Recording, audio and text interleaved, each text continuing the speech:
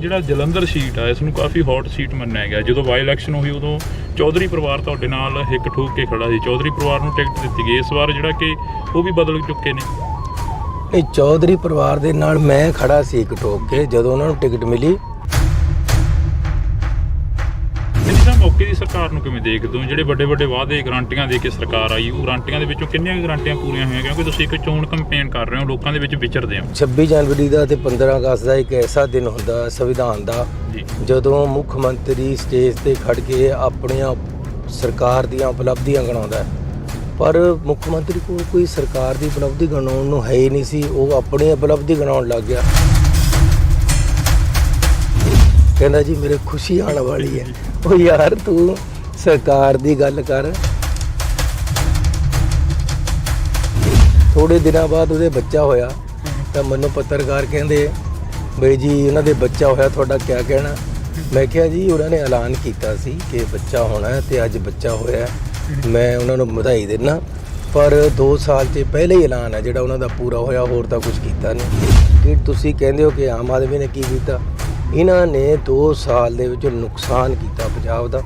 80,000 ਕਰੋੜ ਕਰਜ਼ਾ ਲੈ ਲਿਆ, 1 ਰੁਪਈਆ ਥੱਲੇ ਕਿਤੇ ਲੱਗਿਆ ਵੀ ਨਹੀਂ ਲੱਗਦਾ।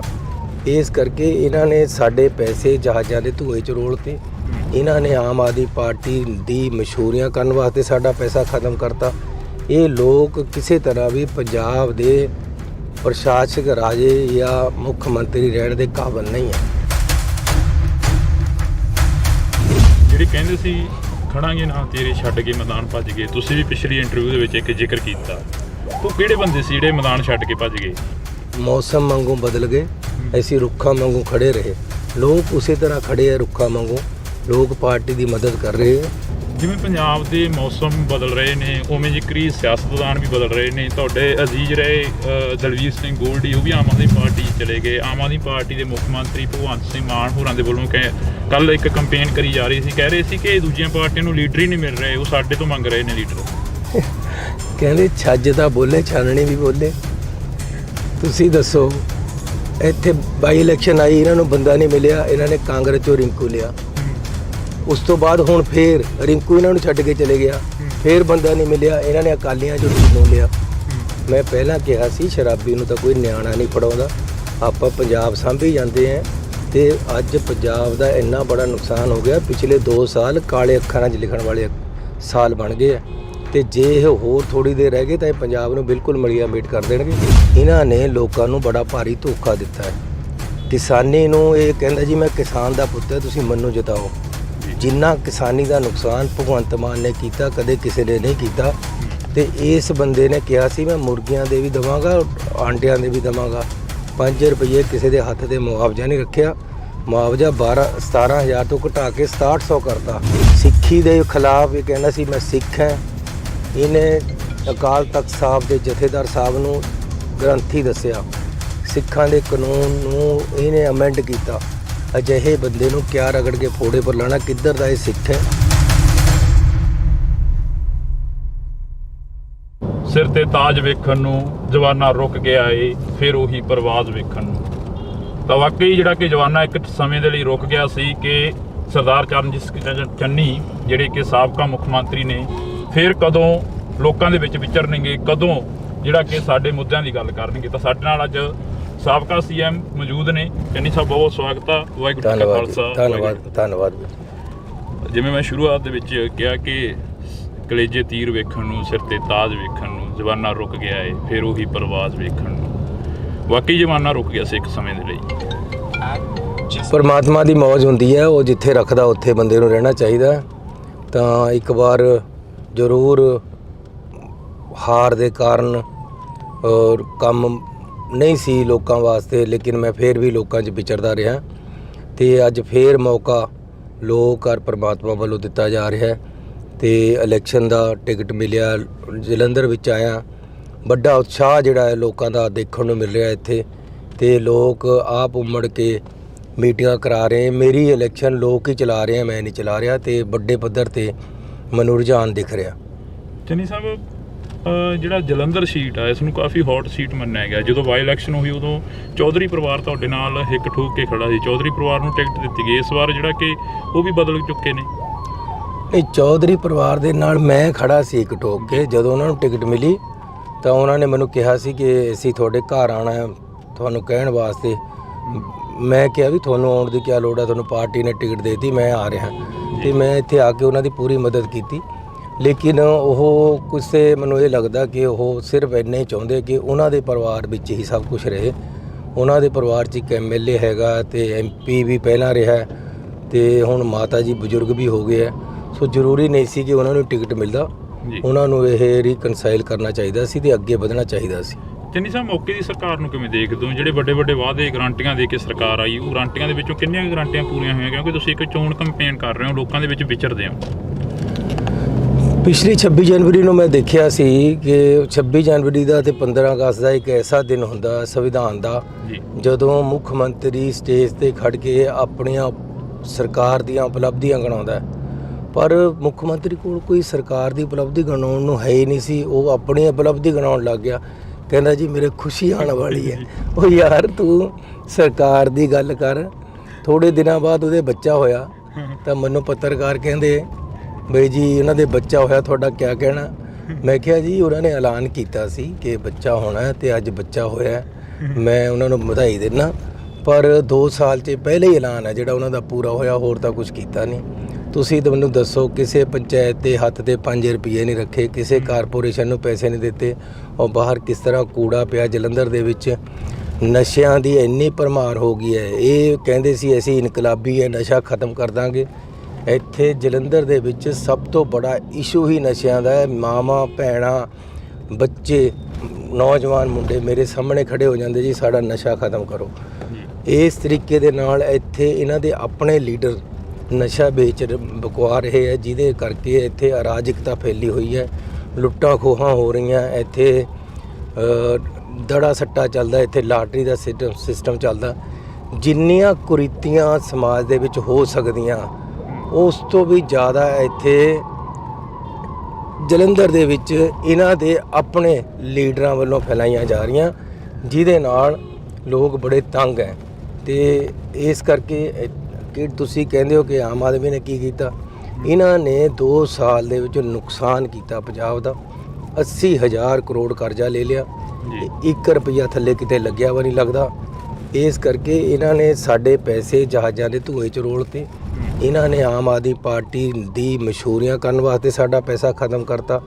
ਇਹ ਲੋਕ ਕਿਸੇ ਤਰ੍ਹਾਂ ਵੀ ਪੰਜਾਬ ਦੇ ਪ੍ਰਸ਼ਾਸਕ ਰਾਜੇ ਜਾਂ ਮੁੱਖ ਮੰਤਰੀ ਰਹਿਣ ਦੇ ਕਾਬਿਲ ਨਹੀਂ ਹੈ। ਜਿਹੜੇ ਕਹਿੰਦੇ ਸੀ ਖੜਾਂਗੇ ਨਾ ਤੇਰੇ ਛੱਡ ਕੇ ਮੈਦਾਨ ਭੱਜ ਗਏ, ਤੁਸੀਂ ਵੀ ਪਿਛਲੀ ਇੰਟਰਵਿਊ ਦੇ ਵਿੱਚ ਇੱਕ ਜ਼ਿਕਰ ਕੀਤਾ। ਤੂੰ ਕਿਹੜੇ ਬੰਦੇ ਸੀ ਜਿਹੜੇ ਮੈਦਾਨ ਛੱਡ ਕੇ ਭੱਜ ਗਏ? ਨਹੀਂ, ਉਹ ਤਾਂ ਕਿਸੇ ਨੇ ਇਹਦੇ ਬਾਰੇ ਪੁੱਛਿਆ ਸੀ, ਚੌਧਰੀ ਬਾਰੇ। ਜਾਂ ਸਾਡੇ ਅਸਲ ਦੇ ਵਿੱਚ 2-3 ਲੀਡਰ ਜ਼ਰੂਰ ਗਏ ਹੈ, ਵਰਕਰ ਕੋਈ ਨਹੀਂ ਖੜਾ, ਲੋਕ ਉੱਥੇ ਖੜੇ ਹੈ। ਕਹਿੰਦਾ ਉਹ ਮੌਸਮ ਵਾਂਗੂ ਬਦਲ ਗਏ, ਅਸੀਂ ਰੁੱਖਾਂ ਵਾਂਗੂ ਖੜੇ ਰਹੇ। ਲੋਕ ਉਸੇ ਤਰ੍ਹਾਂ ਖੜੇ ਹੈ ਰੁੱਖਾਂ ਵਾਂਗੂ। ਲੋਕ ਪਾਰਟੀ ਦੀ ਮਦਦ ਕਰ ਰਹੇ ਹੈ। ਕਿਸੇ ਲੋਕਾਂ ਨੇ ਸਾਬਤ ਕਰਤਾ ਕਿ ਅਸੀਂ ਤੁਹਾਨੂੰ ਲੀਡਰ ਬਣਾਉਂਦੇ ਹੋ, ਤੁਸੀਂ ਸਾਨੂੰ ਵੋਟਰ ਨਹੀਂ ਬਣਾਉਂਦੇ। ਤੇ ਲੋਕ ਨੇ ਇਹ ਵੀ ਸਾਬਤ ਕਰਤਾ ਕਿ ਜੇ ਤੁਸੀਂ ਬਦਲੋਗੇ ਤਾਂ ਅਸੀਂ ਨਹੀਂ ਬਦਲਦੇ, ਅਸੀਂ ਆਪਣੀ ਪਾਰਟੀ ਔਰ ਸਮਾਜ ਔਰ ਲੋਕਾਂ ਦੀ ਬਿਹਤਰੀ ਵਾਸਤੇ ਖੜੇ ਆ। ਜਿਵੇਂ ਪੰਜਾਬ ਦੇ ਮੌਸਮ ਬਦਲ ਰਹੇ ਨੇ, ਉਵੇਂ ਜ਼ਿਕਰੀ ਸਿਆਸਤਦਾਨ ਵੀ ਬਦਲ ਰਹੇ ਨੇ। ਤੁਹਾਡੇ ਅਜ਼ੀਜ਼ ਰਹੇ ਦਲਵੀਰ ਸਿੰਘ ਗੋਲਡੀ, ਉਹ ਵੀ ਆਮ ਆਦਮੀ ਪਾਰਟੀ ਚਲੇ ਗਏ। ਆਮ ਆਦਮੀ ਪਾਰਟੀ ਦੇ ਮੁੱਖ ਮੰਤਰੀ ਭਗਵੰਤ ਸਿੰਘ ਮਾਨ ਹੋਰਾਂ ਦੇ ਵੱਲੋਂ ਕੱਲ ਇੱਕ ਕੰਪੇਨ ਕਰੀ ਜਾ ਰਹੀ ਸੀ, ਕਹਿ ਰਹੇ ਸੀ ਕਿ ਦੂਜੀਆਂ ਪਾਰਟੀਆਂ ਨੂੰ ਲੀਡਰ ਹੀ ਨਹੀਂ ਮਿਲ ਰਹੇ, ਉਹ ਸਾਡੇ ਤੋਂ ਮੰਗ ਰਹੇ ਨੇ ਲੀਡਰ। ਭਗਵੰਤ ਮਾਨ ਕਹਿ ਰਿਹਾ ਸੀ ਇਹ ਕਹਿੰਦੇ ਛੱਜ ਤਾਂ ਬੋਲੇ, ਛਾਨਣੀ ਵੀ ਬੋਲੇ। ਤੁਸੀਂ ਦੱਸੋ, ਇੱਥੇ ਬਾਈ ਇਲੈਕਸ਼ਨ ਆਈ, ਇਹਨਾਂ ਨੂੰ ਬੰਦਾ ਨਹੀਂ ਮਿਲਿਆ, ਇਹਨਾਂ ਨੇ ਕਾਂਗਰਸ 'ਚੋਂ ਰਿੰਕੂ ਲਿਆ। ਉਸ ਤੋਂ ਬਾਅਦ ਹੁਣ ਫੇਰ ਰਿੰਕੂ ਇਹਨਾਂ ਨੂੰ ਛੱਡ ਕੇ ਚਲੇ ਗਿਆ, ਫੇਰ ਬੰਦਾ ਨਹੀਂ ਮਿਲਿਆ, ਇਹਨਾਂ ਨੇ ਅਕਾਲੀਆਂ 'ਚੋਂ ਟੀਨੂ ਲਿਆ। ਆ ਹੁਸ਼ਿਆਰਪੁਰ ਦੇ ਵਿੱਚ ਇਹ ਚੱਬੇਵਾਲ ਨੂੰ ਕਾਂਗਰਸ 'ਚੋਂ ਲਿਆ ਕੇ ਖੜਾ ਕੀਤਾ ਹੈ। ਫਤਿਹਗੜ੍ਹ ਸਾਹਿਬ ਦੇ ਵਿੱਚ ਕਾਂਗਰਸ 'ਚੋਂ GP ਨੂੰ ਜਾ ਕੇ ਖੜਾ ਕੀਤਾ ਹੈ।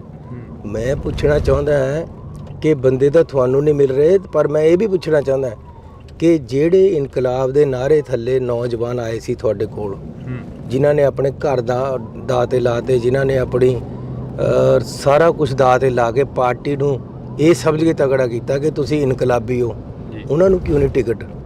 ਕਿਉਂ ਨੌਜਵਾਨਾਂ ਨੂੰ ਤੁਸੀਂ ਬਰਗਲਾ ਕੇ ਪਿੱਛੇ ਤਾਂ ਲਾਇਆ, ਲੇਕਿਨ ਟਿਕਟਾਂ ਨਹੀਂ। ਟਿਕਟਾਂ ਤੁਸੀਂ ਫੇਰ ਬਾਹਰ ਤੋਂ ਲਿਆ ਕੇ ਦਿੰਦੇ ਹੋ।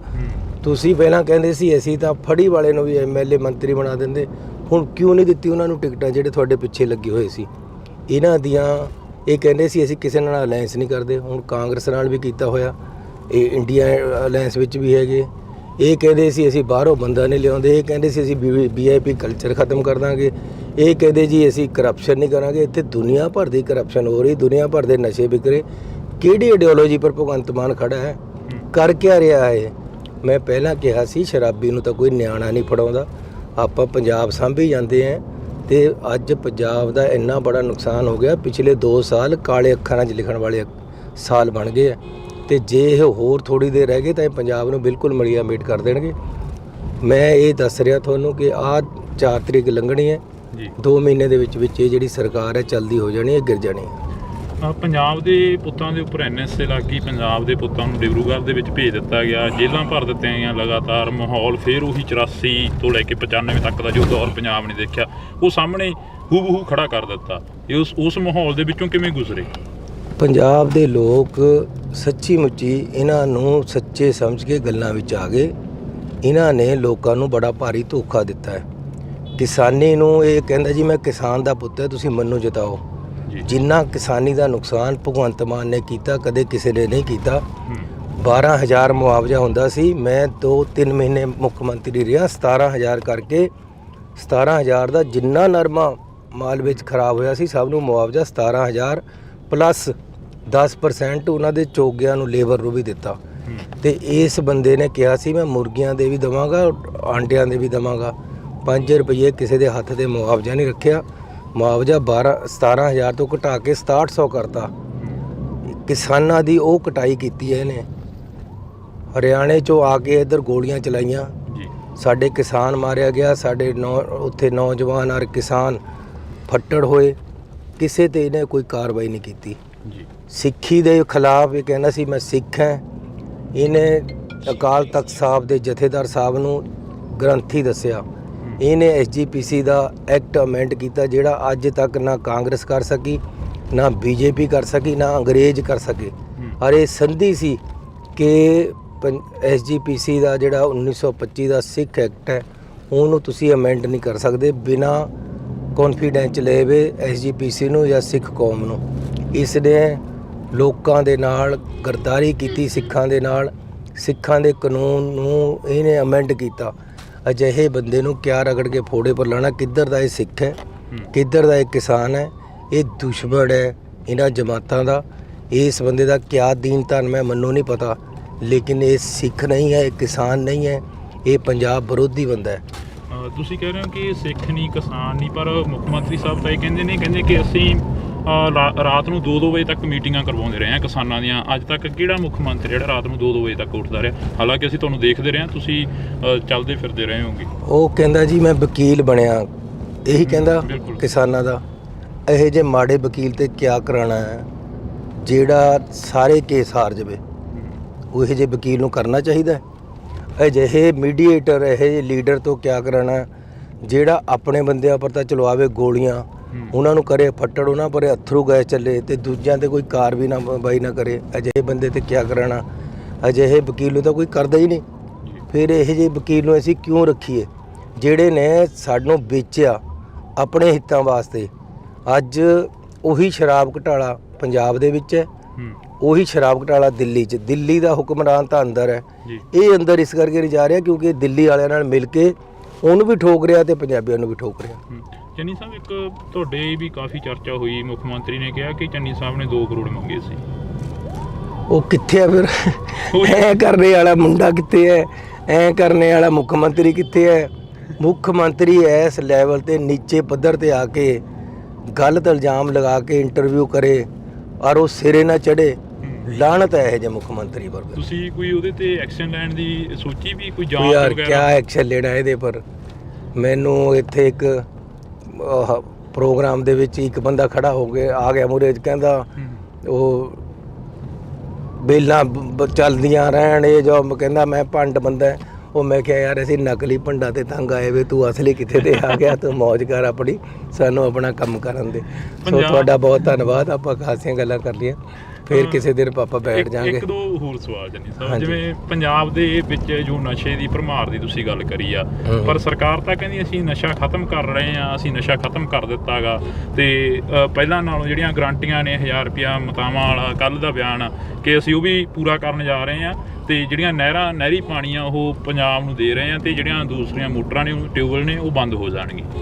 ਤੁਸੀਂ ਮੈਨੂੰ ਦੱਸੋ, ਇੱਕ ਤੁਸੀਂ ਲਿਟਰੇਰੀ ਬੰਦੇ ਹੋ ਤਾਂ ਕਰਕੇ ਕਹਿ ਰਿਹਾ ਕਿ ਜਿਹੜਾ ਇੱਥੇ ਬੋਲਦਾ ਹੈ ਸੱਚ ਮਿੱਤਰੋ ਜੀ, ਉਹਦੇ ਬੈਰੀ ਬਣ ਜਾਂਦੇ ਲੱਖ ਮਿੱਤਰੋ।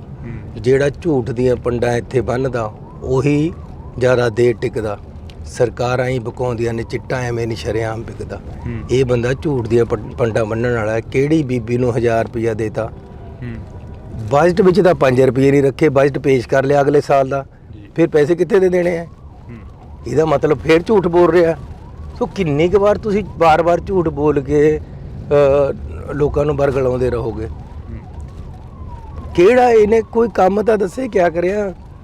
ਜਿਹੜੀਆਂ ਇਹ ਕਹਿੰਦੇ ਮੈਂ ਨੌਕਰੀਆਂ ਦਿੱਤੀਆਂ, ਉਹ ਤਾਂ ਮੈਂ ਕੱਢ ਕੇ ਗਿਆ ਸੀ। ਅਸੀਂ ਇੰਟਰਵਿਊ ਕਰੀਆਂ ਹੋਏ ਸੀ, ਅਸੀਂ ਟੈਸਟ ਲਏ ਹੋਏ ਸੀ। ਇਹਨਾਂ ਨੇ ਬਾਅਦ 'ਚ ਅਪਾਇੰਟਮੈਂਟ ਲੈਟਰ ਦੇਣੇ ਸੀ, ਉਹ ਵੀ 2 ਸਾਲ ਵਿੱਚ ਦਿੱਤੇ ਹੈ। ਪਹਿਲੇ ਦਿਨ ਦੇ ਦੇਣੇ ਚਾਹੀਦੇ ਸੀ ਸਰਕਾਰ ਆਉਣ ਤੋਂ ਬਾਅਦ। ਫਿਰ ਕੋਈ ਅਖਬਾਰ ਵਿੱਚ ਤੁਸੀਂ ਕਦੇ ਇਸ਼ਤਿਹਾਰ ਦੇਖਿਆ ਕਿ 2-4 ਹਜ਼ਾਰ ਸਿਪਾਹੀ ਰੱਖਣੇ ਜਾਂ ਡਾਕਟਰ ਰੱਖਣੇ ਜਾਂ ਮਾਸਟਰ ਰੱਖਣੇ, ਕਦੇ ਦੇਖਿਆ? ਉਹ ਪੁਰਾਣੇ ਸਾਡੇ ਵਾਲਿਆਂ ਨੂੰ ਹੀ ਗਣਾਈ ਜਾਂਦਾ। 36,000 ਨੌਕਰੀਆਂ ਦੇਤੀਆਂ, ਇੱਕ ਨੌਕਰੀ ਇਹਨਾਂ ਨੇ ਨਹੀਂ ਦਿੱਤੀ। ਨੌਜਵਾਨਾਂ ਨੂੰ ਕੋਈ ਕਾਰੋਬਾਰ ਨਹੀਂ ਦਿੱਤਾ, ਕਿਸੇ ਆਰੇ ਨਹੀਂ ਲਗਾਇਆ, ਕਿਸੇ ਪਿੰਡ 'ਚ ਡਿਵੈਲਪਮੈਂਟ ਨਹੀਂ ਕਰਾਈ, ਕੋਈ ਹਸਪਤਾਲ ਨਹੀਂ ਖੋਲ੍ਹਿਆ, ਕੋਈ ਡਿਸਪੈਂਸਰੀ ਨਹੀਂ ਖੋਲ੍ਹੀ। ਸਾਡੇ ਵਾਲੀਆਂ ਡਿਸਪੈਂਸਰੀਆਂ ਤੇ ਪੁਰਾਣੀਆਂ ਜਿਹੜੀਆਂ ਚੱਲਦੀਆਂ ਆ ਰਹੀਆਂ ਉਹਨਾਂ ਪਰ ਕੁੱਚੀ ਮਾਰ ਕੇ ਆਪਣੀ ਫੋਟੋ ਲਾਈ ਹੈ। ਇੰਨੀ ਉਪਲਬਧੀ ਹੈ, ਹਰ ਜਗ੍ਹਾ ਆਪਣੀ ਫੋਟੋ ਲਾਈ ਵੀ ਹੈ। ਹੁਣ ਪਤੀਲਿਆਂ ਪਰ ਵੀ ਫੋਟੋ ਮਾਂਜ ਦੇਣੀ, ਫਿਰ ਲੋਕਾਂ ਨੇ ਟਾਈਮ ਆ ਗਿਆ। ਸੋ ਤੁਹਾਡਾ ਬਹੁਤ ਧੰਨਵਾਦ ਜੀ, ਬਹੁਤ ਸ਼ੁਕਰੀਆ। ਤਾਂ ਅਸੀਂ ਇਸ ਵਕਤ ਸਾਬਕਾ ਸੀਐਮ ਚਰਨਜੀਤ ਸਿੰਘ ਚੰਨੀ ਹੋਰਾਂ ਦੇ ਨਾਲ ਜਿਹੜੀ ਕਿ ਗੱਲਬਾਤ ਕਰ ਰਹੇ ਸੀ। ਮੌਕਾ ਮਿਲਿਆ ਫਿਰ ਲੰਮੀਆਂ ਬਾਤਾਂ ਪਾਵਾਂਗੇ, ਕਿਉਂਕਿ ਇਲੈਕਸ਼ਨ ਕੰਪੇਨ ਆ ਜਿਹੜੀ ਉਹ ਚੱਲ ਰਹੀ ਆ ਤੇ ਬਿਜੀ ਮਾਹੌਲ ਦੇ ਵਿੱਚ ਨੇ। ਤੁਸੀਂ ਜੁੜੇ ਰਹਿਣਾ ਇੰਡੋਸ ਟੀਵੀ ਦੇ। ਜਿਹੜਾ ਜਲੰਧਰ ਸੀਟ ਆ, ਇਸ ਨੂੰ ਕਾਫੀ ਹੌਟ ਸੀਟ ਮੰਨਿਆ ਗਿਆ। ਜਦੋਂ ਬਾਈ ਇਲੈਕਸ਼ਨ ਹੋਈ ਉਦੋਂ ਚੌਧਰੀ ਪਰਿਵਾਰ ਤੁਹਾਡੇ ਨਾਲ ਹਿੱਕ ਠੋਕ ਕੇ ਖੜਾ ਸੀ। ਚੌਧਰੀ ਪਰਿਵਾਰ ਨੂੰ ਟਿਕਟ ਦਿੱਤੀ ਗਈ। ਇਸ ਵਾਰ ਜਿਹੜਾ ਕਿ ਉਹ ਵੀ ਬਦਲ ਚੁੱਕੇ ਨੇ।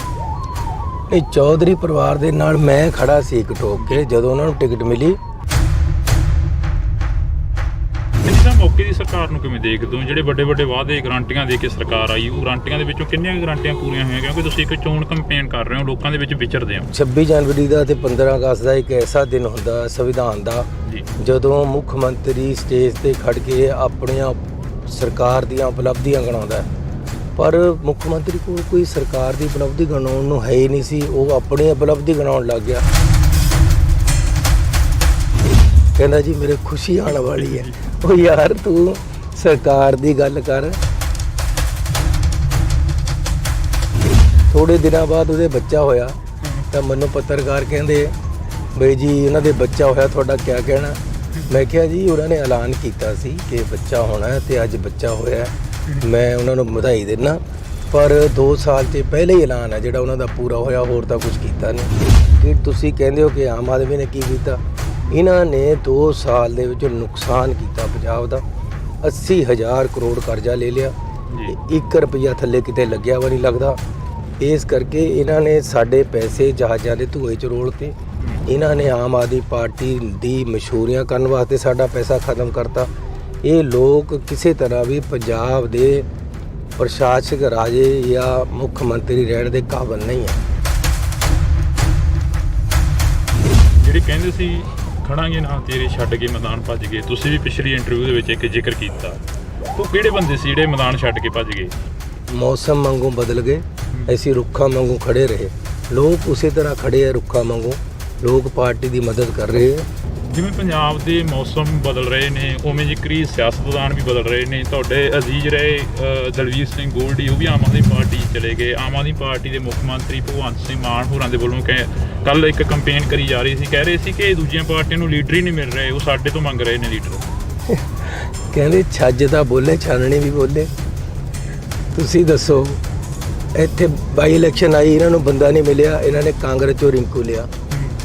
ਉਸ ਤੋਂ ਬਾਅਦ ਹੁਣ ਫੇਰ ਰਿੰਕੂ ਇਹਨਾਂ ਨੂੰ ਛੱਡ ਕੇ ਚਲੇ ਗਿਆ, ਫੇਰ ਬੰਦਾ ਨਹੀਂ ਮਿਲਿਆ, ਇਹਨਾਂ ਨੇ ਅਕਾਲੀਆਂ 'ਚੋਂ ਨੂੰ ਲਿਆ।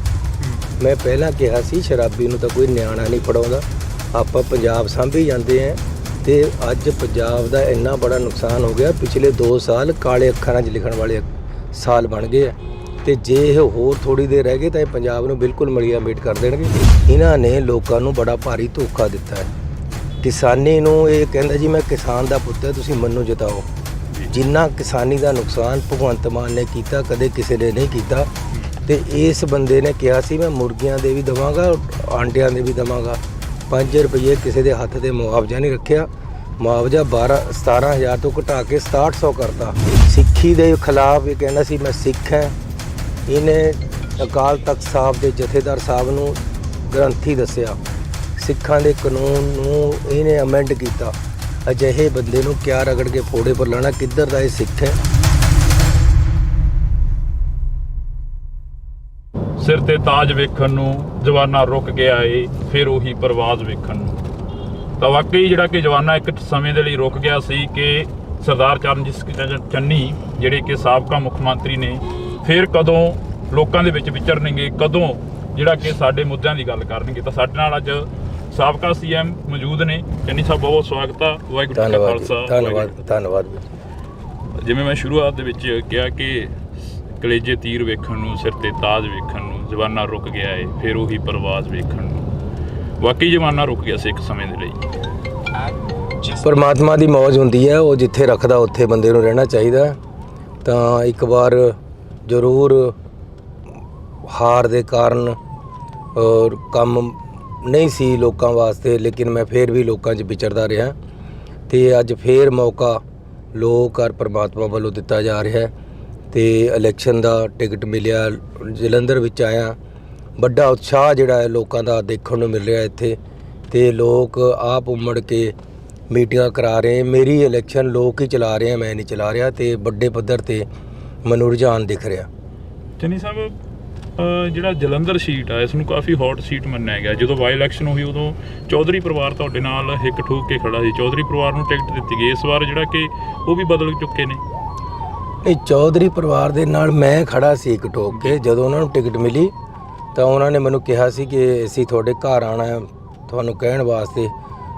ਮੈਂ ਕਿਹਾ ਵੀ ਤੁਹਾਨੂੰ ਆਉਣ ਦੀ ਕੀ ਲੋੜ ਹੈ, ਤੁਹਾਨੂੰ ਪਾਰਟੀ ਨੇ ਟਿਕਟ ਦੇ ਦਿੱਤੀ, ਮੈਂ ਆ ਰਿਹਾ। ਤੇ ਮੈਂ ਇੱਥੇ ਆ ਕੇ ਉਹਨਾਂ ਦੀ ਪੂਰੀ ਮਦਦ ਕੀਤੀ। ਲੇਕਿਨ ਉਹ ਕਿਸੇ ਮੈਨੂੰ ਇਹ ਲੱਗਦਾ ਕਿ ਉਹ ਸਿਰਫ ਇੰਨਾ ਹੀ ਚਾਹੁੰਦੇ ਕਿ ਉਹਨਾਂ ਦੇ ਪਰਿਵਾਰ ਵਿੱਚ ਹੀ ਸਭ ਕੁਝ ਰਹੇ। ਉਹਨਾਂ ਦੇ ਪਰਿਵਾਰ 'ਚ ਇੱਕ MLA ਹੈਗਾ ਤੇ MP ਵੀ ਪਹਿਲਾਂ ਰਿਹਾ ਤੇ ਹੁਣ ਮਾਤਾ ਜੀ ਬਜ਼ੁਰਗ ਵੀ ਹੋ ਗਏ ਆ। ਸੋ ਜ਼ਰੂਰੀ ਨਹੀਂ ਸੀ ਕਿ ਉਹਨਾਂ ਨੂੰ ਟਿਕਟ ਮਿਲਦਾ। ਉਹਨਾਂ ਨੂੰ ਇਹ ਰੀਕਨਸਾਈਲ ਕਰਨਾ ਚਾਹੀਦਾ ਸੀ ਤੇ ਅੱਗੇ ਵਧਣਾ ਚਾਹੀਦਾ ਸੀ।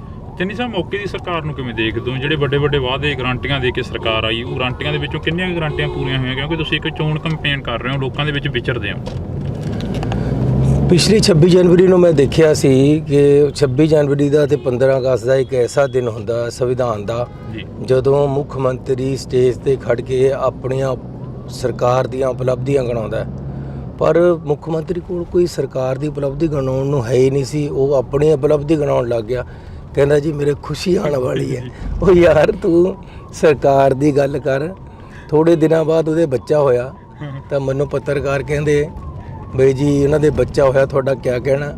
ਮੈਂ ਕਿਹਾ ਜੀ ਉਹਨਾਂ ਨੇ ਐਲਾਨ ਕੀਤਾ ਸੀ ਕਿ ਬੱਚਾ ਹੋਣਾ ਤੇ ਅੱਜ ਬੱਚਾ ਹੋਇਆ, ਮੈਂ ਉਹਨਾਂ ਨੂੰ ਵਧਾਈ ਦਿੰਦਾ। ਪਰ 2 ਸਾਲ 'ਚ ਪਹਿਲੇ ਹੀ ਐਲਾਨ ਹੈ ਜਿਹੜਾ ਉਹਨਾਂ ਦਾ ਪੂਰਾ ਹੋਇਆ, ਹੋਰ ਤਾਂ ਕੁਝ ਕੀਤਾ ਨਹੀਂ। ਤੁਸੀਂ ਤਾਂ ਮੈਨੂੰ ਦੱਸੋ, ਕਿਸੇ ਪੰਚਾਇਤ ਦੇ ਹੱਥ ਤੇ 5 ਰੁਪਏ ਨਹੀਂ ਰੱਖੇ, ਕਿਸੇ ਕਾਰਪੋਰੇਸ਼ਨ ਨੂੰ ਪੈਸੇ ਨਹੀਂ ਦਿੱਤੇ। ਔਰ ਬਾਹਰ ਕਿਸ ਤਰ੍ਹਾਂ ਕੂੜਾ ਪਿਆ ਜਲੰਧਰ ਦੇ ਵਿੱਚ।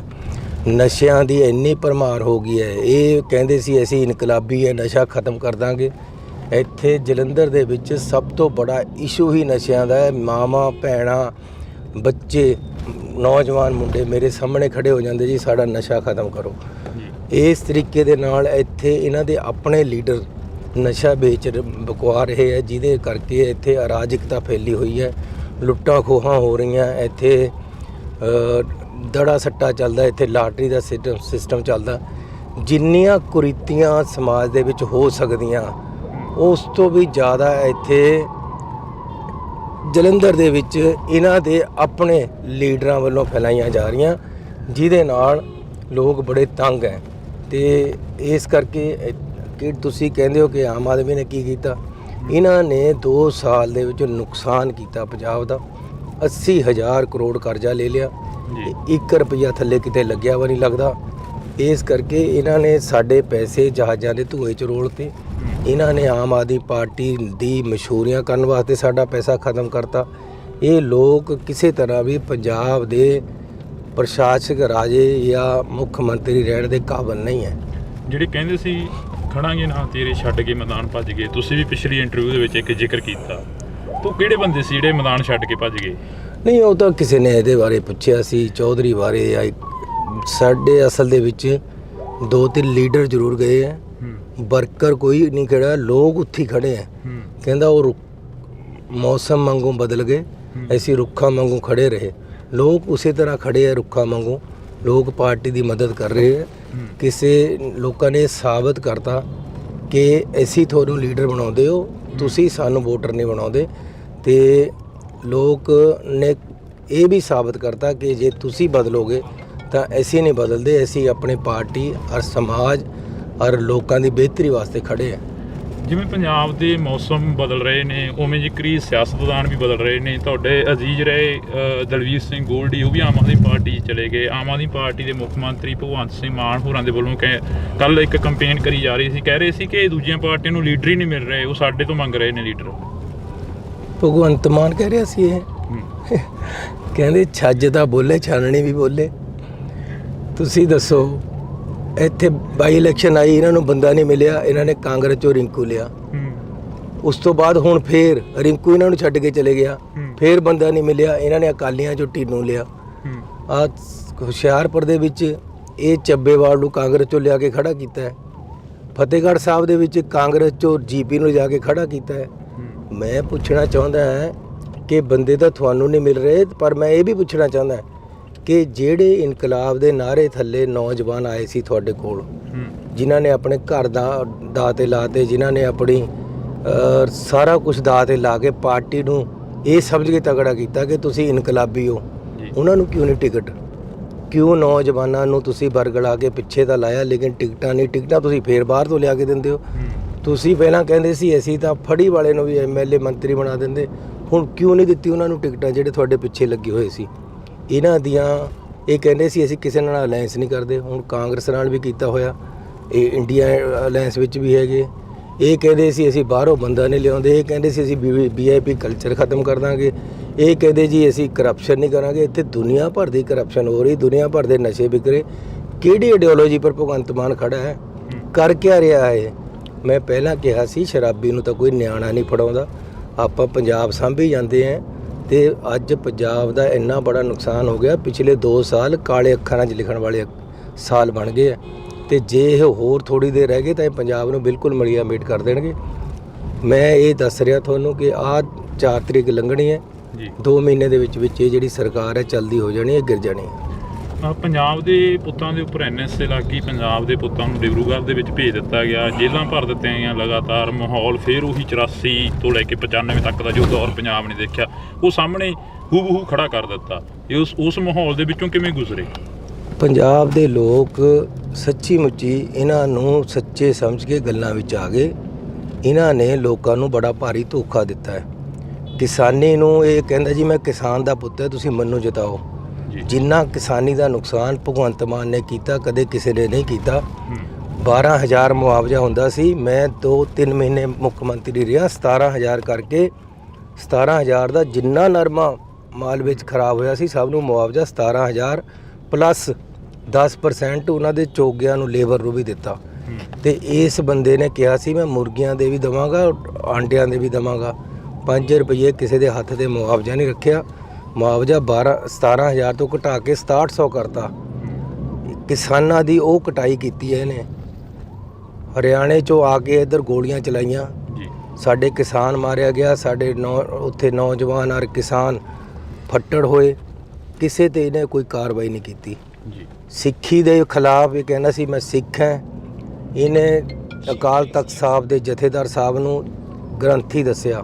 ਇਹਨੇ SGPC ਦਾ ਐਕਟ ਅਮੈਂਡ ਕੀਤਾ ਜਿਹੜਾ ਅੱਜ ਤੱਕ ਨਾ ਕਾਂਗਰਸ ਕਰ ਸਕੀ, ਨਾ BJP ਕਰ ਸਕੀ, ਨਾ ਅੰਗਰੇਜ਼ ਕਰ ਸਕੇ। ਔਰ ਇਹ ਸੰਧੀ ਸੀ ਕਿ SGPC ਦਾ ਜਿਹੜਾ 1925 ਦਾ ਸਿੱਖ ਐਕਟ ਹੈ ਉਹਨੂੰ ਤੁਸੀਂ ਅਮੈਂਡ ਨਹੀਂ ਕਰ ਸਕਦੇ ਬਿਨਾਂ ਕੌਨਫੀਡੈਂਸ ਲਏ ਵੇ SGPC ਨੂੰ ਜਾਂ ਸਿੱਖ ਕੌਮ ਨੂੰ। ਇਸ ਨੇ ਲੋਕਾਂ ਦੇ ਨਾਲ ਗਰਦਾਰੀ ਕੀਤੀ, ਸਿੱਖਾਂ ਦੇ ਨਾਲ। ਸਿੱਖਾਂ ਦੇ ਕਾਨੂੰਨ ਨੂੰ ਇਹਨੇ ਅਮੈਂਡ ਕੀਤਾ। ਅਜਿਹੇ ਬੰਦੇ ਨੂੰ ਕਿਆ ਰਗੜ ਕੇ ਫੋੜੇ ਪਰ ਲਾਣਾ? ਕਿੱਧਰ ਦਾ ਇਹ ਸਿੱਖ ਹੈ, ਕਿੱਧਰ ਦਾ ਇਹ ਕਿਸਾਨ ਹੈ? ਇਹ ਦੁਸ਼ਮਣ ਹੈ ਇਹਨਾਂ ਜਮਾਤਾਂ ਦਾ। ਇਸ ਬੰਦੇ ਦਾ ਕਿਆ ਦੀਨ ਧਰਮ ਮੈਂ ਮੈਨੂੰ ਨਹੀਂ ਪਤਾ, ਲੇਕਿਨ ਇਹ ਸਿੱਖ ਨਹੀਂ ਹੈ, ਇਹ ਕਿਸਾਨ ਨਹੀਂ ਹੈ, ਇਹ ਪੰਜਾਬ ਵਿਰੋਧੀ ਬੰਦਾ ਹੈ।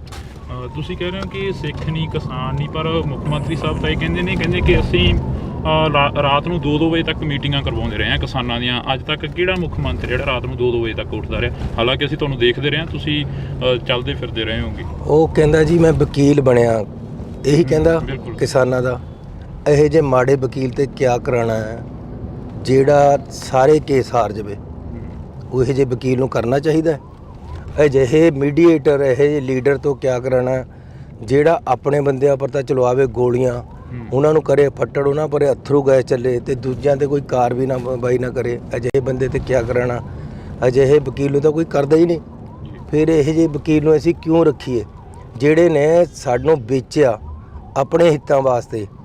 ਅੱਜ ਉਹੀ ਸ਼ਰਾਬ ਘੁਟਾਲਾ ਪੰਜਾਬ ਦੇ ਵਿੱਚ ਹੈ, ਉਹੀ ਸ਼ਰਾਬ ਘੁਟਾਲਾ ਦਿੱਲੀ 'ਚ। ਦਿੱਲੀ ਦਾ ਹੁਕਮਰਾਨ ਤਾਂ ਅੰਦਰ ਹੈ, ਇਹ ਅੰਦਰ ਇਸ ਕਰਕੇ ਨਹੀਂ ਜਾ ਰਿਹਾ ਕਿਉਂਕਿ ਦਿੱਲੀ ਵਾਲਿਆਂ ਨਾਲ ਮਿਲ ਕੇ ਉਹਨੂੰ ਵੀ ਠੋਕ ਰਿਹਾ ਤੇ ਪੰਜਾਬੀਆਂ ਨੂੰ ਵੀ ਠੋਕ ਰਿਹਾ। ਚੰਨੀ ਸਾਹਿਬ, ਇੱਕ ਤੁਹਾਡੇ ਵੀ ਕਾਫੀ ਚਰਚਾ ਹੋਈ, ਮੁੱਖ ਮੰਤਰੀ ਨੇ ਕਿਹਾ ਕਿ ਚੰਨੀ ਸਾਹਿਬ ਨੇ 2 ਕਰੋੜ ਮੰਗੇ ਸੀ। ਉਹ ਕਿੱਥੇ ਆ ਫਿਰ? ਐ ਕਰਨੇ ਵਾਲਾ ਮੁੰਡਾ ਕਿੱਥੇ ਹੈ? ਐ ਕਰਨੇ ਵਾਲਾ ਮੁੱਖ ਮੰਤਰੀ ਕਿੱਥੇ ਹੈ? ਮੁੱਖ ਮੰਤਰੀ ਇਸ ਲੈਵਲ ਤੇ ਨੀਚੇ ਪੱਧਰ ਤੇ ਆ ਕੇ ਗਲਤ ਇਲਜ਼ਾਮ ਲਗਾ ਕੇ ਇੰਟਰਵਿਊ ਕਰੇ ਔਰ ਉਹ ਸਿਰੇ ਨਾ ਚੜੇ, ਲਾਹਨਤ ਹੈ ਇਹ ਜੇ ਮੁੱਖ ਮੰਤਰੀ ਪਰ। ਤੁਸੀਂ ਕੋਈ ਉਹਦੇ ਤੇ ਐਕਸ਼ਨ ਲੈਣ ਦੀ ਸੋਚੀ ਵੀ? ਕੋਈ ਜਾਂਚ ਯਾਰ ਵਗੈਰਾ? ਕਿਆ ਐਕਸ਼ਨ ਲੈਣਾ ਇਹਦੇ ਪਰ? ਮੈਨੂੰ ਇੱਥੇ ਇੱਕ ਪ੍ਰੋਗਰਾਮ ਦੇ ਵਿੱਚ ਇੱਕ ਬੰਦਾ ਖੜਾ ਹੋ ਗਿਆ, ਆ ਗਿਆ ਮੂਹਰੇ, ਕਹਿੰਦਾ ਉਹ ਬੇਲਾਂ ਚੱਲਦੀਆਂ ਰਹਿਣ, ਇਹ ਜੋ ਕਹਿੰਦਾ ਮੈਂ ਭੰਡ ਬੰਦਾ। ਉਹ ਮੈਂ ਕਿਹਾ ਯਾਰ ਅਸੀਂ ਨਕਲੀ ਭੰਡਾਂ ਤੇ ਤੰਗ ਆਏ ਵੇ, ਤੂੰ ਅਸਲੀ ਕਿੱਥੇ ਤੇ ਆ ਗਿਆ? ਤੂੰ ਮੌਜ ਕਰ ਆਪਣੀ, ਸਾਨੂੰ ਆਪਣਾ ਕੰਮ ਕਰਨ ਦੇ। ਸੋ ਤੁਹਾਡਾ ਬਹੁਤ ਧੰਨਵਾਦ। ਆਪਾਂ ਖਾਸੀਆਂ ਗੱਲਾਂ ਕਰ ਲਈਆਂ, ਫਿਰ ਕਿਸੇ ਦਿਨ ਪਾਪਾ ਬੈਠ ਜਾਾਂਗੇ। ਇੱਕ ਦੋ ਹੋਰ ਸਵਾਲ ਚੰਨੀ ਸਾਹਿਬ, ਜਿਵੇਂ ਪੰਜਾਬ ਦੇ ਵਿੱਚ ਜੋ ਨਸ਼ੇ ਦੀ ਭਰਮਾਰ ਦੀ ਤੁਸੀਂ ਗੱਲ ਕਰੀ ਆ, ਪਰ ਸਰਕਾਰ ਤਾਂ ਕਹਿੰਦੀ ਅਸੀਂ ਨਸ਼ਾ ਖਤਮ ਕਰ ਰਹੇ ਹਾਂ, ਅਸੀਂ ਨਸ਼ਾ ਖਤਮ ਕਰ ਦਿੱਤਾ ਗਾ, ਤੇ ਪਹਿਲਾਂ ਨਾਲੋਂ ਜਿਹੜੀਆਂ ਗਰੰਟੀਆਂ ਨੇ 1000 ਰੁਪਇਆ ਮਤਾਵਾਂ ਵਾਲਾ ਕੱਲ੍ਹ ਦਾ ਬਿਆਨ ਕਿ ਅਸੀਂ ਉਹ ਵੀ ਪੂਰਾ ਕਰਨ ਜਾ ਰਹੇ ਹਾਂ, ਤੇ ਜਿਹੜੀਆਂ ਨਹਿਰੀ ਪਾਣੀ ਆ ਉਹ ਪੰਜਾਬ ਨੂੰ ਦੇ ਰਹੇ ਹਾਂ, ਤੇ ਜਿਹੜੀਆਂ ਦੂਸਰੀਆਂ ਮੋਟਰਾਂ ਨੇ, ਟਿਊਬਵੈੱਲ ਨੇ, ਉਹ ਬੰਦ ਹੋ ਜਾਣਗੇ। ਤੁਸੀਂ ਮੈਨੂੰ ਦੱਸੋ, ਇੱਕ ਤੁਸੀਂ ਲਿਟਰੇਰੀ ਬੰਦੇ ਹੋ ਤਾਂ ਕਰਕੇ ਕਹਿ ਰਿਹਾ ਕਿ ਜਿਹੜਾ ਇੱਥੇ ਬੋਲਦਾ ਹੈ ਸੱਚ ਮਿੱਤਰੋ ਜੀ, ਉਹਦੇ ਬੈਰੀ ਬਣ ਜਾਂਦੇ ਲੱਖ ਮਿੱਤਰੋ। ਜਿਹੜਾ ਝੂਠ ਦੀਆਂ ਪੰਡਾਂ ਇੱਥੇ ਬੰਨ੍ਹਦਾ ਉਹੀ ਜ਼ਿਆਦਾ ਦੇਰ ਟਿਕਦਾ। ਸਰਕਾਰਾਂ ਹੀ ਬਕਾਉਂਦੀਆਂ ਨੇ, ਚਿੱਟਾ ਐਵੇਂ ਨਹੀਂ ਸ਼ਰੇਆਮ ਵਿਕਦਾ। ਇਹ ਬੰਦਾ ਝੂਠ ਦੀਆਂ ਪੰਡਾਂ ਬੰਨ੍ਹਣ ਵਾਲਾ। ਕਿਹੜੀ ਬੀਬੀ ਨੂੰ 1000 ਰੁਪਇਆ ਦੇਤਾ? ਬਜਟ ਵਿੱਚ ਤਾਂ 5 ਰੁਪਏ ਨਹੀਂ ਰੱਖੇ, ਬਜਟ ਪੇਸ਼ ਕਰ ਲਿਆ ਅਗਲੇ ਸਾਲ ਦਾ, ਫਿਰ ਪੈਸੇ ਕਿੱਥੇ ਦੇ ਦੇਣੇ ਆ? ਇਹਦਾ ਮਤਲਬ ਫਿਰ ਝੂਠ ਬੋਲ ਰਿਹਾ। ਸੋ ਕਿੰਨੀ ਕੁ ਵਾਰ ਤੁਸੀਂ ਬਾਰ-ਬਾਰ ਝੂਠ ਬੋਲ ਕੇ ਲੋਕਾਂ ਨੂੰ ਬਰਗਲਾਉਂਦੇ ਰਹੋਗੇ? ਕਿਹੜਾ ਇਹਨੇ ਕੋਈ ਕੰਮ ਤਾਂ ਦੱਸੇ ਕਿਆ ਕਰਿਆ? ਜਿਹੜੀਆਂ ਇਹ ਕਹਿੰਦੇ ਮੈਂ ਨੌਕਰੀਆਂ ਦਿੱਤੀਆਂ, ਉਹ ਤਾਂ ਮੈਂ ਕੱਢ ਕੇ ਗਿਆ ਸੀ। ਅਸੀਂ ਇੰਟਰਵਿਊ ਕਰੀਆਂ ਹੋਏ ਸੀ, ਅਸੀਂ ਟੈਸਟ ਲਏ ਹੋਏ ਸੀ। ਇਹਨਾਂ ਨੇ ਬਾਅਦ 'ਚ ਅਪਾਇੰਟਮੈਂਟ ਲੈਟਰ ਦੇਣੇ ਸੀ, ਉਹ ਵੀ 2 ਸਾਲ ਵਿੱਚ ਦਿੱਤੇ ਹੈ। ਪਹਿਲੇ ਦਿਨ ਦੇ ਦੇਣੇ ਚਾਹੀਦੇ ਸੀ ਸਰਕਾਰ ਆਉਣ ਤੋਂ ਬਾਅਦ। ਫਿਰ ਕੋਈ ਅਖਬਾਰ ਵਿੱਚ ਤੁਸੀਂ ਕਦੇ ਇਸ਼ਤਿਹਾਰ ਦੇਖਿਆ ਕਿ 2-4 ਹਜ਼ਾਰ ਸਿਪਾਹੀ ਰੱਖਣੇ ਜਾਂ ਡਾਕਟਰ ਰੱਖਣੇ ਜਾਂ ਮਾਸਟਰ ਰੱਖਣੇ? ਕਦੇ ਦੇਖਿਆ? ਉਹ ਪੁਰਾਣੇ ਸਾਡੇ ਵਾਲਿਆਂ ਨੂੰ ਹੀ ਗਣਾਈ ਜਾਂਦਾ। 36,000 ਨੌਕਰੀਆਂ ਦੇਤੀਆਂ, ਇੱਕ ਨੌਕਰੀ ਇਹਨਾਂ ਨੇ ਨਹੀਂ ਦਿੱਤੀ। ਨੌਜਵਾਨਾਂ ਨੂੰ ਕੋਈ ਕਾਰੋਬਾਰ ਨਹੀਂ ਦਿੱਤਾ, ਕਿਸੇ ਆਰੇ ਨਹੀਂ ਲਗਾਇਆ, ਕਿਸੇ ਪਿੰਡ 'ਚ ਡਿਵੈਲਪਮੈਂਟ ਨਹੀਂ ਕਰਾਈ, ਕੋਈ ਹਸਪਤਾਲ ਨਹੀਂ ਖੋਲ੍ਹਿਆ, ਕੋਈ ਡਿਸਪੈਂਸਰੀ ਨਹੀਂ ਖੋਲ੍ਹੀ। ਸਾਡੇ ਵਾਲੀਆਂ ਡਿਸਪੈਂਸਰੀਆਂ ਤੇ ਪੁਰਾਣੀਆਂ ਜਿਹੜੀਆਂ ਚੱਲਦੀਆਂ ਆ ਰਹੀਆਂ ਉਹਨਾਂ ਪਰ ਕੁੱਚੀ ਮਾਰ ਕੇ ਆਪਣੀ ਫੋਟੋ ਲਾਈ ਹੈ। ਇੰਨੀ ਉਪਲਬਧੀ ਹੈ, ਹਰ ਜਗ੍ਹਾ ਆਪਣੀ ਫੋਟੋ ਲਾਈ ਵੀ ਹੈ। ਹੁਣ ਪਤੀਲਿਆਂ ਪਰ ਵੀ ਫੋਟੋ ਮਾਂਜ ਦੇਣੀ, ਫਿਰ ਲੋਕਾਂ ਨੇ ਟਾਈਮ ਆ ਗਿਆ। ਸੋ ਤੁਹਾਡਾ ਬਹੁਤ ਧੰਨਵਾਦ ਜੀ, ਬਹੁਤ ਸ਼ੁਕਰੀਆ। ਤਾਂ ਅਸੀਂ ਇਸ ਵਕਤ ਸਾਬਕਾ ਸੀਐਮ ਚਰਨਜੀਤ ਸਿੰਘ ਚੰਨੀ ਹੋਰਾਂ ਦੇ ਨਾਲ ਜਿਹੜੀ ਕਿ ਗੱਲਬਾਤ ਕਰ ਰਹੇ ਸੀ। ਮੌਕਾ ਮਿਲਿਆ ਫਿਰ ਲੰਮੀਆਂ ਵਾਕਾਂ ਪਾਵਾਂਗੇ, ਕਿਉਂਕਿ ਇਲੈਕਸ਼ਨ ਕੰਪੇਨ ਆ ਜਿਹੜੀ ਉਹ ਚੱਲ ਰਹੀ ਆ ਤੇ ਬਿਜੀ ਮਾਹੌਲ ਦੇ ਵਿੱਚ ਨੇ। ਤੁਸੀਂ ਜੁੜੇ ਰਹਿਣਾ ਇੰਡੋਸ ਟੀਵੀ ਦੇ ਨਾਲ। ਜਿਹੜਾ ਜਲੰਧਰ ਸੀਟ ਆ, ਇਸ ਨੂੰ ਕਾਫੀ ਹੌਟ ਸੀਟ ਮੰਨਿਆ ਗਿਆ। ਜਦੋਂ ਬਾਈ ਇਲੈਕਸ਼ਨ ਹੋਈ ਉਦੋਂ ਚੌਧਰੀ ਪਰਿਵਾਰ ਤੁਹਾਡੇ ਨਾਲ ਹਿੱਕ ਠੋਕ ਕੇ ਖੜਾ ਸੀ। ਚੌਧਰੀ ਪਰਿਵਾਰ ਨੂੰ ਟਿਕਟ ਦਿੱਤੀ ਗਈ। ਇਸ ਵਾਰ ਜਿਹੜਾ ਕਿ ਉਹ ਵੀ ਬਦਲ ਚੁੱਕੇ ਨੇ। ਇਹ ਚੌਧਰੀ ਪਰਿਵਾਰ ਦੇ ਨਾਲ ਮੈਂ ਖੜਾ ਸੀ ਇੱਕ ਠੋਕ ਕੇ ਜਦੋਂ ਉਹਨਾਂ ਨੂੰ ਟਿਕਟ ਮਿਲੀ।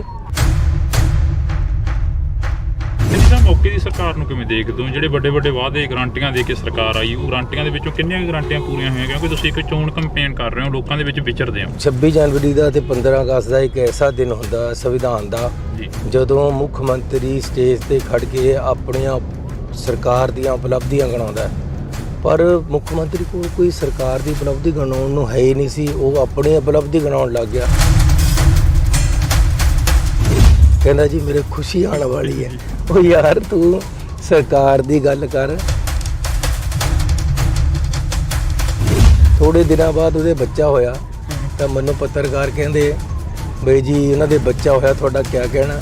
ਮੈਂ ਕਿਹਾ ਜੀ ਉਹਨਾਂ ਨੇ ਐਲਾਨ ਕੀਤਾ ਸੀ ਕਿ ਬੱਚਾ ਹੋਣਾ ਹੈ ਤੇ ਅੱਜ ਬੱਚਾ ਹੋਇਆ ਹੈ। ਮੈਂ ਉਹਨਾਂ ਨੂੰ ਵਧਾਈ ਦਿੰਦਾ, ਪਰ 2 ਸਾਲ 'ਚ ਪਹਿਲੇ ਹੀ ਐਲਾਨ ਹੈ ਜਿਹੜਾ ਉਹਨਾਂ ਦਾ ਪੂਰਾ ਹੋਇਆ, ਹੋਰ ਤਾਂ ਕੁਝ ਕੀਤਾ ਨਹੀਂ। ਕਿ ਤੁਸੀਂ ਕਹਿੰਦੇ ਹੋ ਕਿ ਆਮ ਆਦਮੀ ਨੇ ਕੀ ਕੀਤਾ? ਇਹਨਾਂ ਨੇ 2 ਸਾਲ ਦੇ ਵਿੱਚ ਨੁਕਸਾਨ ਕੀਤਾ ਪੰਜਾਬ ਦਾ। 80,000 ਕਰੋੜ ਕਰਜ਼ਾ ਲੈ ਲਿਆ, 1 ਰੁਪਈਆ ਥੱਲੇ ਕਿਤੇ ਲੱਗਿਆ ਵਾ ਨਹੀਂ ਲੱਗਦਾ। ਇਸ ਕਰਕੇ ਇਹਨਾਂ ਨੇ ਸਾਡੇ ਪੈਸੇ ਜਹਾਜ਼ਾਂ ਦੇ ਧੂਏ 'ਚ ਰੋਲਤੇ। ਇਹਨਾਂ ਨੇ ਆਮ ਆਦਮੀ ਪਾਰਟੀ ਦੀ ਮਸ਼ਹੂਰੀਆਂ ਕਰਨ ਵਾਸਤੇ ਸਾਡਾ ਪੈਸਾ ਖਤਮ ਕਰਤਾ। ਇਹ ਲੋਕ ਕਿਸੇ ਤਰ੍ਹਾਂ ਵੀ ਪੰਜਾਬ ਦੇ ਪ੍ਰਸ਼ਾਸਕ ਰਾਜੇ ਜਾਂ ਮੁੱਖ ਮੰਤਰੀ ਰਹਿਣ ਦੇ ਕਾਬਿਲ ਨਹੀਂ ਹੈ। ਜਿਹੜੇ ਕਹਿੰਦੇ ਸੀ ਖੜਾਂਗੇ ਨਾ ਤੇਰੇ ਛੱਡ ਕੇ ਮੈਦਾਨ ਭੱਜ ਗਏ, ਤੁਸੀਂ ਵੀ ਪਿਛਲੀ ਇੰਟਰਵਿਊ ਦੇ ਵਿੱਚ ਇੱਕ ਜ਼ਿਕਰ ਕੀਤਾ, ਉਹ ਕਿਹੜੇ ਬੰਦੇ ਸੀ ਜਿਹੜੇ ਮੈਦਾਨ ਛੱਡ ਕੇ ਭੱਜ ਗਏ? ਮੌਸਮ ਵਾਂਗੂ ਬਦਲ ਗਏ, ਅਸੀਂ ਰੁੱਖਾਂ ਵਾਂਗੂ ਖੜੇ ਰਹੇ। ਲੋਕ ਉਸੇ ਤਰ੍ਹਾਂ ਖੜੇ ਆ ਰੁੱਖਾਂ ਵਾਂਗੂ। ਲੋਕ ਪਾਰਟੀ ਦੀ ਮਦਦ ਕਰ ਰਹੇ ਆ। ਜਿਵੇਂ ਪੰਜਾਬ ਦੇ ਮੌਸਮ ਬਦਲ ਰਹੇ ਨੇ, ਉਵੇਂ ਜ਼ਿਕਰੀ ਸਿਆਸਤਦਾਨ ਵੀ ਬਦਲ ਰਹੇ ਨੇ। ਤੁਹਾਡੇ ਅਜ਼ੀਜ਼ ਰਹੇ ਦਲਵੀਰ ਸਿੰਘ ਗੋਲਡੀ, ਉਹ ਵੀ ਆਮ ਆਦਮੀ ਪਾਰਟੀ ਚਲੇ ਗਏ। ਆਮ ਆਦਮੀ ਪਾਰਟੀ ਦੇ ਮੁੱਖ ਮੰਤਰੀ ਭਗਵੰਤ ਸਿੰਘ ਮਾਨ ਹੋਰਾਂ ਦੇ ਵੱਲੋਂ ਕੱਲ ਇੱਕ ਕੰਪੇਨ ਕਰੀ ਜਾ ਰਹੀ ਸੀ, ਕਹਿ ਰਹੇ ਸੀ ਕਿ ਦੂਜੀਆਂ ਪਾਰਟੀਆਂ ਨੂੰ ਲੀਡਰ ਹੀ ਨਹੀਂ ਮਿਲ ਰਹੇ, ਉਹ ਸਾਡੇ ਤੋਂ ਮੰਗ ਰਹੇ ਨੇ ਲੀਡਰ। ਕਹਿੰਦੇ ਛੱਜ ਤਾਂ ਬੋਲੇ, ਛਾਨਣੀ ਵੀ ਬੋਲੇ। ਤੁਸੀਂ ਦੱਸੋ, ਇੱਥੇ ਬਾਈ ਇਲੈਕਸ਼ਨ ਆਈ, ਇਹਨਾਂ ਨੂੰ ਬੰਦਾ ਨਹੀਂ ਮਿਲਿਆ, ਇਹਨਾਂ ਨੇ ਕਾਂਗਰਸ 'ਚੋਂ ਰਿੰਕੂ ਲਿਆ। ਉਸ ਤੋਂ ਬਾਅਦ ਹੁਣ ਫੇਰ ਰਿੰਕੂ ਇਹਨਾਂ ਨੂੰ ਛੱਡ ਕੇ ਚਲੇ ਗਿਆ, ਫੇਰ ਬੰਦਾ ਨਹੀਂ ਮਿਲਿਆ, ਇਹਨਾਂ ਨੇ ਅਕਾਲੀਆਂ 'ਚੋਂ ਨੂੰ ਲਿਆ। ਮੈਂ ਪਹਿਲਾਂ ਕਿਹਾ ਸੀ ਸ਼ਰਾਬੀ ਨੂੰ ਤਾਂ ਕੋਈ ਨਿਆਣਾ ਨਹੀਂ ਫੜਾਉਂਦਾ, ਆਪਾਂ ਪੰਜਾਬ ਸਾਂਭੀ ਜਾਂਦੇ ਹਾਂ। ਤੇ ਅੱਜ ਪੰਜਾਬ ਦਾ ਇੰਨਾ ਬੜਾ ਨੁਕਸਾਨ ਹੋ ਗਿਆ। ਪਿਛਲੇ 2 ਸਾਲ ਕਾਲੇ ਅੱਖਰਾਂ 'ਚ ਲਿਖਣ ਵਾਲੇ ਸਾਲ ਬਣ ਗਏ ਆ, ਤੇ ਜੇ ਇਹ ਹੋਰ ਥੋੜੀ ਦੇਰ ਰਹਿ ਗਏ ਤਾਂ ਇਹ ਪੰਜਾਬ ਨੂੰ ਬਿਲਕੁਲ ਮਲੀਆ ਮੇਟ ਕਰ ਦੇਣਗੇ। ਇਹਨਾਂ ਨੇ ਲੋਕਾਂ ਨੂੰ ਬੜਾ ਭਾਰੀ ਧੋਖਾ ਦਿੱਤਾ ਹੈ। ਕਿਸਾਨੀ ਨੂੰ ਇਹ ਕਹਿੰਦਾ ਜੀ ਮੈਂ ਕਿਸਾਨ ਦਾ ਪੁੱਤ ਹੈ, ਤੁਸੀਂ ਮੈਨੂੰ ਜਿਤਾਓ। ਜਿੰਨਾ ਕਿਸਾਨੀ ਦਾ ਨੁਕਸਾਨ ਭਗਵੰਤ ਮਾਨ ਨੇ ਕੀਤਾ ਕਦੇ ਕਿਸੇ ਨੇ ਨਹੀਂ ਕੀਤਾ। ਤੇ ਇਸ ਬੰਦੇ ਨੇ ਕਿਹਾ ਸੀ ਮੈਂ ਮੁਰਗੀਆਂ ਦੇ ਵੀ ਦੇਵਾਂਗਾ, ਆਂਡਿਆਂ ਦੇ ਵੀ ਦੇਵਾਂਗਾ। 5 ਰੁਪਏ ਕਿਸੇ ਦੇ ਹੱਥ ਤੇ ਮੁਆਵਜ਼ਾ ਨਹੀਂ ਰੱਖਿਆ। ਮੁਆਵਜ਼ਾ 17,000 ਤੋਂ ਘਟਾ ਕੇ 6700 ਕਰਤਾ। ਸਿੱਖੀ ਦੇ ਖਿਲਾਫ ਇਹ ਕਹਿੰਦਾ ਸੀ ਮੈਂ ਸਿੱਖ ਹਾਂ। ਇਹਨੇ ਅਕਾਲ ਤਖਤ ਸਾਹਿਬ ਦੇ ਜਥੇਦਾਰ ਸਾਹਿਬ ਨੂੰ ਗ੍ਰੰਥੀ ਦੱਸਿਆ। ਸਿੱਖਾਂ ਦੇ ਕਾਨੂੰਨ ਨੂੰ ਇਹਨੇ ਅਮੈਂਡ ਕੀਤਾ। ਅਜਿਹੇ ਬੰਦੇ ਨੂੰ ਕਿਆ ਰਗੜ ਕੇ ਫੋੜੇ ਪਰ ਲਾਣਾ? ਕਿੱਧਰ ਦਾ ਇਹ ਸਿੱਖ ਹੈ? ਸਿਰ ਤੇ ਤਾਜ ਵੇਖਣ ਨੂੰ ਜਵਾਨਾ ਰੁਕ ਗਿਆ ਏ, ਫਿਰ ਉਹੀ ਪਰਵਾਜ਼ ਵੇਖਣ ਨੂੰ। ਤਾਂ ਵਾਕਈ ਜਿਹੜਾ ਕਿ ਜਵਾਨਾ ਇੱਕ ਸਮੇਂ ਦੇ ਲਈ ਰੁਕ ਗਿਆ ਸੀ ਕਿ ਸਰਦਾਰ ਚਰਨਜੀਤ ਚੰਨੀ ਜਿਹੜੇ ਕਿ ਸਾਬਕਾ ਮੁੱਖ ਮੰਤਰੀ ਨੇ, ਫਿਰ ਕਦੋਂ ਲੋਕਾਂ ਦੇ ਵਿੱਚ ਵਿਚਰਨਗੇ, ਕਦੋਂ ਜਿਹੜਾ ਕਿ ਸਾਡੇ ਮੁੱਦਿਆਂ ਦੀ ਗੱਲ ਕਰਨਗੇ। ਤਾਂ ਸਾਡੇ ਨਾਲ ਅੱਜ ਸਾਬਕਾ ਸੀਐਮ ਮੌਜੂਦ ਨੇ। ਚੰਨੀ ਸਾਹਿਬ ਬਹੁਤ ਬਹੁਤ ਸਵਾਗਤ ਆ। ਵਾਹਿਗੁਰੂ ਜੀ ਕਾ ਖਾਲਸਾ। ਧੰਨਵਾਦ। ਜਿਵੇਂ ਮੈਂ ਸ਼ੁਰੂਆਤ ਦੇ ਵਿੱਚ ਕਿਹਾ ਕਿ ਕਲੇਜੇ ਤੀਰ ਵੇਖਣ ਨੂੰ, ਸਿਰ ਤੇ ਤਾਜ ਵੇਖਣ ਨੂੰ ਜਵਾਨਾ ਰੁਕ ਗਿਆ ਏ, ਫਿਰ ਉਹੀ ਪਰਵਾਜ਼ ਵੇਖਣ ਨੂੰ। ਵਾਕਈ ਜਵਾਨਾ ਰੁਕ ਗਿਆ ਸੀ ਇੱਕ ਸਮੇਂ ਦੇ ਲਈ। ਪਰਮਾਤਮਾ ਦੀ ਮੌਜ ਹੁੰਦੀ ਹੈ, ਉਹ ਜਿੱਥੇ ਰੱਖਦਾ ਉੱਥੇ ਬੰਦੇ ਨੂੰ ਰਹਿਣਾ ਚਾਹੀਦਾ। ਤਾਂ ਇੱਕ ਵਾਰ ਜ਼ਰੂਰ ਹਾਰ ਦੇ ਕਾਰਨ ਔਰ ਕੰਮ ਨਹੀਂ ਸੀ ਲੋਕਾਂ ਵਾਸਤੇ, ਲੇਕਿਨ ਮੈਂ ਫਿਰ ਵੀ ਲੋਕਾਂ 'ਚ ਵਿਚਰਦਾ ਰਿਹਾ। ਤੇ ਅੱਜ ਫਿਰ ਮੌਕਾ ਲੋਕ ਔਰ ਪਰਮਾਤਮਾ ਵੱਲੋਂ ਦਿੱਤਾ ਜਾ ਰਿਹਾ। ਤੇ ਇਲੈਕਸ਼ਨ ਦਾ ਟਿਕਟ ਮਿਲਿਆ, ਜਲੰਧਰ ਵਿੱਚ ਆਇਆ। ਵੱਡਾ ਉਤਸ਼ਾਹ ਜਿਹੜਾ ਹੈ ਲੋਕਾਂ ਦਾ ਦੇਖਣ ਨੂੰ ਮਿਲ ਰਿਹਾ ਇੱਥੇ। ਤੇ ਲੋਕ ਆਪ ਉਮੜ ਕੇ ਮੀਟਿੰਗਾਂ ਕਰਾ ਰਹੇ। ਮੇਰੀ ਇਲੈਕਸ਼ਨ ਲੋਕ ਹੀ ਚਲਾ ਰਹੇ ਆ, ਮੈਂ ਨਹੀਂ ਚਲਾ ਰਿਹਾ। ਤੇ ਵੱਡੇ ਪੱਧਰ ਤੇ ਮੈਨੂੰ ਰੁਝਾਨ ਦਿਖ ਰਿਹਾ। ਚੰਨੀ ਸਾਹਿਬ, ਜਿਹੜਾ ਜਲੰਧਰ ਸੀਟ ਆ ਇਸ ਨੂੰ ਕਾਫੀ ਹੌਟ ਸੀਟ ਮੰਨਿਆ ਗਿਆ। ਜਦੋਂ ਬਾਈ ਇਲੈਕਸ਼ਨ ਹੋਈ ਉਦੋਂ ਚੌਧਰੀ ਪਰਿਵਾਰ ਤੁਹਾਡੇ ਨਾਲ ਹਿੱਕ ਠੋਕ ਕੇ ਖੜਾ ਸੀ। ਚੌਧਰੀ ਪਰਿਵਾਰ ਨੂੰ ਟਿਕਟ ਦਿੱਤੀ ਗਈ। ਇਸ ਵਾਰ ਜਿਹੜਾ ਕਿ ਉਹ ਵੀ ਬਦਲ ਚੁੱਕੇ ਨੇ। ਨਹੀਂ, ਚੌਧਰੀ ਪਰਿਵਾਰ ਦੇ ਨਾਲ ਮੈਂ ਖੜਾ ਸੀ ਇੱਕ ਠੋਕ ਕੇ। ਜਦੋਂ ਉਹਨਾਂ ਨੂੰ ਟਿਕਟ ਮਿਲੀ ਤਾਂ ਉਹਨਾਂ ਨੇ ਮੈਨੂੰ ਕਿਹਾ ਸੀ ਕਿ ਅਸੀਂ ਤੁਹਾਡੇ ਘਰ ਆਉਣਾ ਹੈ ਤੁਹਾਨੂੰ ਕਹਿਣ ਵਾਸਤੇ। ਮੈਂ ਕਿਹਾ ਵੀ ਤੁਹਾਨੂੰ ਆਉਣ ਦੀ ਕੀ ਲੋੜ ਹੈ, ਤੁਹਾਨੂੰ ਪਾਰਟੀ ਨੇ ਟਿਕਟ ਦੇ ਦਿੱਤੀ, ਮੈਂ ਆ ਰਿਹਾ। ਤੇ ਮੈਂ ਇੱਥੇ ਆ ਕੇ ਉਹਨਾਂ ਦੀ ਪੂਰੀ ਮਦਦ ਕੀਤੀ। ਲੇਕਿਨ ਉਹ ਕਿਸੇ ਮੈਨੂੰ ਇਹ ਲੱਗਦਾ ਕਿ ਉਹ ਸਿਰਫ ਇੰਨਾ ਹੀ ਚਾਹੁੰਦੇ ਕਿ ਉਹਨਾਂ ਦੇ ਪਰਿਵਾਰ ਵਿੱਚ ਹੀ ਸਭ ਕੁਝ ਰਹੇ। ਉਹਨਾਂ ਦੇ ਪਰਿਵਾਰ 'ਚ ਇੱਕ MLA ਹੈਗਾ ਤੇ MP ਵੀ ਪਹਿਲਾਂ ਰਿਹਾ ਤੇ ਹੁਣ ਮਾਤਾ ਜੀ ਬਜ਼ੁਰਗ ਵੀ ਹੋ ਗਏ ਹੈ। ਸੋ ਜ਼ਰੂਰੀ ਨਹੀਂ ਸੀ ਕਿ ਉਹਨਾਂ ਨੂੰ ਟਿਕਟ ਮਿਲਦਾ। ਜੀ। ਉਹਨਾਂ ਨੂੰ ਇਹ ਰੀਕਨਸਾਈਲ ਕਰਨਾ ਚਾਹੀਦਾ ਸੀ ਤੇ ਅੱਗੇ ਵਧਣਾ ਚਾਹੀਦਾ ਸੀ। ਚੰਨੀ ਸਾਹਿਬ, ਮੌਕੇ ਦੀ ਸਰਕਾਰ ਨੂੰ ਕਿਵੇਂ ਦੇਖਦੇ ਹੋ? ਜਿਹੜੇ ਵੱਡੇ ਵੱਡੇ ਵਾਅਦੇ ਗਰੰਟੀਆਂ ਦੇ ਕੇ ਸਰਕਾਰ ਆਈ, ਉਹ ਗਰੰਟੀਆਂ ਦੇ ਵਿੱਚੋਂ ਕਿੰਨੀਆਂ ਗਰੰਟੀਆਂ ਪੂਰੀਆਂ ਹੋਈਆਂ? ਕਿਉਂਕਿ ਤੁਸੀਂ ਇੱਕ ਚੋਣ ਕੰਪੇਨ ਕਰ ਰਹੇ ਹੋ, ਲੋਕਾਂ ਦੇ ਵਿੱਚ ਵਿਚਰਦੇ ਹੋ। ਪਿਛਲੀ 26 ਜਨਵਰੀ ਨੂੰ ਮੈਂ ਦੇਖਿਆ ਸੀ ਕਿ 26 ਜਨਵਰੀ ਦਾ ਤੇ 15 ਅਗਸਤ ਦਾ ਇੱਕ ਐਸਾ ਦਿਨ ਹੁੰਦਾ ਸੰਵਿਧਾਨ ਦਾ, ਜੀ। ਜਦੋਂ ਮੁੱਖ ਮੰਤਰੀ ਸਟੇਜ ਤੇ ਖੜ ਕੇ ਆਪਣੀਆਂ ਸਰਕਾਰ ਦੀਆਂ ਉਪਲਬਧੀਆਂ ਗਿਣਾਉਂਦਾ ਹੈ। ਪਰ ਮੁੱਖ ਮੰਤਰੀ ਕੋਲ ਕੋਈ ਸਰਕਾਰ ਦੀ ਉਪਲਬਧੀ ਗਿਣਾਉਣ ਨੂੰ ਹੈ ਹੀ ਨਹੀਂ ਸੀ। ਉਹ ਆਪਣੀ ਉਪਲਬਧੀ ਗਿਣਾਉਣ ਲੱਗ ਗਿਆ। ਕਹਿੰਦਾ ਜੀ ਮੇਰੇ ਖੁਸ਼ੀ ਆਉਣ ਵਾਲੀ ਹੈ। ਉਹ ਯਾਰ ਤੂੰ ਸਰਕਾਰ ਦੀ ਗੱਲ ਕਰ। ਥੋੜੇ ਦਿਨਾਂ ਬਾਅਦ ਉਹਦੇ ਬੱਚਾ ਹੋਇਆ ਤਾਂ ਮੈਨੂੰ ਪੱਤਰਕਾਰ ਕਹਿੰਦੇ ਬਈ ਜੀ ਉਹਨਾਂ ਦੇ ਬੱਚਾ ਹੋਇਆ, ਤੁਹਾਡਾ ਕੀ ਕਹਿਣਾ? ਮੈਂ ਕਿਹਾ ਜੀ ਉਹਨਾਂ ਨੇ ਐਲਾਨ ਕੀਤਾ ਸੀ ਕਿ ਬੱਚਾ ਹੋਣਾ ਤੇ ਅੱਜ ਬੱਚਾ ਹੋਇਆ, ਮੈਂ ਉਹਨਾਂ ਨੂੰ ਵਧਾਈ ਦਿੰਦਾ। ਪਰ 2 ਸਾਲ 'ਚ ਪਹਿਲੇ ਹੀ ਐਲਾਨ ਹੈ ਜਿਹੜਾ ਉਹਨਾਂ ਦਾ ਪੂਰਾ ਹੋਇਆ, ਹੋਰ ਤਾਂ ਕੁਝ ਕੀਤਾ ਨਹੀਂ। ਤੁਸੀਂ ਤਾਂ ਮੈਨੂੰ ਦੱਸੋ, ਕਿਸੇ ਪੰਚਾਇਤ ਦੇ ਹੱਥ ਤੇ 5 ਰੁਪਏ ਨਹੀਂ ਰੱਖੇ, ਕਿਸੇ ਕਾਰਪੋਰੇਸ਼ਨ ਨੂੰ ਪੈਸੇ ਨਹੀਂ ਦਿੱਤੇ। ਔਰ ਬਾਹਰ ਕਿਸ ਤਰ੍ਹਾਂ ਕੂੜਾ ਪਿਆ ਜਲੰਧਰ ਦੇ ਵਿੱਚ। ਨਸ਼ਿਆਂ ਦੀ ਇੰਨੀ ਭਰਮਾਰ ਹੋ ਗਈ ਹੈ। ਇਹ ਕਹਿੰਦੇ ਸੀ ਅਸੀਂ ਇਨਕਲਾਬੀ ਹੈ, ਨਸ਼ਾ ਖਤਮ ਕਰ ਦਾਂਗੇ। ਇੱਥੇ ਜਲੰਧਰ ਦੇ ਵਿੱਚ ਸਭ ਤੋਂ ਬੜਾ ਇਸ਼ੂ ਹੀ ਨਸ਼ਿਆਂ ਦਾ ਹੈ। ਮਾਵਾਂ ਭੈਣਾਂ ਬੱਚੇ ਨੌਜਵਾਨ ਮੁੰਡੇ ਮੇਰੇ ਸਾਹਮਣੇ ਖੜੇ ਹੋ ਜਾਂਦੇ ਜੀ ਸਾਡਾ ਨਸ਼ਾ ਖਤਮ ਕਰੋ। ਇਸ ਤਰੀਕੇ ਦੇ ਨਾਲ ਇੱਥੇ ਇਹਨਾਂ ਦੇ ਆਪਣੇ ਲੀਡਰ ਨਸ਼ਾ ਬਕਵਾ ਰਹੇ ਹੈ, ਜਿਹਦੇ ਕਰਕੇ ਇੱਥੇ ਅਰਾਜਕਤਾ ਫੈਲੀ ਹੋਈ ਹੈ। ਲੁੱਟਾਂ ਖੋਹਾਂ ਹੋ ਰਹੀਆਂ ਇੱਥੇ, ਦੜਾ ਸੱਟਾ ਚੱਲਦਾ ਇੱਥੇ, ਲਾਟਰੀ ਦਾ ਸਿਸਟਮ ਚੱਲਦਾ। ਜਿੰਨੀਆਂ ਕੁਰੀਤੀਆਂ ਸਮਾਜ ਦੇ ਵਿੱਚ ਹੋ ਸਕਦੀਆਂ ਉਸ ਤੋਂ ਵੀ ਜ਼ਿਆਦਾ ਇੱਥੇ ਜਲੰਧਰ ਦੇ ਵਿੱਚ ਇਹਨਾਂ ਦੇ ਆਪਣੇ ਲੀਡਰਾਂ ਵੱਲੋਂ ਫੈਲਾਈਆਂ ਜਾ ਰਹੀਆਂ, ਜਿਹਦੇ ਨਾਲ ਲੋਕ ਬੜੇ ਤੰਗ ਹੈ। ਤੇ ਇਸ ਕਰਕੇ ਕਿ ਤੁਸੀਂ ਕਹਿੰਦੇ ਹੋ ਕਿ ਆਮ ਆਦਮੀ ਨੇ ਕੀ ਕੀਤਾ, ਇਹਨਾਂ ਨੇ 2 ਸਾਲ ਦੇ ਵਿੱਚ ਨੁਕਸਾਨ ਕੀਤਾ ਪੰਜਾਬ ਦਾ। 80,000 ਕਰੋੜ ਕਰਜ਼ਾ ਲੈ ਲਿਆ, 1 ਰੁਪਈਆ ਥੱਲੇ ਕਿਤੇ ਲੱਗਿਆ ਵਾ ਨਹੀਂ ਲੱਗਦਾ। ਇਸ ਕਰਕੇ ਇਹਨਾਂ ਨੇ ਸਾਡੇ ਪੈਸੇ ਜਹਾਜ਼ਾਂ ਦੇ ਧੂਏ 'ਚ ਰੋਲਤੇ। ਇਹਨਾਂ ਨੇ ਆਮ ਆਦਮੀ ਪਾਰਟੀ ਦੀ ਮਸ਼ਹੂਰੀਆਂ ਕਰਨ ਵਾਸਤੇ ਸਾਡਾ ਪੈਸਾ ਖਤਮ ਕਰਤਾ। ਇਹ ਲੋਕ ਕਿਸੇ ਤਰ੍ਹਾਂ ਵੀ ਪੰਜਾਬ ਦੇ ਪ੍ਰਸ਼ਾਸਕ ਰਾਜੇ ਜਾਂ ਮੁੱਖ ਮੰਤਰੀ ਰਹਿਣ ਦੇ ਕਾਬਿਲ ਨਹੀਂ ਹੈ। ਜਿਹੜੇ ਕਹਿੰਦੇ ਸੀ ਖੜਾਂਗੇ ਨਾ ਤੇਰੇ ਛੱਡ ਕੇ ਮੈਦਾਨ ਭੱਜ ਗਏ, ਤੁਸੀਂ ਵੀ ਪਿਛਲੀ ਇੰਟਰਵਿਊ ਦੇ ਵਿੱਚ ਇੱਕ ਜ਼ਿਕਰ ਕੀਤਾ, ਤਾਂ ਕਿਹੜੇ ਬੰਦੇ ਸੀ ਜਿਹੜੇ ਮੈਦਾਨ ਛੱਡ ਕੇ ਭੱਜ ਗਏ? ਨਹੀਂ, ਉਹ ਤਾਂ ਕਿਸੇ ਨੇ ਇਹਦੇ ਬਾਰੇ ਪੁੱਛਿਆ ਸੀ, ਚੌਧਰੀ ਬਾਰੇ ਜਾਂ ਸਾਡੇ ਅਸਲ ਦੇ ਵਿੱਚ 2-3 ਲੀਡਰ ਜ਼ਰੂਰ ਗਏ ਹੈ, ਵਰਕਰ ਕੋਈ ਨਹੀਂ ਖੜਾ, ਲੋਕ ਉੱਥੇ ਖੜੇ ਹੈ। ਕਹਿੰਦਾ ਉਹ ਮੌਸਮ ਵਾਂਗੂ ਬਦਲ ਗਏ, ਅਸੀਂ ਰੁੱਖਾਂ ਵਾਂਗੂ ਖੜੇ ਰਹੇ। ਲੋਕ ਉਸੇ ਤਰ੍ਹਾਂ ਖੜੇ ਹੈ ਰੁੱਖਾਂ ਵਾਂਗੂ। ਲੋਕ ਪਾਰਟੀ ਦੀ ਮਦਦ ਕਰ ਰਹੇ ਹੈ। ਕਿਸੇ ਲੋਕਾਂ ਨੇ ਸਾਬਤ ਕਰਤਾ ਕਿ ਅਸੀਂ ਤੁਹਾਨੂੰ ਲੀਡਰ ਬਣਾਉਂਦੇ ਹੋ, ਤੁਸੀਂ ਸਾਨੂੰ ਵੋਟਰ ਨਹੀਂ ਬਣਾਉਂਦੇ। ਤੇ ਲੋਕ ਨੇ ਇਹ ਵੀ ਸਾਬਤ ਕਰਤਾ ਕਿ ਜੇ ਤੁਸੀਂ ਬਦਲੋਗੇ ਤਾਂ ਅਸੀਂ ਨਹੀਂ ਬਦਲਦੇ, ਅਸੀਂ ਆਪਣੀ ਪਾਰਟੀ ਔਰ ਸਮਾਜ ਔਰ ਲੋਕਾਂ ਦੀ ਬਿਹਤਰੀ ਵਾਸਤੇ ਖੜੇ ਹਾਂ।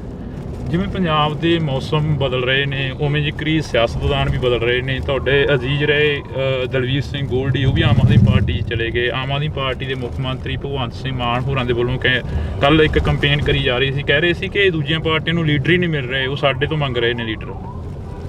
ਭਗਵੰਤ ਮਾਨ ਕਹਿ ਰਿਹਾ ਸੀ ਇਹ ਕਹਿੰਦੇ ਛੱਜ ਤਾਂ ਬੋਲੇ, ਛਾਨਣੀ ਵੀ ਬੋਲੇ। ਤੁਸੀਂ ਦੱਸੋ, ਇੱਥੇ ਬਾਈ ਇਲੈਕਸ਼ਨ ਆਈ, ਇਹਨਾਂ ਨੂੰ ਬੰਦਾ ਨਹੀਂ ਮਿਲਿਆ, ਇਹਨਾਂ ਨੇ ਕਾਂਗਰਸ 'ਚੋਂ ਰਿੰਕੂ ਲਿਆ। ਉਸ ਤੋਂ ਬਾਅਦ ਹੁਣ ਫੇਰ ਰਿੰਕੂ ਇਹਨਾਂ ਨੂੰ ਛੱਡ ਕੇ ਚਲੇ ਗਿਆ, ਫੇਰ ਬੰਦਾ ਨਹੀਂ ਮਿਲਿਆ, ਇਹਨਾਂ ਨੇ ਅਕਾਲੀਆਂ 'ਚੋਂ ਟੀਨੂ ਲਿਆ। ਆ ਹੁਸ਼ਿਆਰਪੁਰ ਦੇ ਵਿੱਚ ਇਹ ਚੱਬੇਵਾਲ ਨੂੰ ਕਾਂਗਰਸ 'ਚੋਂ ਲਿਆ ਕੇ ਖੜਾ ਕੀਤਾ ਹੈ। ਫਤਿਹਗੜ੍ਹ ਸਾਹਿਬ ਦੇ ਵਿੱਚ ਕਾਂਗਰਸ 'ਚੋਂ ਜੀਪੀ ਨੂੰ ਜਾ ਕੇ ਖੜਾ ਕੀਤਾ ਹੈ। ਮੈਂ ਪੁੱਛਣਾ ਚਾਹੁੰਦਾ ਹਾਂ ਕਿ ਬੰਦੇ ਤਾਂ ਤੁਹਾਨੂੰ ਨਹੀਂ ਮਿਲ ਰਹੇ, ਪਰ ਮੈਂ ਇਹ ਵੀ ਪੁੱਛਣਾ ਚਾਹੁੰਦਾ ਕਿ ਜਿਹੜੇ ਇਨਕਲਾਬ ਦੇ ਨਾਅਰੇ ਥੱਲੇ ਨੌਜਵਾਨ ਆਏ ਸੀ ਤੁਹਾਡੇ ਕੋਲ, ਜਿਨ੍ਹਾਂ ਨੇ ਆਪਣੇ ਘਰ ਦਾ ਦਾਅ 'ਤੇ ਲਾਤੇ, ਜਿਨ੍ਹਾਂ ਨੇ ਆਪਣੀ ਸਾਰਾ ਕੁਝ ਦਾਅ 'ਤੇ ਲਾ ਕੇ ਪਾਰਟੀ ਨੂੰ ਇਹ ਸਮਝ ਕੇ ਤਗੜਾ ਕੀਤਾ ਕਿ ਤੁਸੀਂ ਇਨਕਲਾਬੀ ਹੋ, ਉਹਨਾਂ ਨੂੰ ਕਿਉਂ ਨਹੀਂ ਟਿਕਟ? ਕਿਉਂ ਨੌਜਵਾਨਾਂ ਨੂੰ ਤੁਸੀਂ ਬਰਗਲਾ ਕੇ ਪਿੱਛੇ ਤਾਂ ਲਾਇਆ, ਲੇਕਿਨ ਟਿਕਟਾਂ ਨਹੀਂ? ਟਿਕਟਾਂ ਤੁਸੀਂ ਫੇਰ ਬਾਹਰ ਤੋਂ ਲਿਆ ਕੇ ਦਿੰਦੇ ਹੋ। ਤੁਸੀਂ ਪਹਿਲਾਂ ਕਹਿੰਦੇ ਸੀ ਅਸੀਂ ਤਾਂ ਫੜੀ ਵਾਲੇ ਨੂੰ ਵੀ MLA ਮੰਤਰੀ ਬਣਾ ਦਿੰਦੇ, ਹੁਣ ਕਿਉਂ ਨਹੀਂ ਦਿੱਤੀ ਉਹਨਾਂ ਨੂੰ ਟਿਕਟਾਂ ਜਿਹੜੇ ਤੁਹਾਡੇ ਪਿੱਛੇ ਲੱਗੇ ਹੋਏ ਸੀ? ਇਹਨਾਂ ਦੀਆਂ ਇਹ ਕਹਿੰਦੇ ਸੀ ਅਸੀਂ ਕਿਸੇ ਨਾਲ ਅਲਾਇੰਸ ਨਹੀਂ ਕਰਦੇ, ਹੁਣ ਕਾਂਗਰਸ ਨਾਲ ਵੀ ਕੀਤਾ ਹੋਇਆ, ਇਹ ਇੰਡੀਆ ਅਲਾਇੰਸ ਵਿੱਚ ਵੀ ਹੈਗੇ। ਇਹ ਕਹਿੰਦੇ ਸੀ ਅਸੀਂ ਬਾਹਰੋਂ ਬੰਦਾ ਨਹੀਂ ਲਿਆਉਂਦੇ, ਇਹ ਕਹਿੰਦੇ ਸੀ ਅਸੀਂ VIP ਕਲਚਰ ਖਤਮ ਕਰ ਦਾਂਗੇ, ਇਹ ਕਹਿੰਦੇ ਜੀ ਅਸੀਂ ਕਰਪਸ਼ਨ ਨਹੀਂ ਕਰਾਂਗੇ। ਇੱਥੇ ਦੁਨੀਆ ਭਰ ਦੀ ਕਰਪਸ਼ਨ ਹੋ ਰਹੀ, ਦੁਨੀਆ ਭਰ ਦੇ ਨਸ਼ੇ ਵਿਕ ਰਹੇ। ਕਿਹੜੀ ਆਈਡੀਓਲੋਜੀ ਪਰ ਭਗਵੰਤ ਮਾਨ ਖੜਾ ਹੈ? ਕਰ ਕਿਆ ਰਿਹਾ ਹੈ? ਮੈਂ ਪਹਿਲਾਂ ਕਿਹਾ ਸੀ ਸ਼ਰਾਬੀ ਨੂੰ ਤਾਂ ਕੋਈ ਨਿਆਣਾ ਨਹੀਂ ਫੜਾਉਂਦਾ, ਆਪਾਂ ਪੰਜਾਬ ਸਾਂਭੀ ਜਾਂਦੇ ਹਾਂ। ਤੇ ਅੱਜ ਪੰਜਾਬ ਦਾ ਇੰਨਾ ਬੜਾ ਨੁਕਸਾਨ ਹੋ ਗਿਆ। ਪਿਛਲੇ 2 ਸਾਲ ਕਾਲੇ ਅੱਖਰਾਂ 'ਚ ਲਿਖਣ ਵਾਲੇ ਸਾਲ ਬਣ ਗਏ ਆ ਤੇ ਜੇ ਇਹ ਹੋਰ ਥੋੜੀ ਦੇਰ ਰਹਿ ਗਏ ਤਾਂ ਇਹ ਪੰਜਾਬ ਨੂੰ ਬਿਲਕੁਲ ਮਲੀਆ ਮੇਟ ਕਰ ਦੇਣਗੇ। ਮੈਂ ਇਹ ਦੱਸ ਰਿਹਾ ਤੁਹਾਨੂੰ ਕਿ ਆਹ 4 ਤਰੀਕ ਲੰਘਣੀ ਹੈ ਜੀ। 2 ਮਹੀਨੇ ਦੇ ਵਿੱਚ ਇਹ ਜਿਹੜੀ ਸਰਕਾਰ ਹੈ ਚਲਦੀ ਹੋ ਜਾਣੀ ਹੈ, ਗਿਰ ਜਾਣੀ ਹੈ। ਪੰਜਾਬ ਦੇ ਪੁੱਤਾਂ ਦੇ ਉੱਪਰ NSA ਲੱਗ ਗਈ, ਪੰਜਾਬ ਦੇ ਪੁੱਤਾਂ ਨੂੰ ਡਿਬਰੂਗੜ੍ਹ ਦੇ ਵਿੱਚ ਭੇਜ ਦਿੱਤਾ ਗਿਆ, ਜੇਲ੍ਹਾਂ ਭਰ ਦਿੱਤੀਆਂ ਗਈਆਂ ਲਗਾਤਾਰ। ਮਾਹੌਲ ਫਿਰ ਉਹੀ 84 ਤੋਂ ਲੈ ਕੇ 95 ਤੱਕ ਦਾ ਜੋ ਦੌਰ ਪੰਜਾਬ ਨੇ ਦੇਖਿਆ ਉਹ ਸਾਹਮਣੇ ਹੂ ਖੜਾ ਕਰ ਦਿੱਤਾ। ਇਹ ਉਸ ਮਾਹੌਲ ਦੇ ਵਿੱਚੋਂ ਕਿਵੇਂ ਗੁਜ਼ਰੇ? ਪੰਜਾਬ ਦੇ ਲੋਕ ਸੱਚੀ ਮੁੱਚੀ ਇਹਨਾਂ ਨੂੰ ਸੱਚੇ ਸਮਝ ਕੇ ਗੱਲਾਂ ਵਿੱਚ ਆ ਗਏ। ਇਹਨਾਂ ਨੇ ਲੋਕਾਂ ਨੂੰ ਬੜਾ ਭਾਰੀ ਧੋਖਾ ਦਿੱਤਾ ਹੈ। ਕਿਸਾਨੀ ਨੂੰ ਇਹ ਕਹਿੰਦਾ ਜੀ ਮੈਂ ਕਿਸਾਨ ਦਾ ਪੁੱਤ ਹੈ, ਤੁਸੀਂ ਮੈਨੂੰ ਜਿਤਾਓ। ਜਿੰਨਾ ਕਿਸਾਨੀ ਦਾ ਨੁਕਸਾਨ ਭਗਵੰਤ ਮਾਨ ਨੇ ਕੀਤਾ ਕਦੇ ਕਿਸੇ ਨੇ ਨਹੀਂ ਕੀਤਾ। 12,000 ਮੁਆਵਜ਼ਾ ਹੁੰਦਾ ਸੀ, ਮੈਂ 2-3 ਮਹੀਨੇ ਮੁੱਖ ਮੰਤਰੀ ਰਿਹਾ। 17,000 ਕਰਕੇ 17,000 ਦਾ ਜਿੰਨਾ ਨਰਮਾ ਮਾਲ ਵਿੱਚ ਖਰਾਬ ਹੋਇਆ ਸੀ ਸਭ ਨੂੰ ਮੁਆਵਜ਼ਾ 17,000 ਪਲੱਸ 10% ਉਹਨਾਂ ਦੇ ਚੋਗਿਆਂ ਨੂੰ ਲੇਬਰ ਨੂੰ ਵੀ ਦਿੱਤਾ। ਤੇ ਇਸ ਬੰਦੇ ਨੇ ਕਿਹਾ ਸੀ ਮੈਂ ਮੁਰਗੀਆਂ ਦੇ ਵੀ ਦੇਵਾਂਗਾ, ਆਂਡਿਆਂ ਦੇ ਵੀ ਦੇਵਾਂਗਾ। 5 ਰੁਪਏ ਕਿਸੇ ਦੇ ਹੱਥ ਤੇ ਮੁਆਵਜ਼ਾ ਨਹੀਂ ਰੱਖਿਆ। ਮੁਆਵਜ਼ਾ 17,000 ਤੋਂ ਘਟਾ ਕੇ 6700 ਕਰਤਾ। ਕਿਸਾਨਾਂ ਦੀ ਉਹ ਕਟਾਈ ਕੀਤੀ ਹੈ ਇਹਨੇ।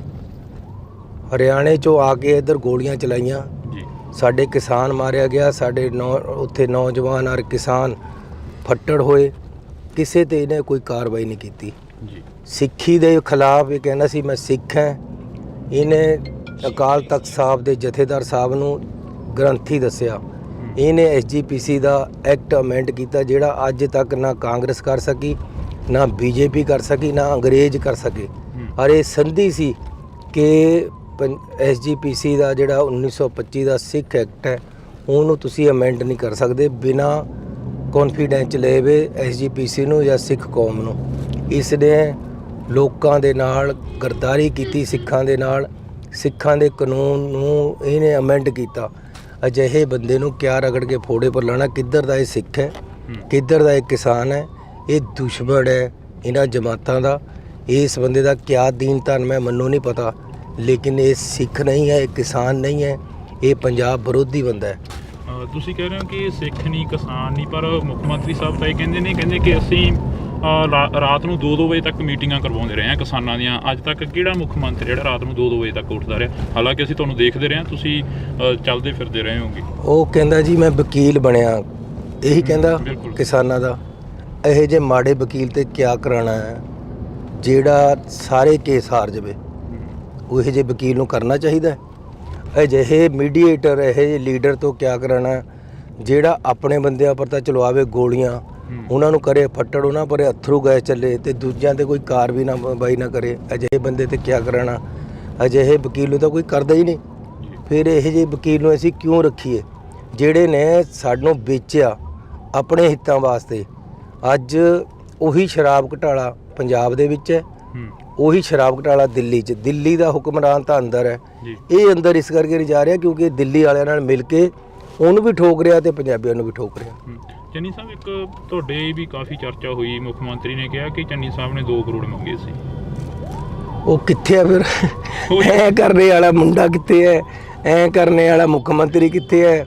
ਮੁੱਖ ਮੰਤਰੀ ਇਸ ਲੈਵਲ ਤੇ ਨੀਚੇ ਪੱਧਰ ਤੇ ਆ ਕੇ ਗਲਤ ਇਲਜ਼ਾਮ ਲਗਾ ਕੇ ਇੰਟਰਵਿਊ ਕਰੇ ਔਰ ਉਹ ਸਿਰੇ ਨਾ ਚੜੇ, ਲਾਹਨਤ ਹੈ ਇਹ ਜੇ ਮੁੱਖ ਮੰਤਰੀ ਪਰ। ਤੁਸੀਂ ਕੋਈ ਉਹਦੇ ਤੇ ਐਕਸ਼ਨ ਲੈਣ ਦੀ ਸੋਚੀ ਵੀ? ਕੋਈ ਜਾਂਚ ਯਾਰ ਵਗੈਰਾ? ਕਿਆ ਐਕਸ਼ਨ ਲੈਣਾ ਇਹਦੇ ਪਰ? ਮੈਨੂੰ ਇੱਥੇ ਇੱਕ ਪ੍ਰੋਗਰਾਮ ਦੇ ਵਿੱਚ ਇੱਕ ਬੰਦਾ ਖੜਾ ਹੋ ਕੇ ਆ ਗਿਆ ਮੂਹਰੇ, ਕਹਿੰਦਾ ਉਹ ਬੇਲਾਂ ਚੱਲਦੀਆਂ ਰਹਿਣ, ਇਹ ਜੋ ਕਹਿੰਦਾ ਮੈਂ ਭੰਡ ਬੰਦਾ। ਉਹ ਮੈਂ ਕਿਹਾ ਯਾਰ ਅਸੀਂ ਨਕਲੀ ਭੰਡਾਂ ਤੇ ਤੰਗ ਆਏ ਵੇ, ਤੂੰ ਅਸਲੀ ਕਿੱਥੇ ਤੇ ਆ ਗਿਆ? ਤੂੰ ਮੌਜ ਕਰ ਆਪਣੀ, ਸਾਨੂੰ ਆਪਣਾ ਕੰਮ ਕਰਨ ਦੇ। ਸੋ ਤੁਹਾਡਾ ਬਹੁਤ ਧੰਨਵਾਦ। ਆਪਾਂ ਖਾਸੀਆਂ ਗੱਲਾਂ ਕਰ ਲਈਆਂ, ਫਿਰ ਕਿਸੇ ਦਿਨ ਪਾਪਾ ਬੈਠ ਜਾਾਂਗੇ। 1-2 ਹੋਰ ਸਵਾਲ ਚੰਨੀ ਸਾਹਿਬ, ਜਿਵੇਂ ਪੰਜਾਬ ਦੇ ਵਿੱਚ ਜੋ ਨਸ਼ੇ ਦੀ ਭਰਮਾਰ ਦੀ ਤੁਸੀਂ ਗੱਲ ਕਰੀ ਆ, ਪਰ ਸਰਕਾਰ ਤਾਂ ਕਹਿੰਦੀ ਅਸੀਂ ਨਸ਼ਾ ਖਤਮ ਕਰ ਰਹੇ ਹਾਂ, ਅਸੀਂ ਨਸ਼ਾ ਖਤਮ ਕਰ ਦਿੱਤਾ ਗਾ। ਤੇ ਪਹਿਲਾਂ ਨਾਲੋਂ ਜਿਹੜੀਆਂ ਗਰੰਟੀਆਂ ਨੇ 1000 ਰੁਪਇਆ ਮਤਾਵਾਂ ਵਾਲਾ ਕੱਲ੍ਹ ਦਾ ਬਿਆਨ ਕਿ ਅਸੀਂ ਉਹ ਵੀ ਪੂਰਾ ਕਰਨ ਜਾ ਰਹੇ ਹਾਂ। ਤੇ ਜਿਹੜੀਆਂ ਨਹਿਰੀ ਪਾਣੀ ਆ ਉਹ ਪੰਜਾਬ ਨੂੰ ਦੇ ਰਹੇ ਹਾਂ, ਤੇ ਜਿਹੜੀਆਂ ਦੂਸਰੀਆਂ ਮੋਟਰਾਂ ਨੇ, ਟਿਊਬਵੈੱਲ ਨੇ, ਉਹ ਬੰਦ ਹੋ ਜਾਣਗੇ। ਤੁਸੀਂ ਮੈਨੂੰ ਦੱਸੋ, ਇੱਕ ਤੁਸੀਂ ਲਿਟਰੇਰੀ ਬੰਦੇ ਹੋ ਤਾਂ ਕਰਕੇ ਕਹਿ ਰਿਹਾ ਕਿ ਜਿਹੜਾ ਇੱਥੇ ਬੋਲਦਾ ਹੈ ਸੱਚ ਮਿੱਤਰੋ ਜੀ, ਉਹਦੇ ਬੈਰੀ ਬਣ ਜਾਂਦੇ ਲੱਖ ਮਿੱਤਰੋ। ਜਿਹੜਾ ਝੂਠ ਦੀਆਂ ਪੰਡਾਂ ਇੱਥੇ ਬੰਨ੍ਹਦਾ ਉਹੀ ਜ਼ਿਆਦਾ ਦੇਰ ਟਿਕਦਾ। ਸਰਕਾਰਾਂ ਹੀ ਬਕਾਉਂਦੀਆਂ ਨੇ, ਚਿੱਟਾ ਐਵੇਂ ਨਹੀਂ ਸ਼ਰੇਆਮ ਵਿਕਦਾ। ਇਹ ਬੰਦਾ ਝੂਠ ਦੀਆਂ ਪੰਡਾਂ ਬੰਨਣ ਵਾਲਾ ਹੈ। ਕਿਹੜੀ ਬੀਬੀ ਨੂੰ 1000 ਰੁਪਇਆ ਦੇਤਾ, ਬਜਟ ਵਿੱਚ ਤਾਂ 5 ਰੁਪਏ ਨਹੀਂ ਰੱਖੇ, ਬਜਟ ਪੇਸ਼ ਕਰ ਲਿਆ ਅਗਲੇ ਸਾਲ ਦਾ, ਫਿਰ ਪੈਸੇ ਕਿੱਥੇ ਦੇ ਦੇਣੇ ਆ? ਇਹਦਾ ਮਤਲਬ ਫਿਰ ਝੂਠ ਬੋਲ ਰਿਹਾ। ਸੋ ਕਿੰਨੀ ਕੁ ਵਾਰ ਤੁਸੀਂ ਬਾਰ-ਬਾਰ ਝੂਠ ਬੋਲ ਕੇ ਲੋਕਾਂ ਨੂੰ ਬਰਗਲਾਉਂਦੇ ਰਹੋਗੇ? ਕਿਹੜਾ ਇਹਨੇ ਕੋਈ ਕੰਮ ਤਾਂ ਦੱਸੇ ਕਿਆ ਕਰਿਆ? ਜਿਹੜੀਆਂ ਇਹ ਕਹਿੰਦੇ ਮੈਂ ਨੌਕਰੀਆਂ ਦਿੱਤੀਆਂ, ਉਹ ਤਾਂ ਮੈਂ ਕੱਢ ਕੇ ਗਿਆ ਸੀ। ਅਸੀਂ ਇੰਟਰਵਿਊ ਕਰੀਆਂ ਹੋਏ ਸੀ, ਅਸੀਂ ਟੈਸਟ ਲਏ ਹੋਏ ਸੀ। ਇਹਨਾਂ ਨੇ ਬਾਅਦ ਚ ਅਪਾਇੰਟਮੈਂਟ ਲੈਟਰ ਦੇਣੇ ਸੀ, ਉਹ ਵੀ 2 ਸਾਲ ਵਿੱਚ ਦਿੱਤੇ ਹੈ। ਪਹਿਲੇ ਦਿਨ ਦੇ ਦੇਣੇ ਚਾਹੀਦੇ ਸੀ ਸਰਕਾਰ ਆਉਣ ਤੋਂ ਬਾਅਦ। ਫਿਰ ਕੋਈ ਅਖਬਾਰ ਵਿੱਚ ਤੁਸੀਂ ਕਦੇ ਇਸ਼ਤਿਹਾਰ ਦੇਖਿਆ ਕਿ 2-4 ਹਜ਼ਾਰ ਸਿਪਾਹੀ ਰੱਖਣੇ ਜਾਂ ਡਾਕਟਰ ਰੱਖਣੇ ਜਾਂ ਮਾਸਟਰ ਰੱਖਣੇ, ਕਦੇ ਦੇਖਿਆ? ਉਹ ਪੁਰਾਣੇ ਸਾਡੇ ਵਾਲਿਆਂ ਨੂੰ ਹੀ ਗਣਾਈ ਜਾਂਦਾ। 36,000 ਨੌਕਰੀਆਂ ਦੇਤੀਆਂ, ਇੱਕ ਨੌਕਰੀ ਇਹਨਾਂ ਨੇ ਨਹੀਂ ਦਿੱਤੀ। ਨੌਜਵਾਨਾਂ ਨੂੰ ਕੋਈ ਕਾਰੋਬਾਰ ਨਹੀਂ ਦਿੱਤਾ, ਕਿਸੇ ਆਰੇ ਨਹੀਂ ਲਗਾਇਆ, ਕਿਸੇ ਪਿੰਡ 'ਚ ਡਿਵੈਲਪਮੈਂਟ ਨਹੀਂ ਕਰਾਈ, ਕੋਈ ਹਸਪਤਾਲ ਨਹੀਂ ਖੋਲ੍ਹਿਆ, ਕੋਈ ਡਿਸਪੈਂਸਰੀ ਨਹੀਂ ਖੋਲ੍ਹੀ। ਸਾਡੇ ਵਾਲੀਆਂ ਡਿਸਪੈਂਸਰੀਆਂ ਤੇ ਪੁਰਾਣੀਆਂ ਜਿਹੜੀਆਂ ਚੱਲਦੀਆਂ ਆ ਰਹੀਆਂ, ਉਹਨਾਂ ਪਰ ਕੁੱਚੀ ਮਾਰ ਕੇ ਆਪਣੀ ਫੋਟੋ ਲਾਈ ਹੈ। ਇੰਨੀ ਉਪਲਬਧੀ ਹੈ, ਹਰ ਜਗ੍ਹਾ ਆਪਣੀ ਫੋਟੋ ਲਾਈ ਵੀ ਹੈ। ਹੁਣ ਪਤੀਲਿਆਂ ਪਰ ਵੀ ਫੋਟੋ ਮਾਂਜ ਦੇਣੀ, ਫਿਰ ਲੋਕਾਂ ਨੇ ਟਾਈਮ ਆ ਗਿਆ। ਸੋ ਤੁਹਾਡਾ ਬਹੁਤ ਧੰਨਵਾਦ ਜੀ, ਬਹੁਤ ਸ਼ੁਕਰੀਆ। ਤਾਂ ਅਸੀਂ ਇਸ ਵਕਤ ਸਾਬਕਾ ਸੀਐਮ ਚਰਨਜੀਤ ਸਿੰਘ ਚੰਨੀ ਹੋਰਾਂ ਦੇ ਨਾਲ ਜਿਹੜੀ ਕਿ ਗੱਲਬਾਤ ਕਰ ਰਹੇ ਸੀ। ਮੌਕਾ ਮਿਲਿਆ ਫੇਰ ਲੰਮੀਆਂ ਵਾਕਾਂ ਪਾਵਾਂਗੇ, ਕਿਉਂਕਿ ਇਲੈਕਸ਼ਨ ਕੰਪੇਨ ਆ ਜਿਹੜੀ ਉਹ ਚੱਲ ਰਹੀ ਆ ਤੇ ਬਿਜੀ ਮਾਹੌਲ ਦੇ ਵਿੱਚ ਨੇ। ਤੁਸੀਂ ਜੁੜੇ ਰਹਿਣਾ ਇੰਡੋਸ ਟੀਵੀ ਦੇ। ਜਿਹੜਾ ਜਲੰਧਰ ਸੀਟ ਆ, ਇਸ ਨੂੰ ਕਾਫੀ ਹੌਟ ਸੀਟ ਮੰਨਿਆ ਗਿਆ। ਜਦੋਂ ਬਾਈ ਇਲੈਕਸ਼ਨ ਹੋਈ ਉਦੋਂ ਚੌਧਰੀ ਪਰਿਵਾਰ ਤੁਹਾਡੇ ਨਾਲ ਹਿੱਕ ਠੋਕ ਕੇ ਖੜਾ ਸੀ। ਚੌਧਰੀ ਪਰਿਵਾਰ ਨੂੰ ਟਿਕਟ ਦਿੱਤੀ ਗਈ। ਇਸ ਵਾਰ ਜਿਹੜਾ ਕਿ ਉਹ ਵੀ ਬਦਲ ਚੁੱਕੇ ਨੇ। ਨਹੀਂ, ਚੌਧਰੀ ਪਰਿਵਾਰ ਦੇ ਨਾਲ ਮੈਂ ਖੜਾ ਸੀ ਇੱਕ ਠੋਕ ਕੇ ਜਦੋਂ ਉਹਨਾਂ ਨੂੰ ਟਿਕਟ ਮਿਲੀ।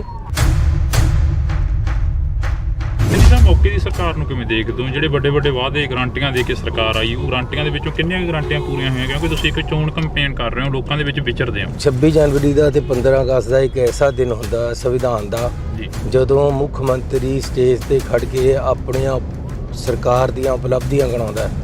ਪਰ ਮੁੱਖ ਮੰਤਰੀ ਕੋਲ ਕੋਈ ਸਰਕਾਰ ਦੀ ਉਪਲਬਧੀ ਗਿਣਾਉਣ ਨੂੰ ਹੈ ਹੀ ਨਹੀਂ ਸੀ। ਉਹ ਆਪਣੀ ਉਪਲਬਧੀ ਗਿਣਾਉਣ ਲੱਗ ਗਿਆ। ਕਹਿੰਦਾ ਜੀ ਮੇਰੇ ਖੁਸ਼ੀ ਆਉਣ ਵਾਲੀ ਹੈ। ਉਹ ਯਾਰ ਤੂੰ ਸਰਕਾਰ ਦੀ ਗੱਲ ਕਰ।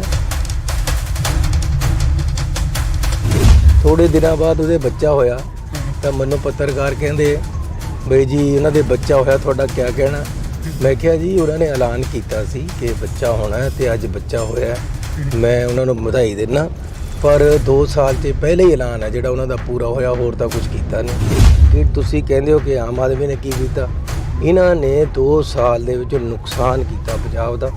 80,000 ਕਰੋੜ ਕਰਜ਼ਾ ਲੈ ਲਿਆ, 1 ਰੁਪਈਆ ਥੱਲੇ ਕਿਤੇ ਲੱਗਿਆ ਵਾ ਨਹੀਂ ਲੱਗਦਾ। ਇਸ ਕਰਕੇ ਇਹਨਾਂ ਨੇ ਸਾਡੇ ਪੈਸੇ ਜਹਾਜ਼ਾਂ ਦੇ ਧੂਏ 'ਚ ਰੋਲਤੇ।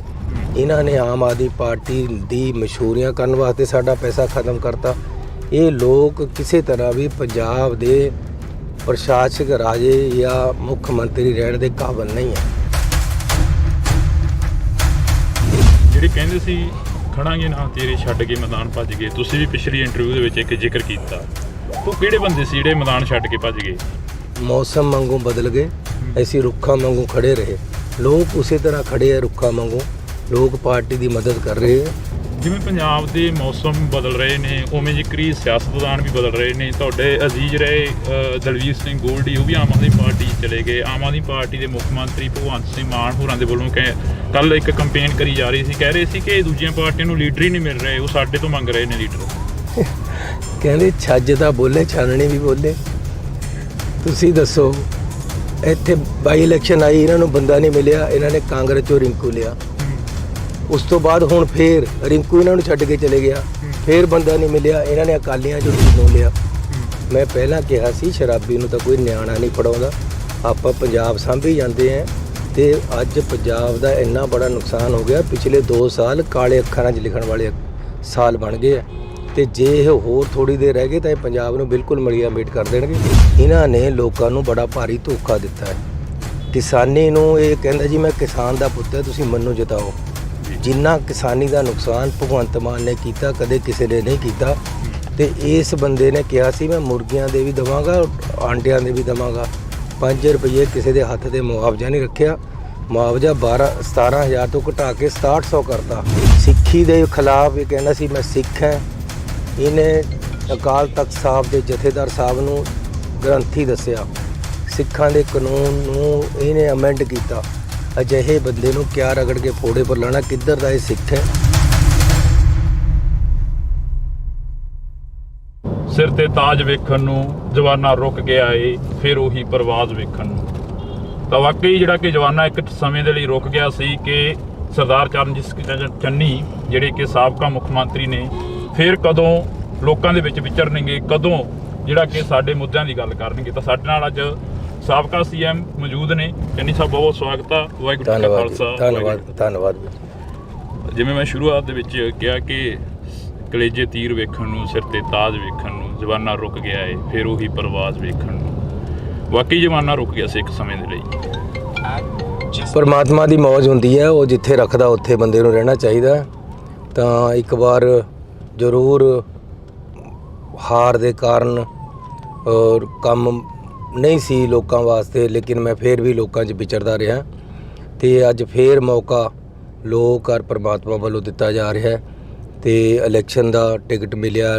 ਜਲੰਧਰ ਵਿੱਚ ਆਇਆ, ਵੱਡਾ ਉਤਸ਼ਾਹ ਜਿਹੜਾ ਹੈ ਲੋਕਾਂ ਦਾ ਦੇਖਣ ਨੂੰ ਮਿਲ ਰਿਹਾ ਇੱਥੇ, ਅਤੇ ਲੋਕ ਆਪ ਉਮੜ ਕੇ ਮੀਟਿੰਗਾਂ ਕਰਾ ਰਹੇ। ਮੇਰੀ ਇਲੈਕਸ਼ਨ ਲੋਕ ਹੀ ਚਲਾ ਰਹੇ, ਮੈਂ ਨਹੀਂ ਚਲਾ ਰਿਹਾ, ਅਤੇ ਵੱਡੇ ਪੱਧਰ 'ਤੇ ਮੈਨੂੰ ਰੁਝਾਨ ਦਿਖ ਰਿਹਾ। ਚੰਨੀ ਸਾਹਿਬ, ਜਿਹੜਾ ਜਲੰਧਰ ਸੀਟ ਆ, ਇਸ ਨੂੰ ਕਾਫੀ ਹੌਟ ਸੀਟ ਮੰਨਿਆ ਗਿਆ। ਜਦੋਂ ਬਾਈ ਇਲੈਕਸ਼ਨ ਹੋਈ ਉਦੋਂ ਚੌਧਰੀ ਪਰਿਵਾਰ ਤੁਹਾਡੇ ਨਾਲ ਹਿੱਕ ਠੋਕ ਕੇ ਖੜਾ ਸੀ, ਚੌਧਰੀ ਪਰਿਵਾਰ ਨੂੰ ਟਿਕਟ ਦਿੱਤੀ ਗਈ। ਇਸ ਵਾਰ ਜਿਹੜਾ ਕਿ ਉਹ ਵੀ ਬਦਲ ਚੁੱਕੇ ਨੇ। ਇਹ ਚੌਧਰੀ ਪਰਿਵਾਰ ਦੇ ਨਾਲ ਮੈਂ ਖੜਾ ਸੀ ਇੱਕ ਠੋਕ ਕੇ। ਜਦੋਂ ਉਹਨਾਂ ਨੂੰ ਟਿਕਟ ਮਿਲੀ ਤਾਂ ਉਹਨਾਂ ਨੇ ਮੈਨੂੰ ਕਿਹਾ ਸੀ ਕਿ ਅਸੀਂ ਤੁਹਾਡੇ ਘਰ ਆਉਣਾ ਹੈ ਤੁਹਾਨੂੰ ਕਹਿਣ ਵਾਸਤੇ। ਮੈਂ ਕਿਹਾ ਵੀ ਤੁਹਾਨੂੰ ਆਉਣ ਦੀ ਕਿਆ ਲੋੜ ਹੈ, ਤੁਹਾਨੂੰ ਪਾਰਟੀ ਨੇ ਟਿਕਟ ਦੇ ਦਿੱਤੀ, ਮੈਂ ਆ ਰਿਹਾ। ਅਤੇ ਮੈਂ ਇੱਥੇ ਆ ਕੇ ਉਹਨਾਂ ਦੀ ਪੂਰੀ ਮਦਦ ਕੀਤੀ। ਲੇਕਿਨ ਉਹ ਕਿਸੇ ਮੈਨੂੰ ਇਹ ਲੱਗਦਾ ਕਿ ਉਹ ਸਿਰਫ ਇੰਨਾ ਹੀ ਚਾਹੁੰਦੇ ਕਿ ਉਹਨਾਂ ਦੇ ਪਰਿਵਾਰ ਵਿੱਚ ਹੀ ਸਭ ਕੁਝ ਰਹੇ। ਉਹਨਾਂ ਦੇ ਪਰਿਵਾਰ 'ਚ ਇੱਕ MLA ਹੈਗਾ ਅਤੇ MP ਵੀ ਪਹਿਲਾਂ ਰਿਹਾ, ਅਤੇ ਹੁਣ ਮਾਤਾ ਜੀ ਬਜ਼ੁਰਗ ਵੀ ਹੋ ਗਏ ਹੈ। ਸੋ ਜ਼ਰੂਰੀ ਨਹੀਂ ਸੀ ਕਿ ਉਹਨਾਂ ਨੂੰ ਟਿਕਟ ਮਿਲਦਾ। ਉਹਨਾਂ ਨੂੰ ਇਹ ਰੀਕਨਸਾਈਲ ਕਰਨਾ ਚਾਹੀਦਾ ਸੀ ਅਤੇ ਅੱਗੇ ਵਧਣਾ ਚਾਹੀਦਾ ਸੀ। ਚੰਨੀ ਸਾਹਿਬ, ਮੌਕੇ ਦੀ ਸਰਕਾਰ ਨੂੰ ਕਿਵੇਂ ਦੇਖਦੇ ਹੋ? ਜਿਹੜੇ ਵੱਡੇ ਵੱਡੇ ਵਾਅਦੇ ਗਰੰਟੀਆਂ ਦੇ ਕੇ ਸਰਕਾਰ ਆਈ, ਉਹ ਗਰੰਟੀਆਂ ਦੇ ਵਿੱਚੋਂ ਕਿੰਨੀਆਂ ਗਰੰਟੀਆਂ ਪੂਰੀਆਂ ਹੋਈਆਂ? ਕਿਉਂਕਿ ਤੁਸੀਂ ਇੱਕ ਚੋਣ ਕੰਪੇਨ ਕਰ ਰਹੇ ਹੋ, ਲੋਕਾਂ ਦੇ ਵਿੱਚ ਵਿਚਰਦੇ ਹੋ। ਪਿਛਲੀ 26 ਜਨਵਰੀ ਨੂੰ ਮੈਂ ਦੇਖਿਆ ਸੀ ਕਿ 26 ਜਨਵਰੀ ਦਾ ਅਤੇ 15 ਅਗਸਤ ਦਾ ਇੱਕ ਐਸਾ ਦਿਨ ਹੁੰਦਾ ਸੰਵਿਧਾਨ ਦਾ, ਜਦੋਂ ਮੁੱਖ ਮੰਤਰੀ ਸਟੇਜ 'ਤੇ ਖੜ੍ਹ ਕੇ ਆਪਣੀਆਂ ਸਰਕਾਰ ਦੀਆਂ ਉਪਲਬਧੀਆਂ ਗਿਣਾਉਂਦਾ। ਪਰ ਮੁੱਖ ਮੰਤਰੀ ਕੋਲ ਕੋਈ ਸਰਕਾਰ ਦੀ ਉਪਲਬਧੀ ਗਿਣਾਉਣ ਨੂੰ ਹੈ ਹੀ ਨਹੀਂ ਸੀ। ਉਹ ਆਪਣੀ ਉਪਲਬਧੀ ਗਿਣਾਉਣ ਲੱਗ ਗਿਆ। ਕਹਿੰਦਾ ਜੀ ਮੇਰੇ ਖੁਸ਼ੀ ਆਉਣ ਵਾਲੀ ਹੈ। ਉਹ ਯਾਰ ਤੂੰ ਸਰਕਾਰ ਦੀ ਗੱਲ ਕਰ। ਥੋੜ੍ਹੇ ਦਿਨਾਂ ਬਾਅਦ ਉਹਦੇ ਬੱਚਾ ਹੋਇਆ ਤਾਂ ਮੈਨੂੰ ਪੱਤਰਕਾਰ ਕਹਿੰਦੇ, ਬਈ ਜੀ ਉਹਨਾਂ ਦੇ ਬੱਚਾ ਹੋਇਆ, ਤੁਹਾਡਾ ਕਿਆ ਕਹਿਣਾ? ਮੈਂ ਕਿਹਾ ਜੀ ਉਹਨਾਂ ਨੇ ਐਲਾਨ ਕੀਤਾ ਸੀ ਕਿ ਬੱਚਾ ਹੋਣਾ ਅਤੇ ਅੱਜ ਬੱਚਾ ਹੋਇਆ, ਮੈਂ ਉਹਨਾਂ ਨੂੰ ਵਧਾਈ ਦਿੰਦਾ। ਪਰ 2 ਸਾਲ 'ਚ ਪਹਿਲੇ ਹੀ ਐਲਾਨ ਹੈ ਜਿਹੜਾ ਉਹਨਾਂ ਦਾ ਪੂਰਾ ਹੋਇਆ, ਹੋਰ ਤਾਂ ਕੁਝ ਕੀਤਾ ਨਹੀਂ। ਤੁਸੀਂ ਤਾਂ ਮੈਨੂੰ ਦੱਸੋ, ਕਿਸੇ ਪੰਚਾਇਤ ਦੇ ਹੱਥ 'ਤੇ 5 ਰੁਪਏ ਨਹੀਂ ਰੱਖੇ, ਕਿਸੇ ਕਾਰਪੋਰੇਸ਼ਨ ਨੂੰ ਪੈਸੇ ਨਹੀਂ ਦਿੱਤੇ, ਔਰ ਬਾਹਰ ਕਿਸ ਤਰ੍ਹਾਂ ਕੂੜਾ ਪਿਆ ਜਲੰਧਰ ਦੇ ਵਿੱਚ। ਨਸ਼ਿਆਂ ਦੀ ਇੰਨੀ ਭਰਮਾਰ ਹੋ ਗਈ ਹੈ। ਇਹ ਕਹਿੰਦੇ ਸੀ ਅਸੀਂ ਇਨਕਲਾਬੀ ਹੈ, ਨਸ਼ਾ ਖਤਮ ਕਰ ਦਾਂਗੇ। ਇੱਥੇ ਜਲੰਧਰ ਦੇ ਵਿੱਚ ਸਭ ਤੋਂ ਬੜਾ ਇਸ਼ੂ ਹੀ ਨਸ਼ਿਆਂ ਦਾ ਹੈ। ਮਾਵਾਂ, ਭੈਣਾਂ, ਬੱਚੇ, ਨੌਜਵਾਨ ਮੁੰਡੇ ਮੇਰੇ ਸਾਹਮਣੇ ਖੜੇ ਹੋ ਜਾਂਦੇ, ਜੀ ਸਾਡਾ ਨਸ਼ਾ ਖਤਮ ਕਰੋ। ਇਸ ਤਰੀਕੇ ਦੇ ਨਾਲ ਇੱਥੇ ਇਹਨਾਂ ਦੇ ਆਪਣੇ ਲੀਡਰ ਨਸ਼ਾ ਬਕਵਾ ਰਹੇ ਹੈ, ਜਿਹਦੇ ਕਰਕੇ ਇੱਥੇ ਅਰਾਜਕਤਾ ਫੈਲੀ ਹੋਈ ਹੈ। ਲੁੱਟਾਂ ਖੋਹਾਂ ਹੋ ਰਹੀਆਂ ਇੱਥੇ, ਦੜਾ ਸੱਟਾ ਚੱਲਦਾ ਇੱਥੇ, ਲਾਟਰੀ ਦਾ ਸਿਸਟਮ ਚੱਲਦਾ। ਜਿੰਨੀਆਂ ਕੁਰੀਤੀਆਂ ਸਮਾਜ ਦੇ ਵਿੱਚ ਹੋ ਸਕਦੀਆਂ ਉਸ ਤੋਂ ਵੀ ਜ਼ਿਆਦਾ ਇੱਥੇ ਜਲੰਧਰ ਦੇ ਵਿੱਚ ਇਹਨਾਂ ਦੇ ਆਪਣੇ ਲੀਡਰਾਂ ਵੱਲੋਂ ਫੈਲਾਈਆਂ ਜਾ ਰਹੀਆਂ, ਜਿਹਦੇ ਨਾਲ ਲੋਕ ਬੜੇ ਤੰਗ ਹੈ। ਅਤੇ ਇਸ ਕਰਕੇ ਕਿ ਤੁਸੀਂ ਕਹਿੰਦੇ ਹੋ ਕਿ ਆਮ ਆਦਮੀ ਨੇ ਕੀ ਕੀਤਾ, ਇਹਨਾਂ ਨੇ 2 ਸਾਲ ਦੇ ਵਿੱਚ ਨੁਕਸਾਨ ਕੀਤਾ ਪੰਜਾਬ ਦਾ। 80,000 ਕਰੋੜ ਕਰਜ਼ਾ ਲੈ ਲਿਆ, 1 ਰੁਪਈਆ ਥੱਲੇ ਕਿਤੇ ਲੱਗਿਆ ਵਾ ਨਹੀਂ ਲੱਗਦਾ। ਇਸ ਕਰਕੇ ਇਹਨਾਂ ਨੇ ਸਾਡੇ ਪੈਸੇ ਜਹਾਜ਼ਾਂ ਦੇ ਧੂਏ 'ਚ ਰੋਲਤੇ। ਇਹਨਾਂ ਨੇ ਆਮ ਆਦਮੀ ਪਾਰਟੀ ਦੀ ਮਸ਼ਹੂਰੀਆਂ ਕਰਨ ਵਾਸਤੇ ਸਾਡਾ ਪੈਸਾ ਖਤਮ ਕਰਤਾ। ਇਹ ਲੋਕ ਕਿਸੇ ਤਰ੍ਹਾਂ ਵੀ ਪੰਜਾਬ ਦੇ ਪ੍ਰਸ਼ਾਸਕ ਰਾਜੇ ਜਾਂ ਮੁੱਖ ਮੰਤਰੀ ਰਹਿਣ ਦੇ ਕਾਬਿਲ ਨਹੀਂ ਹੈ। ਜਿਹੜੇ ਕਹਿੰਦੇ ਸੀ ਖੜਾਂਗੇ ਨਾ ਤੇਰੇ, ਛੱਡ ਕੇ ਮੈਦਾਨ ਭੱਜ ਗਏ, ਤੁਸੀਂ ਵੀ ਪਿਛਲੀ ਇੰਟਰਵਿਊ ਦੇ ਵਿੱਚ ਇੱਕ ਜ਼ਿਕਰ ਕੀਤਾ। ਉਹ ਕਿਹੜੇ ਬੰਦੇ ਸੀ ਜਿਹੜੇ ਮੈਦਾਨ ਛੱਡ ਕੇ ਭੱਜ ਗਏ? ਨਹੀਂ, ਉਹ ਤਾਂ ਕਿਸੇ ਨੇ ਇਹਦੇ ਬਾਰੇ ਪੁੱਛਿਆ ਸੀ, ਚੌਧਰੀ ਬਾਰੇ। ਜਾਂ ਸਾਡੇ ਅਸਲ ਦੇ ਵਿੱਚ 2-3 ਲੀਡਰ ਜ਼ਰੂਰ ਗਏ ਹੈ, ਵਰਕਰ ਕੋਈ ਨਹੀਂ ਖੜਾ, ਲੋਕ ਉੱਥੇ ਖੜੇ ਹੈ। ਕਹਿੰਦਾ ਉਹ ਮੌਸਮ ਵਾਂਗੂ ਬਦਲ ਗਏ, ਅਸੀਂ ਰੁੱਖਾਂ ਵਾਂਗੂ ਖੜੇ ਰਹੇ। ਲੋਕ ਉਸੇ ਤਰ੍ਹਾਂ ਖੜੇ ਹੈ ਰੁੱਖਾਂ ਵਾਂਗੂ। ਲੋਕ ਪਾਰਟੀ ਦੀ ਮਦਦ ਕਰ ਰਹੇ ਹੈ। ਕਿਸੇ ਲੋਕਾਂ ਨੇ ਸਾਬਤ ਕਰਤਾ ਕਿ ਅਸੀਂ ਤੁਹਾਨੂੰ ਲੀਡਰ ਬਣਾਉਂਦੇ ਹੋ, ਤੁਸੀਂ ਸਾਨੂੰ ਵੋਟਰ ਨਹੀਂ ਬਣਾਉਂਦੇ। ਤੇ ਲੋਕ ਨੇ ਇਹ ਵੀ ਸਾਬਤ ਕਰਤਾ ਕਿ ਜੇ ਤੁਸੀਂ ਬਦਲੋਗੇ ਤਾਂ ਅਸੀਂ ਨਹੀਂ ਬਦਲਦੇ, ਅਸੀਂ ਆਪਣੇ ਪਾਰਟੀ ਔਰ ਸਮਾਜ ਔਰ ਲੋਕਾਂ ਦੀ ਬਿਹਤਰੀ ਵਾਸਤੇ ਖੜੇ ਹਾਂ। ਜਿਵੇਂ ਪੰਜਾਬ ਦੇ ਮੌਸਮ ਬਦਲ ਰਹੇ ਨੇ, ਉਵੇਂ ਜ਼ਿਕਰੀ ਸਿਆਸਤਦਾਨ ਵੀ ਬਦਲ ਰਹੇ ਨੇ। ਤੁਹਾਡੇ ਅਜ਼ੀਜ਼ ਰਹੇ ਦਲਵੀਰ ਸਿੰਘ ਗੋਲਡੀ, ਉਹ ਵੀ ਆਮ ਆਦਮੀ ਪਾਰਟੀ 'ਚ ਚਲੇ ਗਏ। ਆਮ ਆਦਮੀ ਪਾਰਟੀ ਦੇ ਮੁੱਖ ਮੰਤਰੀ ਭਗਵੰਤ ਸਿੰਘ ਮਾਨ ਹੋਰਾਂ ਦੇ ਵੱਲੋਂ ਕੱਲ ਇੱਕ ਕੰਪੇਨ ਕਰੀ ਜਾ ਰਹੀ ਸੀ, ਕਹਿ ਰਹੇ ਸੀ ਕਿ ਦੂਜੀਆਂ ਪਾਰਟੀਆਂ ਨੂੰ ਲੀਡਰ ਹੀ ਨਹੀਂ ਮਿਲ ਰਹੇ, ਉਹ ਸਾਡੇ ਤੋਂ ਮੰਗ ਰਹੇ ਨੇ ਲੀਡਰ। ਭਗਵੰਤ ਮਾਨ ਕਹਿ ਰਿਹਾ ਸੀ ਇਹ ਕਹਿੰਦੇ ਛੱਜ ਤਾਂ ਬੋਲੇ, ਛਾਨਣੀ ਵੀ ਬੋਲੇ। ਤੁਸੀਂ ਦੱਸੋ, ਇੱਥੇ ਬਾਈ ਇਲੈਕਸ਼ਨ ਆਈ, ਇਹਨਾਂ ਨੂੰ ਬੰਦਾ ਨਹੀਂ ਮਿਲਿਆ, ਇਹਨਾਂ ਨੇ ਕਾਂਗਰਸ ਚੋਂ ਰਿੰਕੂ ਲਿਆ। ਉਸ ਤੋਂ ਬਾਅਦ ਹੁਣ ਫੇਰ ਰਿੰਕੂ ਇਹਨਾਂ ਨੂੰ ਛੱਡ ਕੇ ਚਲੇ ਗਿਆ, ਫੇਰ ਬੰਦਾ ਨਹੀਂ ਮਿਲਿਆ, ਇਹਨਾਂ ਨੇ ਅਕਾਲੀਆਂ ਚੋਂ ਟੀਨੂ ਲਿਆ। ਆ ਹੁਸ਼ਿਆਰਪੁਰ ਦੇ ਵਿੱਚ ਇਹ ਚੱਬੇਵਾਲ ਨੂੰ ਕਾਂਗਰਸ ਚੋਂ ਲਿਆ ਕੇ ਖੜਾ ਕੀਤਾ ਹੈ। ਫਤਿਹਗੜ੍ਹ ਸਾਹਿਬ ਦੇ ਵਿੱਚ ਕਾਂਗਰਸ ਚੋਂ ਜੀਪੀ ਨੂੰ ਲਿਜਾ ਕੇ ਖੜਾ ਕੀਤਾ ਹੈ। ਮੈਂ ਪੁੱਛਣਾ ਚਾਹੁੰਦਾ ਹਾਂ ਕਿ ਬੰਦੇ ਤਾਂ ਤੁਹਾਨੂੰ ਨਹੀਂ ਮਿਲ ਰਹੇ, ਪਰ ਮੈਂ ਇਹ ਵੀ ਪੁੱਛਣਾ ਚਾਹੁੰਦਾ ਕਿ ਜਿਹੜੇ ਇਨਕਲਾਬ ਦੇ ਨਾਅਰੇ ਥੱਲੇ ਨੌਜਵਾਨ ਆਏ ਸੀ ਤੁਹਾਡੇ ਕੋਲ, ਜਿਨ੍ਹਾਂ ਨੇ ਆਪਣੇ ਘਰ ਦਾ ਦਾਅ 'ਤੇ ਲਾਤੇ, ਜਿਨ੍ਹਾਂ ਨੇ ਆਪਣੀ ਸਾਰਾ ਕੁਝ ਦਾਅ 'ਤੇ ਲਾ ਕੇ ਪਾਰਟੀ ਨੂੰ ਇਹ ਸਮਝ ਕੇ ਤਗੜਾ ਕੀਤਾ ਕਿ ਤੁਸੀਂ ਇਨਕਲਾਬੀ ਹੋ, ਉਹਨਾਂ ਨੂੰ ਕਿਉਂ ਨਹੀਂ ਟਿਕਟ? ਕਿਉਂ ਨੌਜਵਾਨਾਂ ਨੂੰ ਤੁਸੀਂ ਬਰਗਲਾ ਕੇ ਪਿੱਛੇ ਤਾਂ ਲਾਇਆ, ਲੇਕਿਨ ਟਿਕਟਾਂ ਨਹੀਂ? ਟਿਕਟਾਂ ਤੁਸੀਂ ਫੇਰ ਬਾਹਰ ਤੋਂ ਲਿਆ ਕੇ ਦਿੰਦੇ ਹੋ। ਤੁਸੀਂ ਪਹਿਲਾਂ ਕਹਿੰਦੇ ਸੀ ਅਸੀਂ ਤਾਂ ਫੜੀ ਵਾਲੇ ਨੂੰ ਵੀ ਐਮਐਲਏ ਮੰਤਰੀ ਬਣਾ ਦਿੰਦੇ, ਹੁਣ ਕਿਉਂ ਨਹੀਂ ਦਿੱਤੀ ਉਹਨਾਂ ਨੂੰ ਟਿਕਟਾਂ ਜਿਹੜੇ ਤੁਹਾਡੇ ਪਿੱਛੇ ਲੱਗੇ ਹੋਏ ਸੀ? ਇਹਨਾਂ ਦੀਆਂ ਇਹ ਕਹਿੰਦੇ ਸੀ ਅਸੀਂ ਕਿਸੇ ਨਾਲ ਅਲਾਇੰਸ ਨਹੀਂ ਕਰਦੇ, ਹੁਣ ਕਾਂਗਰਸ ਨਾਲ ਵੀ ਕੀਤਾ ਹੋਇਆ, ਇਹ ਇੰਡੀਆ ਅਲਾਇੰਸ ਵਿੱਚ ਵੀ ਹੈਗੇ। ਇਹ ਕਹਿੰਦੇ ਸੀ ਅਸੀਂ ਬਾਹਰੋਂ ਬੰਦਾ ਨਹੀਂ ਲਿਆਉਂਦੇ, ਇਹ ਕਹਿੰਦੇ ਸੀ ਅਸੀਂ VIP ਕਲਚਰ ਖਤਮ ਕਰ ਦਾਂਗੇ, ਇਹ ਕਹਿੰਦੇ ਜੀ ਅਸੀਂ ਕਰਪਸ਼ਨ ਨਹੀਂ ਕਰਾਂਗੇ। ਇੱਥੇ ਦੁਨੀਆ ਭਰ ਦੀ ਕਰਪਸ਼ਨ ਹੋ ਰਹੀ, ਦੁਨੀਆ ਭਰ ਦੇ ਨਸ਼ੇ ਵਿਕ ਰਹੇ। ਕਿਹੜੀ ਆਈਡੀਓਲੋਜੀ ਪਰ ਭਗਵੰਤ ਮਾਨ ਖੜਾ ਹੈ? ਕਰ ਕਿਆ ਰਿਹਾ ਹੈ? ਮੈਂ ਪਹਿਲਾਂ ਕਿਹਾ ਸੀ ਸ਼ਰਾਬੀ ਨੂੰ ਤਾਂ ਕੋਈ ਨਿਆਣਾ ਨਹੀਂ ਫੜਾਉਂਦਾ, ਆਪਾਂ ਪੰਜਾਬ ਸਾਂਭੀ ਜਾਂਦੇ ਹਾਂ। ਤੇ ਅੱਜ ਪੰਜਾਬ ਦਾ ਇੰਨਾ ਬੜਾ ਨੁਕਸਾਨ ਹੋ ਗਿਆ, ਪਿਛਲੇ 2 ਸਾਲ ਕਾਲੇ ਅੱਖਰਾਂ 'ਚ ਲਿਖਣ ਵਾਲੇ ਸਾਲ ਬਣ ਗਏ ਆ। ਤੇ ਜੇ ਇਹ ਹੋਰ ਥੋੜ੍ਹੀ ਦੇਰ ਰਹਿ ਗਏ ਤਾਂ ਇਹ ਪੰਜਾਬ ਨੂੰ ਬਿਲਕੁਲ ਮਲੀਆ ਮੇਟ ਕਰ ਦੇਣਗੇ। ਮੈਂ ਇਹ ਦੱਸ ਰਿਹਾ ਤੁਹਾਨੂੰ ਕਿ ਆਹ 4 ਤਰੀਕ ਲੰਘਣੀ ਹੈ, 2 ਮਹੀਨੇ ਦੇ ਵਿੱਚ ਇਹ ਜਿਹੜੀ ਸਰਕਾਰ ਹੈ ਚਲਦੀ ਹੋ ਜਾਣੀ ਹੈ, ਗਿਰ ਜਾਣੀ ਹੈ। ਪੰਜਾਬ ਦੇ ਪੁੱਤਾਂ ਦੇ ਉੱਪਰ NSA ਲੱਗ ਗਈ, ਪੰਜਾਬ ਦੇ ਪੁੱਤਾਂ ਨੂੰ ਡਿਬਰੂਗੜ੍ਹ ਦੇ ਵਿੱਚ ਭੇਜ ਦਿੱਤਾ ਗਿਆ, ਜੇਲ੍ਹਾਂ ਭਰ ਦਿੱਤੀਆਂ ਗਈਆਂ ਲਗਾਤਾਰ। ਮਾਹੌਲ ਫੇਰ ਉਹੀ 84 ਤੋਂ ਲੈ ਕੇ 95 ਤੱਕ ਦਾ ਜੋ ਦੌਰ ਪੰਜਾਬ ਨੇ ਦੇਖਿਆ, ਉਹ ਸਾਹਮਣੇ ਹੂ ਖੜਾ ਕਰ ਦਿੱਤਾ। ਇਹ ਉਸ ਮਾਹੌਲ ਦੇ ਵਿੱਚੋਂ ਕਿਵੇਂ ਗੁਜ਼ਰੇ? ਪੰਜਾਬ ਦੇ ਲੋਕ ਸੱਚੀ ਮੁੱਚੀ ਇਹਨਾਂ ਨੂੰ ਸੱਚੇ ਸਮਝ ਕੇ ਗੱਲਾਂ ਵਿੱਚ ਆ ਗਏ। ਇਹਨਾਂ ਨੇ ਲੋਕਾਂ ਨੂੰ ਬੜਾ ਭਾਰੀ ਧੋਖਾ ਦਿੱਤਾ ਹੈ। ਕਿਸਾਨੀ ਨੂੰ ਇਹ ਕਹਿੰਦਾ ਜੀ ਮੈਂ ਕਿਸਾਨ ਦਾ ਪੁੱਤ ਹੈ, ਤੁਸੀਂ ਮੈਨੂੰ ਜਿਤਾਓ। ਜਿੰਨਾ ਕਿਸਾਨੀ ਦਾ ਨੁਕਸਾਨ ਭਗਵੰਤ ਮਾਨ ਨੇ ਕੀਤਾ ਕਦੇ ਕਿਸੇ ਨੇ ਨਹੀਂ ਕੀਤਾ। 12,000 ਮੁਆਵਜ਼ਾ ਹੁੰਦਾ ਸੀ, ਮੈਂ 2-3 ਮਹੀਨੇ ਮੁੱਖ ਮੰਤਰੀ ਰਿਹਾ, 17,000 ਕਰਕੇ 17,000 ਦਾ ਜਿੰਨਾ ਨਰਮਾ ਮਾਲ ਵਿੱਚ ਖਰਾਬ ਹੋਇਆ ਸੀ ਸਭ ਨੂੰ ਮੁਆਵਜ਼ਾ 17,000 ਪਲੱਸ 10% ਉਹਨਾਂ ਦੇ ਚੋਗਿਆਂ ਨੂੰ ਲੇਬਰ ਨੂੰ ਵੀ ਦਿੱਤਾ। ਤੇ ਇਸ ਬੰਦੇ ਨੇ ਕਿਹਾ ਸੀ ਮੈਂ ਮੁਰਗੀਆਂ ਦੇ ਵੀ ਦੇਵਾਂਗਾ, ਆਂਡਿਆਂ ਦੇ ਵੀ ਦੇਵਾਂਗਾ। 5 ਰੁਪਏ ਕਿਸੇ ਦੇ ਹੱਥ 'ਤੇ ਮੁਆਵਜ਼ਾ ਨਹੀਂ ਰੱਖਿਆ। ਮੁਆਵਜ਼ਾ 17,000 ਤੋਂ ਘਟਾ ਕੇ 6700 ਕਰਤਾ। ਕਿਸਾਨਾਂ ਦੀ ਉਹ ਕਟਾਈ ਕੀਤੀ ਹੈ ਇਹਨੇ। ਹਰਿਆਣੇ 'ਚੋਂ ਆ ਕੇ ਇੱਧਰ ਗੋਲੀਆਂ ਚਲਾਈਆਂ, ਸਾਡੇ ਕਿਸਾਨ ਮਾਰਿਆ ਗਿਆ, ਸਾਡੇ ਉੱਥੇ ਨੌਜਵਾਨ ਔਰ ਕਿਸਾਨ ਫੱਟੜ ਹੋਏ, ਕਿਸੇ 'ਤੇ ਇਹਨੇ ਕੋਈ ਕਾਰਵਾਈ ਨਹੀਂ ਕੀਤੀ। ਸਿੱਖੀ ਦੇ ਖਿਲਾਫ ਇਹ ਕਹਿੰਦਾ ਸੀ ਮੈਂ ਸਿੱਖ ਹਾਂ। ਇਹਨੇ ਅਕਾਲ ਤਖਤ ਸਾਹਿਬ ਦੇ ਜਥੇਦਾਰ ਸਾਹਿਬ ਨੂੰ ਗ੍ਰੰਥੀ ਦੱਸਿਆ। ਇਹਨੇ SGPC ਦਾ ਐਕਟ ਅਮੈਂਡ ਕੀਤਾ ਜਿਹੜਾ ਅੱਜ ਤੱਕ ਨਾ ਕਾਂਗਰਸ ਕਰ ਸਕੀ, ਨਾ BJP ਕਰ ਸਕੀ, ਨਾ ਅੰਗਰੇਜ਼ ਕਰ ਸਕੇ। ਔਰ ਇਹ ਸੰਧੀ ਸੀ ਕਿ SGPC ਦਾ ਜਿਹੜਾ 1925 ਦਾ ਸਿੱਖ ਐਕਟ ਹੈ ਉਹਨੂੰ ਤੁਸੀਂ ਅਮੈਂਡ ਨਹੀਂ ਕਰ ਸਕਦੇ ਬਿਨਾਂ ਕੌਨਫੀਡੈਂਸ ਲਏ ਵੇ SGPC ਨੂੰ ਜਾਂ ਸਿੱਖ ਕੌਮ ਨੂੰ। ਇਸ ਨੇ ਲੋਕਾਂ ਦੇ ਨਾਲ ਗਰਦਾਰੀ ਕੀਤੀ, ਸਿੱਖਾਂ ਦੇ ਨਾਲ। ਸਿੱਖਾਂ ਦੇ ਕਾਨੂੰਨ ਨੂੰ ਇਹਨੇ ਅਮੈਂਡ ਕੀਤਾ। ਅਜਿਹੇ ਬੰਦੇ ਨੂੰ ਕਿਆ ਰਗੜ ਕੇ ਫੋੜੇ ਪਰ ਲਾਣਾ? ਕਿੱਧਰ ਦਾ ਇਹ ਸਿੱਖ ਹੈ, ਕਿੱਧਰ ਦਾ ਇਹ ਕਿਸਾਨ ਹੈ? ਇਹ ਦੁਸ਼ਮਣ ਹੈ ਇਹਨਾਂ ਜਮਾਤਾਂ ਦਾ। ਇਸ ਬੰਦੇ ਦਾ ਕਿਆ ਦੀਨ ਧਨ ਮੈਨੂੰ ਨਹੀਂ ਪਤਾ, ਲੇਕਿਨ ਇਹ ਸਿੱਖ ਨਹੀਂ ਹੈ, ਇਹ ਕਿਸਾਨ ਨਹੀਂ ਹੈ, ਇਹ ਪੰਜਾਬ ਵਿਰੋਧੀ ਬੰਦਾ ਹੈ।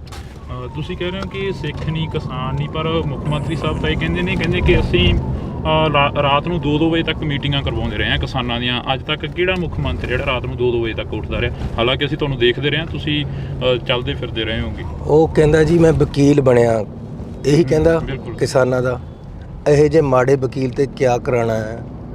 ਜਿਹੜਾ ਸਾਰੇ ਕੇਸ ਹਾਰ ਜਾਵੇ, ਉਹ ਇਹੋ ਜਿਹੇ ਵਕੀਲ ਨੂੰ ਕਰਨਾ ਚਾਹੀਦਾ ਹੈ। ਅਜਿਹੇ ਮੀਡੀਏਟਰ, ਇਹੋ ਜਿਹੇ ਲੀਡਰ ਤੋਂ ਕਿਆ ਕਰਾਉਣਾ, ਜਿਹੜਾ ਆਪਣੇ ਬੰਦਿਆਂ ਪਰ ਤਾਂ ਚਲਵਾਵੇ ਗੋਲੀਆਂ, ਉਹਨਾਂ ਨੂੰ ਕਰੇ ਫੱਟੜ, ਉਹਨਾਂ ਪਰ ਅਥਰੂ ਗੈਸ ਚੱਲੇ ਤੇ ਦੂਜਿਆਂ ਤੇ ਕੋਈ ਕਾਰਵਾਈ ਨਾ ਬਾਈ ਨਾ ਕਰੇ। ਅਜਿਹੇ ਬੰਦੇ ਤੇ ਕਿਆ ਕਰਾਉਣਾ। ਅਜਿਹੇ ਵਕੀਲ ਨੂੰ ਤਾਂ ਕੋਈ ਕਰਦਾ ਹੀ ਨਹੀਂ। ਫਿਰ ਇਹੋ ਜਿਹੇ ਵਕੀਲ ਨੂੰ ਅਸੀਂ ਕਿਉਂ ਰੱਖੀਏ, ਜਿਹੜੇ ਨੇ ਸਾਨੂੰ ਵੇਚਿਆ ਆਪਣੇ ਹਿੱਤਾਂ ਵਾਸਤੇ। ਅੱਜ ਉਹੀ ਸ਼ਰਾਬ ਘੁਟਾਲਾ ਪੰਜਾਬ ਦੇ ਵਿੱਚ ਹੈ, ਉਹੀ ਸ਼ਰਾਬ ਘੁਟਾਲਾ ਦਿੱਲੀ 'ਚ। ਦਿੱਲੀ ਦਾ ਹੁਕਮਰਾਨ ਤਾਂ ਅੰਦਰ ਹੈ, ਇਹ ਅੰਦਰ ਇਸ ਕਰਕੇ ਨਹੀਂ ਜਾ ਰਿਹਾ ਕਿਉਂਕਿ ਦਿੱਲੀ ਵਾਲਿਆਂ ਨਾਲ ਮਿਲ ਕੇ ਉਹਨੂੰ ਵੀ ਠੋਕ ਰਿਹਾ ਤੇ ਪੰਜਾਬੀਆਂ ਨੂੰ ਵੀ ਠੋਕ ਰਿਹਾ। ਚੰਨੀ ਸਾਹਿਬ, ਇੱਕ ਤੁਹਾਡੇ ਵੀ ਕਾਫੀ ਚਰਚਾ ਹੋਈ, ਮੁੱਖ ਮੰਤਰੀ ਨੇ ਕਿਹਾ ਕਿ ਚੰਨੀ ਸਾਹਿਬ ਨੇ 2 ਕਰੋੜ ਮੰਗੇ ਸੀ। ਉਹ ਕਿੱਥੇ ਆ ਫਿਰ? ਐ ਕਰਨੇ ਵਾਲਾ ਮੁੰਡਾ ਕਿੱਥੇ ਹੈ? ਐ ਕਰਨੇ ਵਾਲਾ ਮੁੱਖ ਮੰਤਰੀ ਕਿੱਥੇ ਹੈ? ਮੁੱਖ ਮੰਤਰੀ ਇਸ ਲੈਵਲ ਤੇ ਨੀਚੇ ਪੱਧਰ ਤੇ ਆ ਕੇ ਗਲਤ ਇਲਜ਼ਾਮ ਲਗਾ ਕੇ ਇੰਟਰਵਿਊ ਕਰੇ ਔਰ ਉਹ ਸਿਰੇ ਨਾ ਚੜੇ, ਲਾਹਨਤ ਹੈ ਇਹ ਜੇ ਮੁੱਖ ਮੰਤਰੀ ਪਰ। ਤੁਸੀਂ ਕੋਈ ਉਹਦੇ ਤੇ ਐਕਸ਼ਨ ਲੈਣ ਦੀ ਸੋਚੀ ਵੀ, ਕੋਈ ਜਾਂਚ ਯਾਰ ਵਗੈਰਾ? ਕਿਆ ਐਕਸ਼ਨ ਲੈਣਾ ਇਹਦੇ ਪਰ? ਮੈਨੂੰ ਇੱਥੇ ਇੱਕ ਪ੍ਰੋਗਰਾਮ ਦੇ ਵਿੱਚ ਇੱਕ ਬੰਦਾ ਖੜਾ ਹੋ ਕੇ ਆ ਗਿਆ ਮੂਹਰੇ, ਕਹਿੰਦਾ ਉਹ ਬੇਲਾਂ ਚੱਲਦੀਆਂ ਰਹਿਣ, ਇਹ ਜੋ ਕਹਿੰਦਾ ਮੈਂ ਭੰਡ ਬੰਦਾ। ਉਹ ਮੈਂ ਕਿਹਾ ਯਾਰ ਅਸੀਂ ਨਕਲੀ ਭੰਡਾਂ ਤੇ ਤੰਗ ਆਏ ਵੇ, ਤੂੰ ਅਸਲੀ ਕਿੱਥੇ ਤੇ ਆ ਗਿਆ? ਤੂੰ ਮੌਜ ਕਰ ਆਪਣੀ, ਸਾਨੂੰ ਆਪਣਾ ਕੰਮ ਕਰਨ ਦੇ। ਸੋ ਤੁਹਾਡਾ ਬਹੁਤ ਧੰਨਵਾਦ। ਆਪਾਂ ਖਾਸੀਆਂ ਗੱਲਾਂ ਕਰ ਲਈਆਂ, ਫਿਰ ਕਿਸੇ ਦਿਨ ਪਾਪਾ ਬੈਠ ਜਾਾਂਗੇ। ਇੱਕ ਦੋ ਹੋਰ ਸਵਾਲ ਚੰਨੀ ਸਾਹਿਬ, ਜਿਵੇਂ ਪੰਜਾਬ ਦੇ ਵਿੱਚ ਜੋ ਨਸ਼ੇ ਦੀ ਭਰਮਾਰ ਦੀ ਤੁਸੀਂ ਗੱਲ ਕਰੀ ਆ, ਪਰ ਸਰਕਾਰ ਤਾਂ ਕਹਿੰਦੀ ਅਸੀਂ ਨਸ਼ਾ ਖਤਮ ਕਰ ਰਹੇ ਆ, ਅਸੀਂ ਨਸ਼ਾ ਖਤਮ ਕਰ ਦਿੱਤਾ ਗਾ, ਤੇ ਪਹਿਲਾਂ ਨਾਲੋਂ ਜਿਹੜੀਆਂ ਗਰੰਟੀਆਂ ਨੇ 1000 ਰੁਪਇਆ ਮਤਾਵਾਂ ਵਾਲਾ ਕੱਲ੍ਹ ਦਾ ਬਿਆਨ ਕਿ ਅਸੀਂ ਉਹ ਵੀ ਪੂਰਾ ਕਰਨ ਜਾ ਰਹੇ ਆ, ਤੇ ਜਿਹੜੀਆਂ ਨਹਿਰੀ ਪਾਣੀ ਆ ਉਹ ਪੰਜਾਬ ਨੂੰ ਦੇ ਰਹੇ ਆ, ਤੇ ਜਿਹੜੀਆਂ ਦੂਸਰੀਆਂ ਮੋਟਰਾਂ ਨੇ, ਟਿਊਬਵੈੱਲ ਨੇ, ਉਹ ਬੰਦ ਹੋ ਜਾਣਗੇ। ਤੁਸੀਂ ਮੈਨੂੰ ਦੱਸੋ, ਇੱਕ ਤੁਸੀਂ ਲਿਟਰੇਰੀ ਬੰਦੇ ਹੋ ਤਾਂ ਕਰਕੇ ਕਹਿ ਰਿਹਾ ਕਿ ਜਿਹੜਾ ਇੱਥੇ ਬੋਲਦਾ ਹੈ ਸੱਚ ਮਿੱਤਰੋ ਜੀ, ਉਹਦੇ ਬੈਰੀ ਬਣ ਜਾਂਦੇ ਲੱਖ ਮਿੱਤਰੋ। ਜਿਹੜਾ ਝੂਠ ਦੀਆਂ ਪੰਡਾਂ ਇੱਥੇ ਬੰਨ੍ਹਦਾ ਉਹੀ ਜ਼ਿਆਦਾ ਦੇਰ ਟਿਕਦਾ। ਸਰਕਾਰਾਂ ਹੀ ਬਕਾਉਂਦੀਆਂ ਨੇ, ਚਿੱਟਾ ਐਵੇਂ ਨਹੀਂ ਸ਼ਰੇਆਮ ਵਿਕਦਾ। ਇਹ ਬੰਦਾ ਝੂਠ ਦੀਆਂ ਪੰਡਾਂ ਬੰਨਣ ਵਾਲਾ। ਕਿਹੜੀ ਬੀਬੀ ਨੂੰ 1000 ਰੁਪਇਆ ਦੇਤਾ? ਬਜਟ ਵਿੱਚ ਤਾਂ 5 ਰੁਪਏ ਨਹੀਂ ਰੱਖੇ, ਬਜਟ ਪੇਸ਼ ਕਰ ਲਿਆ ਅਗਲੇ ਸਾਲ ਦਾ, ਫਿਰ ਪੈਸੇ ਕਿੱਥੇ ਦੇ ਦੇਣੇ ਆ? ਇਹਦਾ ਮਤਲਬ ਫਿਰ ਝੂਠ ਬੋਲ ਰਿਹਾ। ਸੋ ਕਿੰਨੀ ਕੁ ਵਾਰ ਤੁਸੀਂ ਵਾਰ-ਵਾਰ ਝੂਠ ਬੋਲ ਕੇ ਲੋਕਾਂ ਨੂੰ ਬਰਗਲਾਉਂਦੇ ਰਹੋਗੇ? ਕਿਹੜਾ ਇਹਨੇ ਕੋਈ ਕੰਮ ਤਾਂ ਦੱਸੇ ਕਿਆ ਕਰਿਆ? ਜਿਹੜੀਆਂ ਇਹ ਕਹਿੰਦੇ ਮੈਂ ਨੌਕਰੀਆਂ ਦਿੱਤੀਆਂ, ਉਹ ਤਾਂ ਮੈਂ ਕੱਢ ਕੇ ਗਿਆ ਸੀ। ਅਸੀਂ ਇੰਟਰਵਿਊ ਕਰੀਆਂ ਹੋਏ ਸੀ, ਅਸੀਂ ਟੈਸਟ ਲਏ ਹੋਏ ਸੀ। ਇਹਨਾਂ ਨੇ ਬਾਅਦ 'ਚ ਅਪਾਇੰਟਮੈਂਟ ਲੈਟਰ ਦੇਣੇ ਸੀ, ਉਹ ਵੀ 2 ਸਾਲ ਵਿੱਚ ਦਿੱਤੇ ਹੈ। ਪਹਿਲੇ ਦਿਨ ਦੇ ਦੇਣੇ ਚਾਹੀਦੇ ਸੀ ਸਰਕਾਰ ਆਉਣ ਤੋਂ ਬਾਅਦ। ਫਿਰ ਕੋਈ ਅਖਬਾਰ ਵਿੱਚ ਤੁਸੀਂ ਕਦੇ ਇਸ਼ਤਿਹਾਰ ਦੇਖਿਆ ਕਿ 2-4 ਹਜ਼ਾਰ ਸਿਪਾਹੀ ਰੱਖਣੇ ਜਾਂ ਡਾਕਟਰ ਰੱਖਣੇ ਜਾਂ ਮਾਸਟਰ ਰੱਖਣੇ? ਕਦੇ ਦੇਖਿਆ? ਉਹ ਪੁਰਾਣੇ ਸਾਡੇ ਵਾਲਿਆਂ ਨੂੰ ਹੀ ਗਣਾਈ ਜਾਂਦਾ। 36,000 ਨੌਕਰੀਆਂ ਦੇਤੀਆਂ, ਇੱਕ ਨੌਕਰੀ ਇਹਨਾਂ ਨੇ ਨਹੀਂ ਦਿੱਤੀ। ਨੌਜਵਾਨਾਂ ਨੂੰ ਕੋਈ ਕਾਰੋਬਾਰ ਨਹੀਂ ਦਿੱਤਾ, ਕਿਸੇ ਆਰੇ ਨਹੀਂ ਲਗਾਇਆ, ਕਿਸੇ ਪਿੰਡ 'ਚ ਡਿਵੈਲਪਮੈਂਟ ਨਹੀਂ ਕਰਾਈ, ਕੋਈ ਹਸਪਤਾਲ ਨਹੀਂ ਖੋਲ੍ਹਿਆ, ਕੋਈ ਡਿਸਪੈਂਸਰੀ ਨਹੀਂ ਖੋਲ੍ਹੀ। ਸਾਡੇ ਵਾਲੀਆਂ ਡਿਸਪੈਂਸਰੀਆਂ ਤੇ ਪੁਰਾਣੀਆਂ ਜਿਹੜੀਆਂ ਚੱਲਦੀਆਂ ਆ ਰਹੀਆਂ ਉਹਨਾਂ ਪਰ ਕੁੱਚੀ ਮਾਰ ਕੇ ਆਪਣੀ ਫੋਟੋ ਲਾਈ ਹੈ। ਇੰਨੀ ਉਪਲਬਧੀ ਹੈ, ਹਰ ਜਗ੍ਹਾ ਆਪਣੀ ਫੋਟੋ ਲਾਈ ਵੀ ਹੈ। ਹੁਣ ਪਤੀਲਿਆਂ ਪਰ ਵੀ ਫੋਟੋ ਮਾਂਜ ਦੇਣੀ, ਫਿਰ ਲੋਕਾਂ ਨੇ ਟਾਈਮ ਆ ਗਿਆ। ਸੋ ਤੁਹਾਡਾ ਬਹੁਤ ਧੰਨਵਾਦ ਜੀ, ਬਹੁਤ ਸ਼ੁਕਰੀਆ। ਤਾਂ ਅਸੀਂ ਇਸ ਵਕਤ ਸਾਬਕਾ ਸੀਐਮ ਚਰਨਜੀਤ ਸਿੰਘ ਚੰਨੀ ਹੋਰਾਂ ਦੇ ਨਾਲ ਜਿਹੜੀ ਕਿ ਗੱਲਬਾਤ ਕਰ ਰਹੇ ਸੀ।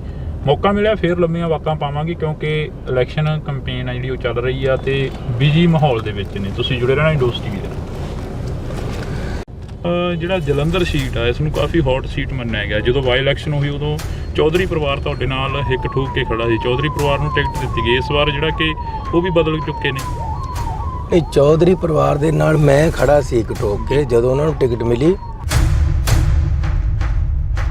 ਇਹਦਾ ਮੌਕੇ ਦੀ ਸਰਕਾਰ ਨੂੰ ਕਿਵੇਂ ਦੇਖਦੇ ਹੋ? ਜਿਹੜੇ ਵੱਡੇ ਵੱਡੇ ਵਾਅਦੇ ਗਰੰਟੀਆਂ ਦੇ ਕੇ ਸਰਕਾਰ ਆਈ, ਉਹ ਗਰੰਟੀਆਂ ਦੇ ਵਿੱਚੋਂ ਕਿੰਨੀਆਂ ਗਰੰਟੀਆਂ ਪੂਰੀਆਂ ਹੋਈਆਂ? ਕਿਉਂਕਿ ਤੁਸੀਂ ਇੱਕ ਚੋਣ ਕੰਪੇਨ ਕਰ ਰਹੇ ਹੋ, ਲੋਕਾਂ ਦੇ ਵਿੱਚ ਵਿਚਰਦੇ ਹੋ। 26 ਜਨਵਰੀ ਦਾ ਤੇ 15 ਅਗਸਤ ਦਾ ਇੱਕ ਐਸਾ ਦਿਨ ਹੁੰਦਾ ਸੰਵਿਧਾਨ ਦਾ, ਜਦੋਂ ਮੁੱਖ ਮੰਤਰੀ ਸਟੇਜ ਤੇ ਖੜ ਕੇ ਆਪਣੀਆਂ ਸਰਕਾਰ ਦੀਆਂ ਉਪਲਬਧੀਆਂ ਗਿਣਾਉਂਦਾ।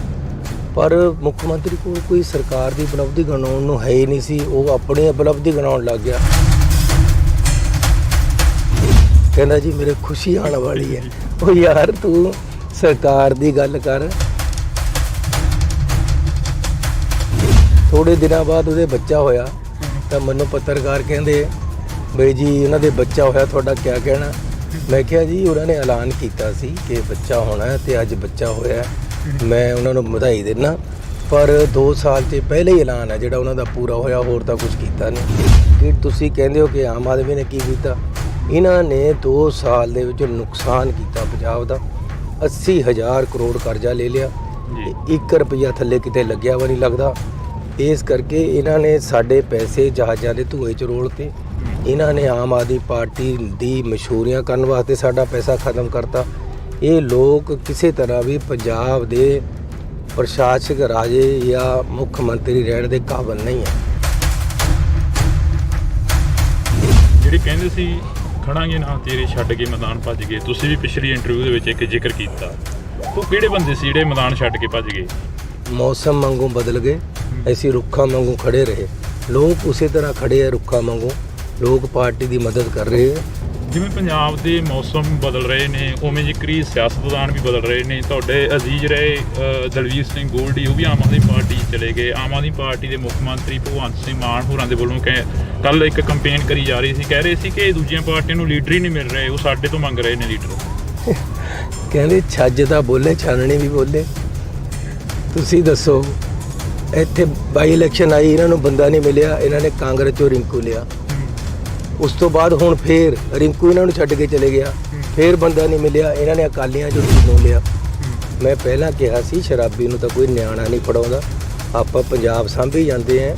ਤੇ ਅੱਜ ਪੰਜਾਬ ਦਾ ਇੰਨਾ ਬੜਾ ਨੁਕਸਾਨ ਹੋ ਗਿਆ। ਪਿਛਲੇ 2 ਸਾਲ ਕਾਲੇ ਅੱਖਰਾਂ 'ਚ ਲਿਖਣ ਵਾਲੇ ਸਾਲ ਬਣ ਗਏ ਆ, ਤੇ ਜੇ ਇਹ ਹੋਰ ਥੋੜੀ ਦੇਰ ਰਹਿ ਗਏ ਤਾਂ ਇਹ ਪੰਜਾਬ ਨੂੰ ਬਿਲਕੁਲ ਮਲੀਆ ਮੇਟ ਕਰ ਦੇਣਗੇ। ਇਹਨਾਂ ਨੇ ਲੋਕਾਂ ਨੂੰ ਬੜਾ ਭਾਰੀ ਧੋਖਾ ਦਿੱਤਾ ਹੈ। ਕਿਸਾਨੀ ਨੂੰ ਇਹ ਕਹਿੰਦਾ ਜੀ ਮੈਂ ਕਿਸਾਨ ਦਾ ਪੁੱਤ ਹੈ, ਤੁਸੀਂ ਮੈਨੂੰ ਜਿਤਾਓ।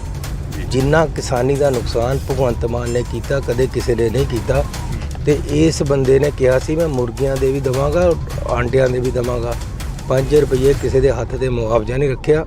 ਮੁਆਵਜ਼ਾ 17,000 ਤੋਂ ਘਟਾ ਕੇ 6700 ਕਰਤਾ। ਸਿੱਖੀ ਦੇ ਖਿਲਾਫ ਇਹ ਕਹਿੰਦਾ ਸੀ ਮੈਂ ਸਿੱਖ ਹਾਂ। ਇਹਨੇ ਅਕਾਲ ਤਖਤ ਸਾਹਿਬ ਦੇ ਜਥੇਦਾਰ ਸਾਹਿਬ ਨੂੰ ਗ੍ਰੰਥੀ ਦੱਸਿਆ। ਸਿੱਖਾਂ ਦੇ ਕਾਨੂੰਨ ਨੂੰ ਇਹਨੇ ਅਮੈਂਡ ਕੀਤਾ। ਅਜਿਹੇ ਬੰਦੇ ਨੂੰ ਕਿਆ ਰਗੜ ਕੇ ਫੋੜੇ ਪਰ ਲਾਣਾ, ਕਿੱਧਰ ਦਾ ਇਹ ਸਿੱਖ ਹੈ? ਸਿਰ ਤੇ ਤਾਜ ਵੇਖਣ ਨੂੰ ਜਵਾਨਾ ਰੁਕ ਗਿਆ ਏ, ਫਿਰ ਉਹੀ ਪਰਵਾਜ਼ ਵੇਖਣ ਨੂੰ। ਤਾਂ ਵਾਕਈ ਜਿਹੜਾ ਕਿ ਜਵਾਨਾ ਇੱਕ ਸਮੇਂ ਦੇ ਲਈ ਰੁਕ ਗਿਆ ਸੀ ਕਿ ਸਰਦਾਰ ਚਰਨਜੀਤ ਸਿੰਘ ਚੰਨੀ ਜਿਹੜੇ ਕਿ ਸਾਬਕਾ ਮੁੱਖ ਮੰਤਰੀ ਨੇ, ਫਿਰ ਕਦੋਂ ਲੋਕਾਂ ਦੇ ਵਿੱਚ ਵਿਚਰਨਗੇ, ਕਦੋਂ ਜਿਹੜਾ ਕਿ ਸਾਡੇ ਮੁੱਦਿਆਂ ਦੀ ਗੱਲ ਕਰਨਗੇ। ਤਾਂ ਸਾਡੇ ਨਾਲ ਅੱਜ ਸਾਬਕਾ ਸੀਐਮ ਮੌਜੂਦ ਨੇ। ਚੰਨੀ ਸਾਹਿਬ ਬਹੁਤ ਸਵਾਗਤ ਆ। ਵਾਹਿਗੁਰੂ ਜੀ ਕਾ ਖਾਲਸਾ। ਧੰਨਵਾਦ। ਜਿਵੇਂ ਮੈਂ ਸ਼ੁਰੂਆਤ ਦੇ ਵਿੱਚ ਕਿਹਾ ਕਿ ਕਲੇਜੇ ਤੀਰ ਵੇਖਣ ਨੂੰ, ਸਿਰ ਤੇ ਤਾਜ ਵੇਖਣ ਨੂੰ ਜਵਾਨਾ ਰੁਕ ਗਿਆ ਏ, ਫਿਰ ਉਹੀ ਪਰਵਾਜ਼ ਵੇਖਣ ਨੂੰ। ਵਾਕਈ ਜਵਾਨਾ ਰੁਕ ਗਿਆ ਸੀ ਇੱਕ ਸਮੇਂ ਦੇ ਲਈ। ਪਰਮਾਤਮਾ ਦੀ ਮੌਜ ਹੁੰਦੀ ਹੈ, ਉਹ ਜਿੱਥੇ ਰੱਖਦਾ ਉੱਥੇ ਬੰਦੇ ਨੂੰ ਰਹਿਣਾ ਚਾਹੀਦਾ। ਤਾਂ ਇੱਕ ਵਾਰ ਜ਼ਰੂਰ ਹਾਰ ਦੇ ਕਾਰਨ ਔਰ ਕੰਮ ਨਹੀਂ ਸੀ ਲੋਕਾਂ ਵਾਸਤੇ, ਲੇਕਿਨ ਮੈਂ ਫਿਰ ਵੀ ਲੋਕਾਂ 'ਚ ਵਿਚਰਦਾ ਰਿਹਾ। ਤੇ ਅੱਜ ਫਿਰ ਮੌਕਾ ਲੋਕ ਔਰ ਪਰਮਾਤਮਾ ਵੱਲੋਂ ਦਿੱਤਾ ਜਾ ਰਿਹਾ ਹੈ। ਤੇ ਇਲੈਕਸ਼ਨ ਦਾ ਟਿਕਟ ਮਿਲਿਆ, ਜਲੰਧਰ ਵਿੱਚ ਆਇਆ। ਵੱਡਾ ਉਤਸ਼ਾਹ ਜਿਹੜਾ ਹੈ ਲੋਕਾਂ ਦਾ ਦੇਖਣ ਨੂੰ ਮਿਲ ਰਿਹਾ ਇੱਥੇ। ਤੇ ਲੋਕ ਆਪ ਉਮੜ ਕੇ ਮੀਟਿੰਗਾਂ ਕਰਾ ਰਹੇ। ਮੇਰੀ ਇਲੈਕਸ਼ਨ ਲੋਕ ਹੀ ਚਲਾ ਰਹੇ, ਮੈਂ ਨਹੀਂ ਚਲਾ ਰਿਹਾ। ਤੇ ਵੱਡੇ ਪੱਧਰ ਤੇ ਮੈਨੂੰ ਰੁਝਾਨ ਦਿਖ ਰਿਹਾ। ਚੰਨੀ ਸਾਹਿਬ, ਜਿਹੜਾ ਜਲੰਧਰ ਸੀਟ ਆ, ਇਸ ਨੂੰ ਕਾਫੀ ਹੌਟ ਸੀਟ ਮੰਨਿਆ ਗਿਆ। ਜਦੋਂ ਬਾਈ ਇਲੈਕਸ਼ਨ ਹੋਈ ਉਦੋਂ ਚੌਧਰੀ ਪਰਿਵਾਰ ਤੁਹਾਡੇ ਨਾਲ ਹਿੱਕ ਠੋਕ ਕੇ ਖੜਾ ਸੀ। ਚੌਧਰੀ ਪਰਿਵਾਰ ਨੂੰ ਟਿਕਟ ਦਿੱਤੀ ਗਈ। ਇਸ ਵਾਰ ਜਿਹੜਾ ਕਿ ਉਹ ਵੀ ਬਦਲ ਚੁੱਕੇ ਨੇ। ਇਹ ਚੌਧਰੀ ਪਰਿਵਾਰ ਦੇ ਨਾਲ ਮੈਂ ਖੜਾ ਸੀ ਇੱਕ ਠੋਕ ਕੇ। ਜਦੋਂ ਉਹਨਾਂ ਨੂੰ ਟਿਕਟ ਮਿਲੀ ਤਾਂ ਉਹਨਾਂ ਨੇ ਮੈਨੂੰ ਕਿਹਾ ਸੀ ਕਿ ਅਸੀਂ ਤੁਹਾਡੇ ਘਰ ਆਉਣਾ ਹੈ ਤੁਹਾਨੂੰ ਕਹਿਣ ਵਾਸਤੇ। ਮੈਂ ਕਿਹਾ ਵੀ ਤੁਹਾਨੂੰ ਆਉਣ ਦੀ ਕੀ ਲੋੜ ਹੈ, ਤੁਹਾਨੂੰ ਪਾਰਟੀ ਨੇ ਟਿਕਟ ਦੇ ਦਿੱਤੀ, ਮੈਂ ਆ ਰਿਹਾ। ਤੇ ਮੈਂ ਇੱਥੇ ਆ ਕੇ ਉਹਨਾਂ ਦੀ ਪੂਰੀ ਮਦਦ ਕੀਤੀ। ਲੇਕਿਨ ਉਹ ਕਿਸੇ ਮੈਨੂੰ ਇਹ ਲੱਗਦਾ ਕਿ ਉਹ ਸਿਰਫ ਇੰਨਾ ਹੀ ਚਾਹੁੰਦੇ ਕਿ ਉਹਨਾਂ ਦੇ ਪਰਿਵਾਰ ਵਿੱਚ ਹੀ ਸਭ ਕੁਝ ਰਹੇ। ਉਹਨਾਂ ਦੇ ਪਰਿਵਾਰ 'ਚ ਇੱਕ MLA ਹੈਗਾ ਤੇ MP ਵੀ ਪਹਿਲਾਂ ਰਿਹਾ ਤੇ ਹੁਣ ਮਾਤਾ ਜੀ ਬਜ਼ੁਰਗ ਵੀ ਹੋ ਗਏ ਆ। ਸੋ ਜ਼ਰੂਰੀ ਨਹੀਂ ਸੀ ਕਿ ਉਹਨਾਂ ਨੂੰ ਟਿਕਟ ਮਿਲਦਾ। ਉਹਨਾਂ ਨੂੰ ਇਹ ਰੀਕਨਸਾਈਲ ਕਰਨਾ ਚਾਹੀਦਾ ਸੀ ਤੇ ਅੱਗੇ ਵਧਣਾ ਚਾਹੀਦਾ ਸੀ। ਚੰਨੀ ਸਾਹਿਬ, ਮੌਕੇ ਦੀ ਸਰਕਾਰ ਨੂੰ ਕਿਵੇਂ ਦੇਖਦੇ ਹੋ? ਜਿਹੜੇ ਵੱਡੇ ਵੱਡੇ ਵਾਅਦੇ ਗਰੰਟੀਆਂ ਦੇ ਕੇ ਸਰਕਾਰ ਆਈ, ਉਹ ਗਰੰਟੀਆਂ ਦੇ ਵਿੱਚੋਂ ਕਿੰਨੀਆਂ ਗਰੰਟੀਆਂ ਪੂਰੀਆਂ ਹੋਈਆਂ? ਕਿਉਂਕਿ ਤੁਸੀਂ ਇੱਕ ਚੋਣ ਕੰਪੇਨ ਕਰ ਰਹੇ ਹੋ, ਲੋਕਾਂ ਦੇ ਵਿੱਚ ਵਿਚਰਦੇ ਹੋ। ਪਿਛਲੀ 26 ਜਨਵਰੀ ਨੂੰ ਮੈਂ ਦੇਖਿਆ ਸੀ ਕਿ 26 ਜਨਵਰੀ ਦਾ ਤੇ 15 ਅਗਸਤ ਦਾ ਇੱਕ ਐਸਾ ਦਿਨ ਹੁੰਦਾ ਸੰਵਿਧਾਨ ਦਾ, ਜਦੋਂ ਮੁੱਖ ਮੰਤਰੀ ਸਟੇਜ ਤੇ ਖੜ ਕੇ ਆਪਣੀਆਂ ਸਰਕਾਰ ਦੀਆਂ ਉਪਲਬਧੀਆਂ ਗਿਣਾਉਂਦਾ। ਪਰ ਮੁੱਖ ਮੰਤਰੀ ਕੋਲ ਕੋਈ ਸਰਕਾਰ ਦੀ ਉਪਲਬਧੀ ਗਿਣਾਉਣ ਨੂੰ ਹੈ ਹੀ ਨਹੀਂ ਸੀ। ਉਹ ਆਪਣੀ ਉਪਲਬਧੀ ਗਿਣਾਉਣ ਲੱਗ ਗਿਆ। ਕਹਿੰਦਾ ਜੀ ਮੇਰੇ ਖੁਸ਼ੀ ਆਉਣ ਵਾਲੀ ਹੈ। ਉਹ ਯਾਰ ਤੂੰ ਸਰਕਾਰ ਦੀ ਗੱਲ ਕਰ। ਥੋੜੇ ਦਿਨਾਂ ਬਾਅਦ ਉਹਦੇ ਬੱਚਾ ਹੋਇਆ ਤਾਂ ਮੈਨੂੰ ਪੱਤਰਕਾਰ ਕਹਿੰਦੇ ਬਈ ਜੀ ਉਹਨਾਂ ਦੇ ਬੱਚਾ ਹੋਇਆ, ਤੁਹਾਡਾ ਕੀ ਕਹਿਣਾ। ਮੈਂ ਕਿਹਾ ਜੀ ਉਹਨਾਂ ਨੇ ਐਲਾਨ ਕੀਤਾ ਸੀ ਕਿ ਬੱਚਾ ਹੋਣਾ ਤੇ ਅੱਜ ਬੱਚਾ ਹੋਇਆ, ਮੈਂ ਉਹਨਾਂ ਨੂੰ ਵਧਾਈ ਦਿੰਦਾ, ਪਰ 2 ਸਾਲ 'ਚ ਪਹਿਲੇ ਹੀ ਐਲਾਨ ਹੈ ਜਿਹੜਾ ਉਹਨਾਂ ਦਾ ਪੂਰਾ ਹੋਇਆ, ਹੋਰ ਤਾਂ ਕੁਝ ਕੀਤਾ ਨਹੀਂ। ਤੁਸੀਂ ਤਾਂ ਮੈਨੂੰ ਦੱਸੋ, ਕਿਸੇ ਪੰਚਾਇਤ ਦੇ ਹੱਥ ਤੇ 5 ਰੁਪਏ ਨਹੀਂ ਰੱਖੇ, ਕਿਸੇ ਕਾਰਪੋਰੇਸ਼ਨ ਨੂੰ ਪੈਸੇ ਨਹੀਂ ਦਿੱਤੇ, ਔਰ ਬਾਹਰ ਕਿਸ ਤਰ੍ਹਾਂ ਕੂੜਾ ਪਿਆ ਜਲੰਧਰ ਦੇ ਵਿੱਚ। ਨਸ਼ਿਆਂ ਦੀ ਇੰਨੀ ਭਰਮਾਰ ਹੋ ਗਈ ਹੈ, ਇਹ ਕਹਿੰਦੇ ਸੀ ਅਸੀਂ ਇਨਕਲਾਬੀ ਹੈ, ਨਸ਼ਾ ਖਤਮ ਕਰ ਦਾਂਗੇ। ਇੱਥੇ ਜਲੰਧਰ ਦੇ ਵਿੱਚ ਸਭ ਤੋਂ ਬੜਾ ਇਸ਼ੂ ਹੀ ਨਸ਼ਿਆਂ ਦਾ ਹੈ। ਮਾਵਾਂ ਭੈਣਾਂ ਬੱਚੇ ਨੌਜਵਾਨ ਮੁੰਡੇ ਮੇਰੇ ਸਾਹਮਣੇ ਖੜੇ ਹੋ ਜਾਂਦੇ ਜੀ ਸਾਡਾ ਨਸ਼ਾ ਖਤਮ ਕਰੋ। ਇਸ ਤਰੀਕੇ ਦੇ ਨਾਲ ਇੱਥੇ ਇਹਨਾਂ ਦੇ ਆਪਣੇ ਲੀਡਰ ਨਸ਼ਾ ਬਕਵਾ ਰਹੇ ਹੈ, ਜਿਹਦੇ ਕਰਕੇ ਇੱਥੇ ਅਰਾਜਕਤਾ ਫੈਲੀ ਹੋਈ ਹੈ, ਲੁੱਟਾਂ ਖੋਹਾਂ ਹੋ ਰਹੀਆਂ, ਇੱਥੇ ਦੜਾ ਸੱਟਾ ਚੱਲਦਾ, ਇੱਥੇ ਲਾਟਰੀ ਦਾ ਸਿਸਟਮ ਚੱਲਦਾ।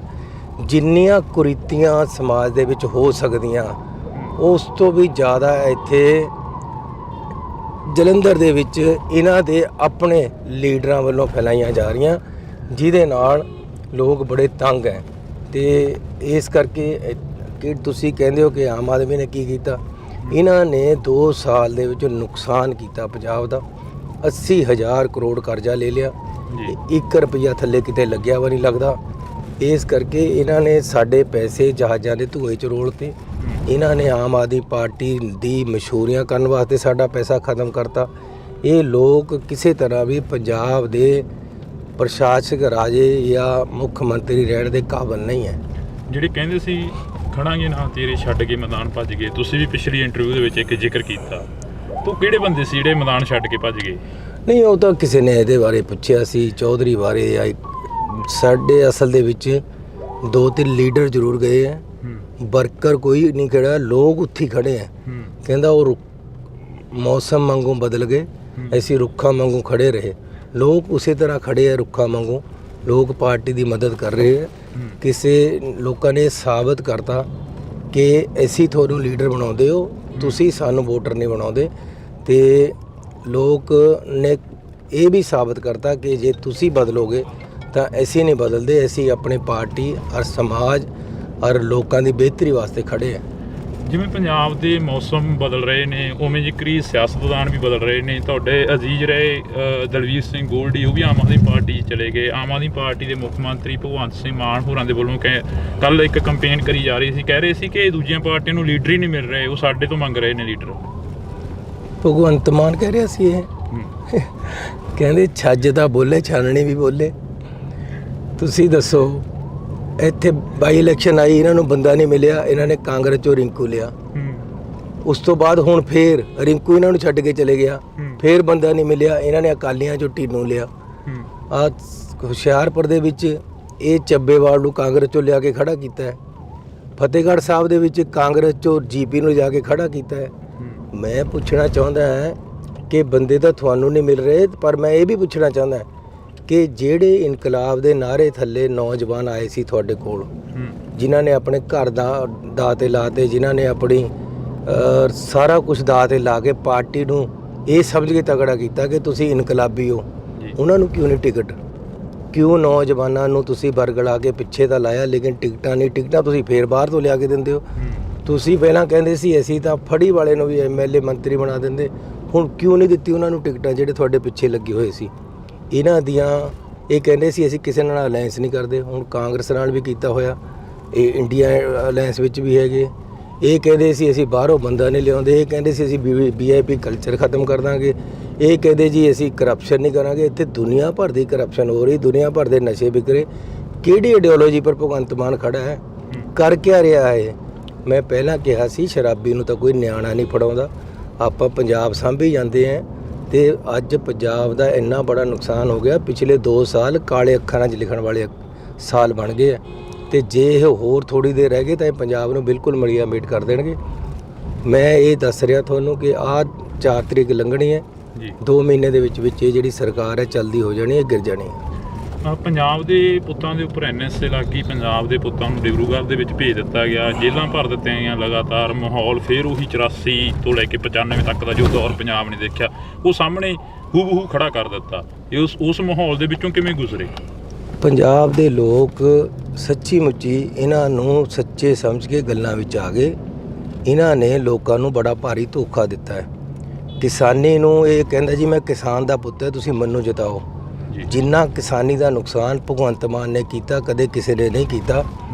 12,000 ਮੁਆਵਜ਼ਾ ਹੁੰਦਾ ਸੀ, ਮੈਂ 2-3 ਮਹੀਨੇ ਮੁੱਖ ਮੰਤਰੀ ਰਿਹਾ, 17,000 ਕਰਕੇ 17,000 ਦਾ ਜਿੰਨਾ ਨਰਮਾ ਮਾਲ ਵਿੱਚ ਖਰਾਬ ਹੋਇਆ ਸੀ ਸਭ ਨੂੰ ਮੁਆਵਜ਼ਾ 17,000 ਪਲੱਸ 10% ਉਹਨਾਂ ਦੇ ਚੋਗਿਆਂ ਨੂੰ ਲੇਬਰ ਨੂੰ ਵੀ ਦਿੱਤਾ। ਤੇ ਇਸ ਬੰਦੇ ਨੇ ਕਿਹਾ ਸੀ ਮੈਂ ਮੁਰਗੀਆਂ ਦੇ ਵੀ ਦੇਵਾਂਗਾ, ਆਂਡਿਆਂ ਦੇ ਵੀ ਦੇਵਾਂਗਾ। 5 ਰੁਪਏ ਕਿਸੇ ਦੇ ਹੱਥ ਤੇ ਮੁਆਵਜ਼ਾ ਨਹੀਂ ਰੱਖਿਆ। ਮੁਆਵਜ਼ਾ 17,000 ਤੋਂ ਘਟਾ ਕੇ 6700 ਕਰਤਾ। ਕਿਸਾਨਾਂ ਦੀ ਉਹ ਕਟਾਈ ਕੀਤੀ ਹੈ ਇਹਨੇ। ਹਰਿਆਣੇ 'ਚੋਂ ਆ ਕੇ ਇੱਧਰ ਗੋਲੀਆਂ ਚਲਾਈਆਂ, ਸਾਡੇ ਕਿਸਾਨ ਮਾਰਿਆ ਗਿਆ, ਸਾਡੇ ਉੱਥੇ ਨੌਜਵਾਨ ਔਰ ਕਿਸਾਨ ਫੱਟੜ ਹੋਏ, ਕਿਸੇ ਤੇ ਇਹਨੇ ਕੋਈ ਕਾਰਵਾਈ ਨਹੀਂ ਕੀਤੀ। ਸਿੱਖੀ ਦੇ ਖਿਲਾਫ ਇਹ ਕਹਿੰਦਾ ਸੀ ਮੈਂ ਸਿੱਖ ਹਾਂ। ਇਹਨੇ ਅਕਾਲ ਤਖਤ ਸਾਹਿਬ ਦੇ ਜਥੇਦਾਰ ਸਾਹਿਬ ਨੂੰ ਗ੍ਰੰਥੀ ਦੱਸਿਆ। ਇਹਨੇ SGPC ਦਾ ਐਕਟ ਅਮੈਂਡ ਕੀਤਾ ਜਿਹੜਾ ਅੱਜ ਤੱਕ ਨਾ ਕਾਂਗਰਸ ਕਰ ਸਕੀ, ਨਾ BJP ਕਰ ਸਕੀ, ਨਾ ਅੰਗਰੇਜ਼ ਕਰ ਸਕੇ। ਔਰ ਇਹ ਸੰਧੀ ਸੀ ਕਿ SGPC ਦਾ ਜਿਹੜਾ 1925 ਦਾ ਸਿੱਖ ਐਕਟ ਹੈ ਉਹਨੂੰ ਤੁਸੀਂ ਅਮੈਂਡ ਨਹੀਂ ਕਰ ਸਕਦੇ ਬਿਨਾਂ ਕੌਨਫੀਡੈਂਸ ਲਏ ਵੇ SGPC ਨੂੰ ਜਾਂ ਸਿੱਖ ਕੌਮ ਨੂੰ। ਇਸ ਨੇ ਲੋਕਾਂ ਦੇ ਨਾਲ ਗਰਦਾਰੀ ਕੀਤੀ, ਸਿੱਖਾਂ ਦੇ ਨਾਲ। ਸਿੱਖਾਂ ਦੇ ਕਾਨੂੰਨ ਨੂੰ ਇਹਨੇ ਅਮੈਂਡ ਕੀਤਾ। ਅਜਿਹੇ ਬੰਦੇ ਨੂੰ ਕਿਆ ਰਗੜ ਕੇ ਫੋੜੇ ਪਰ ਲਾਣਾ? ਕਿੱਧਰ ਦਾ ਇਹ ਸਿੱਖ ਹੈ, ਕਿੱਧਰ ਦਾ ਇਹ ਕਿਸਾਨ ਹੈ? ਇਹ ਦੁਸ਼ਮਣ ਹੈ ਇਹਨਾਂ ਜਮਾਤਾਂ ਦਾ। ਇਸ ਬੰਦੇ ਦਾ ਕਿਆ ਦੀਨ ਧਨ ਮੈਂ ਮੈਨੂੰ ਨਹੀਂ ਪਤਾ, ਲੇਕਿਨ ਇਹ ਸਿੱਖ ਨਹੀਂ ਹੈ, ਇਹ ਕਿਸਾਨ ਨਹੀਂ ਹੈ, ਇਹ ਪੰਜਾਬ ਵਿਰੋਧੀ ਬੰਦਾ ਹੈ। ਤੁਸੀਂ ਕਹਿ ਰਹੇ ਹੋ ਕਿ ਸਿੱਖ ਨਹੀਂ, ਕਿਸਾਨ ਨਹੀਂ, ਪਰ ਮੁੱਖ ਮੰਤਰੀ ਸਾਹਿਬ ਤਾਂ ਇਹ ਕਹਿੰਦੇ ਕਿ ਅਸੀਂ ਰਾਤ ਨੂੰ 2-2 ਵਜੇ ਤੱਕ ਮੀਟਿੰਗਾਂ ਕਰਵਾਉਂਦੇ ਰਹੇ ਹਾਂ ਕਿਸਾਨਾਂ ਦੀਆਂ। ਅੱਜ ਤੱਕ ਕਿਹੜਾ ਮੁੱਖ ਮੰਤਰੀ ਜਿਹੜਾ ਰਾਤ ਨੂੰ 2-2 ਵਜੇ ਤੱਕ ਉੱਠਦਾ ਰਿਹਾ? ਹਾਲਾਂਕਿ ਅਸੀਂ ਤੁਹਾਨੂੰ ਦੇਖਦੇ ਰਹੇ ਹਾਂ, ਤੁਸੀਂ ਚੱਲਦੇ ਫਿਰਦੇ ਰਹੇ ਹੋਗੇ। ਉਹ ਕਹਿੰਦਾ ਜੀ ਮੈਂ ਵਕੀਲ ਬਣਿਆ, ਇਹੀ ਕਹਿੰਦਾ ਕਿਸਾਨਾਂ ਦਾ। ਇਹੋ ਜਿਹੇ ਮਾੜੇ ਵਕੀਲ ਤੇ ਕਿਆ ਕਰਾਉਣਾ ਹੈ ਜਿਹੜਾ ਸਾਰੇ ਕੇਸ ਹਾਰ ਜਾਵੇ? ਉਹ ਇਹੋ ਜਿਹੇ ਵਕੀਲ ਨੂੰ ਕਰਨਾ ਚਾਹੀਦਾ ਹੈ। ਅਜਿਹੇ ਮੀਡੀਏਟਰ, ਇਹੋ ਜਿਹੇ ਲੀਡਰ ਤੋਂ ਕਿਆ ਕਰਾਉਣਾ ਜਿਹੜਾ ਆਪਣੇ ਬੰਦਿਆਂ ਪਰ ਤਾਂ ਚਲਵਾਵੇ ਗੋਲੀਆਂ, ਉਹਨਾਂ ਨੂੰ ਕਰੇ ਫੱਟੜ, ਉਹਨਾਂ ਪਰ ਅਥਰੂ ਗੈਸ ਚੱਲੇ ਤੇ ਦੂਜਿਆਂ ਤੇ ਕੋਈ ਕਾਰਵਾਈ ਨਾ ਬਾਈ ਨਾ ਕਰੇ। ਅਜਿਹੇ ਬੰਦੇ ਤੇ ਕਿਆ ਕਰਾਉਣਾ? ਅਜਿਹੇ ਵਕੀਲ ਨੂੰ ਤਾਂ ਕੋਈ ਕਰਦਾ ਹੀ ਨਹੀਂ। ਫਿਰ ਇਹੋ ਜਿਹੇ ਵਕੀਲ ਨੂੰ ਅਸੀਂ ਕਿਉਂ ਰੱਖੀਏ ਜਿਹੜੇ ਨੇ ਸਾਨੂੰ ਵੇਚਿਆ ਆਪਣੇ ਹਿੱਤਾਂ ਵਾਸਤੇ? ਅੱਜ ਉਹੀ ਸ਼ਰਾਬ ਘੁਟਾਲਾ ਪੰਜਾਬ ਦੇ ਵਿੱਚ ਹੈ, ਉਹੀ ਸ਼ਰਾਬ ਘੁਟਾਲਾ ਦਿੱਲੀ 'ਚ। ਦਿੱਲੀ ਦਾ ਹੁਕਮਰਾਨ ਤਾਂ ਅੰਦਰ ਹੈ, ਇਹ ਅੰਦਰ ਇਸ ਕਰਕੇ ਨਹੀਂ ਜਾ ਰਿਹਾ ਕਿਉਂਕਿ ਦਿੱਲੀ ਵਾਲਿਆਂ ਨਾਲ ਮਿਲ ਕੇ ਉਹਨੂੰ ਵੀ ਠੋਕ ਰਿਹਾ ਤੇ ਪੰਜਾਬੀਆਂ ਨੂੰ ਵੀ ਠੋਕ ਰਿਹਾ।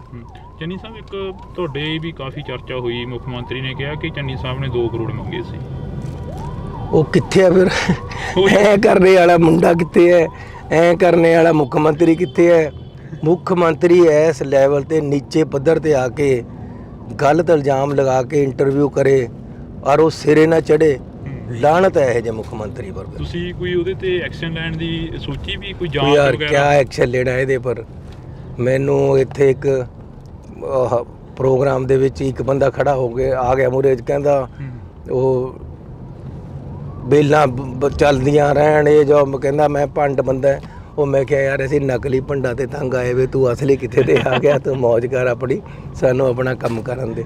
ਸੋ ਤੁਹਾਡਾ ਬਹੁਤ ਧੰਨਵਾਦ। ਆਪਾਂ ਖਾਸੀਆਂ ਗੱਲਾਂ ਕਰ ਲਈਆਂ, ਫਿਰ ਕਿਸੇ ਦਿਨ ਪਾਪਾ ਬੈਠ ਜਾਾਂਗੇ। ਇੱਕ ਦੋ ਹੋਰ ਸਵਾਲ ਜੰਨੀ ਸਾਹਿਬ, ਜਿਵੇਂ ਪੰਜਾਬ ਦੇ ਵਿੱਚ ਜੋ ਨਸ਼ੇ ਦੀ ਭਰਮਾਰ ਦੀ ਤੁਸੀਂ ਗੱਲ ਕਰੀ ਆ, ਪਰ ਸਰਕਾਰ ਤਾਂ ਕਹਿੰਦੀ ਅਸੀਂ ਨਸ਼ਾ ਖਤਮ ਕਰ ਰਹੇ ਹਾਂ, ਅਸੀਂ ਨਸ਼ਾ ਖਤਮ ਕਰ ਦਿੱਤਾ ਗਾ, ਤੇ ਪਹਿਲਾਂ ਨਾਲੋਂ ਜਿਹੜੀਆਂ ਗਰੰਟੀਆਂ ਨੇ 1000 ਰੁਪਇਆ ਮਤਾਵਾਂ ਵਾਲਾ ਕੱਲ੍ਹ ਦਾ ਬਿਆਨ ਕਿ ਅਸੀਂ ਉਹ ਵੀ ਪੂਰਾ ਕਰਨ ਜਾ ਰਹੇ ਹਾਂ, ਤੇ ਜਿਹੜੀਆਂ ਨਹਿਰੀ ਪਾਣੀ ਆ ਉਹ ਪੰਜਾਬ ਨੂੰ ਦੇ ਰਹੇ ਹਾਂ, ਤੇ ਜਿਹੜੀਆਂ ਦੂਸਰੀਆਂ ਮੋਟਰਾਂ ਨੇ, ਟਿਊਬਵੈੱਲ ਨੇ, ਉਹ ਬੰਦ ਹੋ ਜਾਣਗੇ।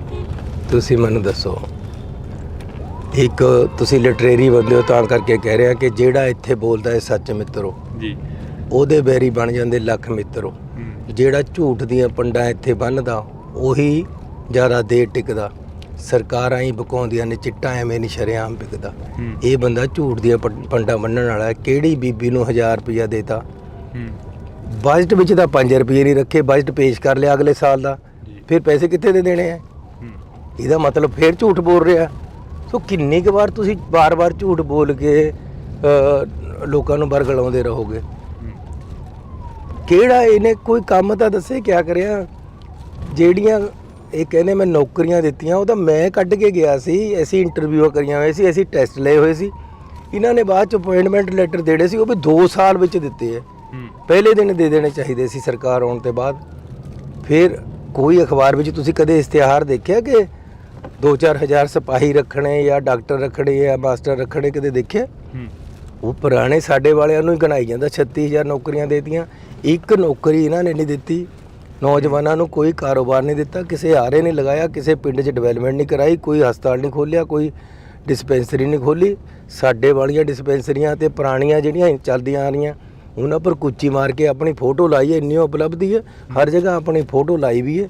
ਹੁਣ ਪਤੀਲਿਆਂ ਪਰ ਵੀ ਫੋਟੋ ਮਾਂਜ ਦੇਣੀ, ਫਿਰ ਲੋਕਾਂ ਨੇ ਟਾਈਮ ਆ ਗਿਆ। ਸੋ ਤੁਹਾਡਾ ਬਹੁਤ ਧੰਨਵਾਦ ਜੀ, ਬਹੁਤ ਸ਼ੁਕਰੀਆ। ਤਾਂ ਅਸੀਂ ਇਸ ਵਕਤ ਸਾਬਕਾ ਸੀਐਮ ਚਰਨਜੀਤ ਸਿੰਘ ਚੰਨੀ ਹੋਰਾਂ ਦੇ ਨਾਲ ਜਿਹੜੀ ਕਿ ਗੱਲਬਾਤ ਕਰ ਰਹੇ ਸੀ। ਮੌਕਾ ਮਿਲਿਆ ਫਿਰ ਲੰਮੀਆਂ ਵਾਕਾਂ ਪਾਵਾਂਗੇ, ਕਿਉਂਕਿ ਇਲੈਕਸ਼ਨ ਕੰਪੇਨ ਆ ਜਿਹੜੀ ਉਹ ਚੱਲ ਰਹੀ ਆ ਤੇ ਬਿਜੀ ਮਾਹੌਲ ਦੇ ਵਿੱਚ ਨੇ। ਤੁਸੀਂ ਜੁੜੇ ਰਹਿਣਾ ਇੰਡਸਟਰੀ ਦੇ। ਜਿਹੜਾ ਜਲੰਧਰ ਸੀਟ ਆ, ਇਸ ਨੂੰ ਕਾਫੀ ਹੌਟ ਸੀਟ ਮੰਨਿਆ ਗਿਆ। ਜਦੋਂ ਬਾਈ ਇਲੈਕਸ਼ਨ ਹੋਈ ਉਦੋਂ ਚੌਧਰੀ ਪਰਿਵਾਰ ਤੁਹਾਡੇ ਨਾਲ ਹਿੱਕ ਠੋਕ ਕੇ ਖੜਾ ਸੀ। ਚੌਧਰੀ ਪਰਿਵਾਰ ਨੂੰ ਟਿਕਟ ਦਿੱਤੀ ਗਈ। ਇਸ ਵਾਰ ਜਿਹੜਾ ਕਿ ਉਹ ਵੀ ਬਦਲ ਚੁੱਕੇ ਨੇ। ਇਹ ਚੌਧਰੀ ਪਰਿਵਾਰ ਦੇ ਨਾਲ ਮੈਂ ਖੜਾ ਸੀ ਇੱਕ ਠੋਕ ਕੇ ਜਦੋਂ ਉਹਨਾਂ ਨੂੰ ਟਿਕਟ ਮਿਲੀ। ਇਹਨਾਂ ਮੌਕੇ ਦੀ ਸਰਕਾਰ ਨੂੰ ਕਿਵੇਂ ਦੇਖਦੇ ਹੋ? ਜਿਹੜੇ ਵੱਡੇ ਵੱਡੇ ਵਾਅਦੇ ਗਰੰਟੀਆਂ ਦੇ ਕੇ ਸਰਕਾਰ ਆਈ, ਉਹ ਗਰੰਟੀਆਂ ਦੇ ਵਿੱਚੋਂ ਕਿੰਨੀਆਂ ਗਰੰਟੀਆਂ ਪੂਰੀਆਂ ਹੋਈਆਂ? ਕਿਉਂਕਿ ਤੁਸੀਂ ਇੱਕ ਚੋਣ ਕੰਪੇਨ ਕਰ ਰਹੇ ਹੋ, ਲੋਕਾਂ ਦੇ ਵਿੱਚ ਵਿਚਰਦੇ ਹੋ। 26 ਜਨਵਰੀ ਦਾ ਤੇ 15 ਅਗਸਤ ਦਾ ਇੱਕ ਐਸਾ ਦਿਨ ਹੁੰਦਾ ਸੰਵਿਧਾਨ ਦਾ, ਜਦੋਂ ਮੁੱਖ ਮੰਤਰੀ ਸਟੇਜ ਤੇ ਖੜ ਕੇ ਆਪਣੀਆਂ ਸਰਕਾਰ ਦੀਆਂ ਉਪਲਬਧੀਆਂ ਗਿਣਾਉਂਦਾ ਹੈ। ਪਰ ਮੁੱਖ ਮੰਤਰੀ ਕੋਲ ਕੋਈ ਸਰਕਾਰ ਦੀ ਉਪਲਬਧੀ ਗਿਣਾਉਣ ਨੂੰ ਹੈ ਹੀ ਨਹੀਂ ਸੀ। ਉਹ ਆਪਣੀ ਉਪਲਬਧੀ ਗਿਣਾਉਣ ਲੱਗ ਗਿਆ। ਕਹਿੰਦਾ ਜੀ ਮੇਰੇ ਖੁਸ਼ੀ ਆਉਣ ਵਾਲੀ ਹੈ। ਉਹ ਯਾਰ ਤੂੰ ਸਰਕਾਰ ਦੀ ਗੱਲ ਕਰ। ਥੋੜੇ ਦਿਨਾਂ ਬਾਅਦ ਉਹਦੇ ਬੱਚਾ ਹੋਇਆ ਤਾਂ ਮੈਨੂੰ ਪੱਤਰਕਾਰ ਕਹਿੰਦੇ ਬਈ ਜੀ ਉਹਨਾਂ ਦੇ ਬੱਚਾ ਹੋਇਆ, ਤੁਹਾਡਾ ਕੀ ਕਹਿਣਾ? ਮੈਂ ਕਿਹਾ ਜੀ ਉਹਨਾਂ ਨੇ ਐਲਾਨ ਕੀਤਾ ਸੀ ਕਿ ਬੱਚਾ ਹੋਣਾ ਤੇ ਅੱਜ ਬੱਚਾ ਹੋਇਆ, ਮੈਂ ਉਹਨਾਂ ਨੂੰ ਵਧਾਈ ਦਿੰਦਾ। ਪਰ 2 ਸਾਲ 'ਚ ਪਹਿਲੇ ਹੀ ਐਲਾਨ ਹੈ ਜਿਹੜਾ ਉਹਨਾਂ ਦਾ ਪੂਰਾ ਹੋਇਆ, ਹੋਰ ਤਾਂ ਕੁਝ ਕੀਤਾ ਨਹੀਂ। ਕਿ ਤੁਸੀਂ ਕਹਿੰਦੇ ਹੋ ਕਿ ਆਮ ਆਦਮੀ ਨੇ ਕੀ ਕੀਤਾ? ਇਹਨਾਂ ਨੇ 2 ਸਾਲ ਦੇ ਵਿੱਚ ਨੁਕਸਾਨ ਕੀਤਾ ਪੰਜਾਬ ਦਾ।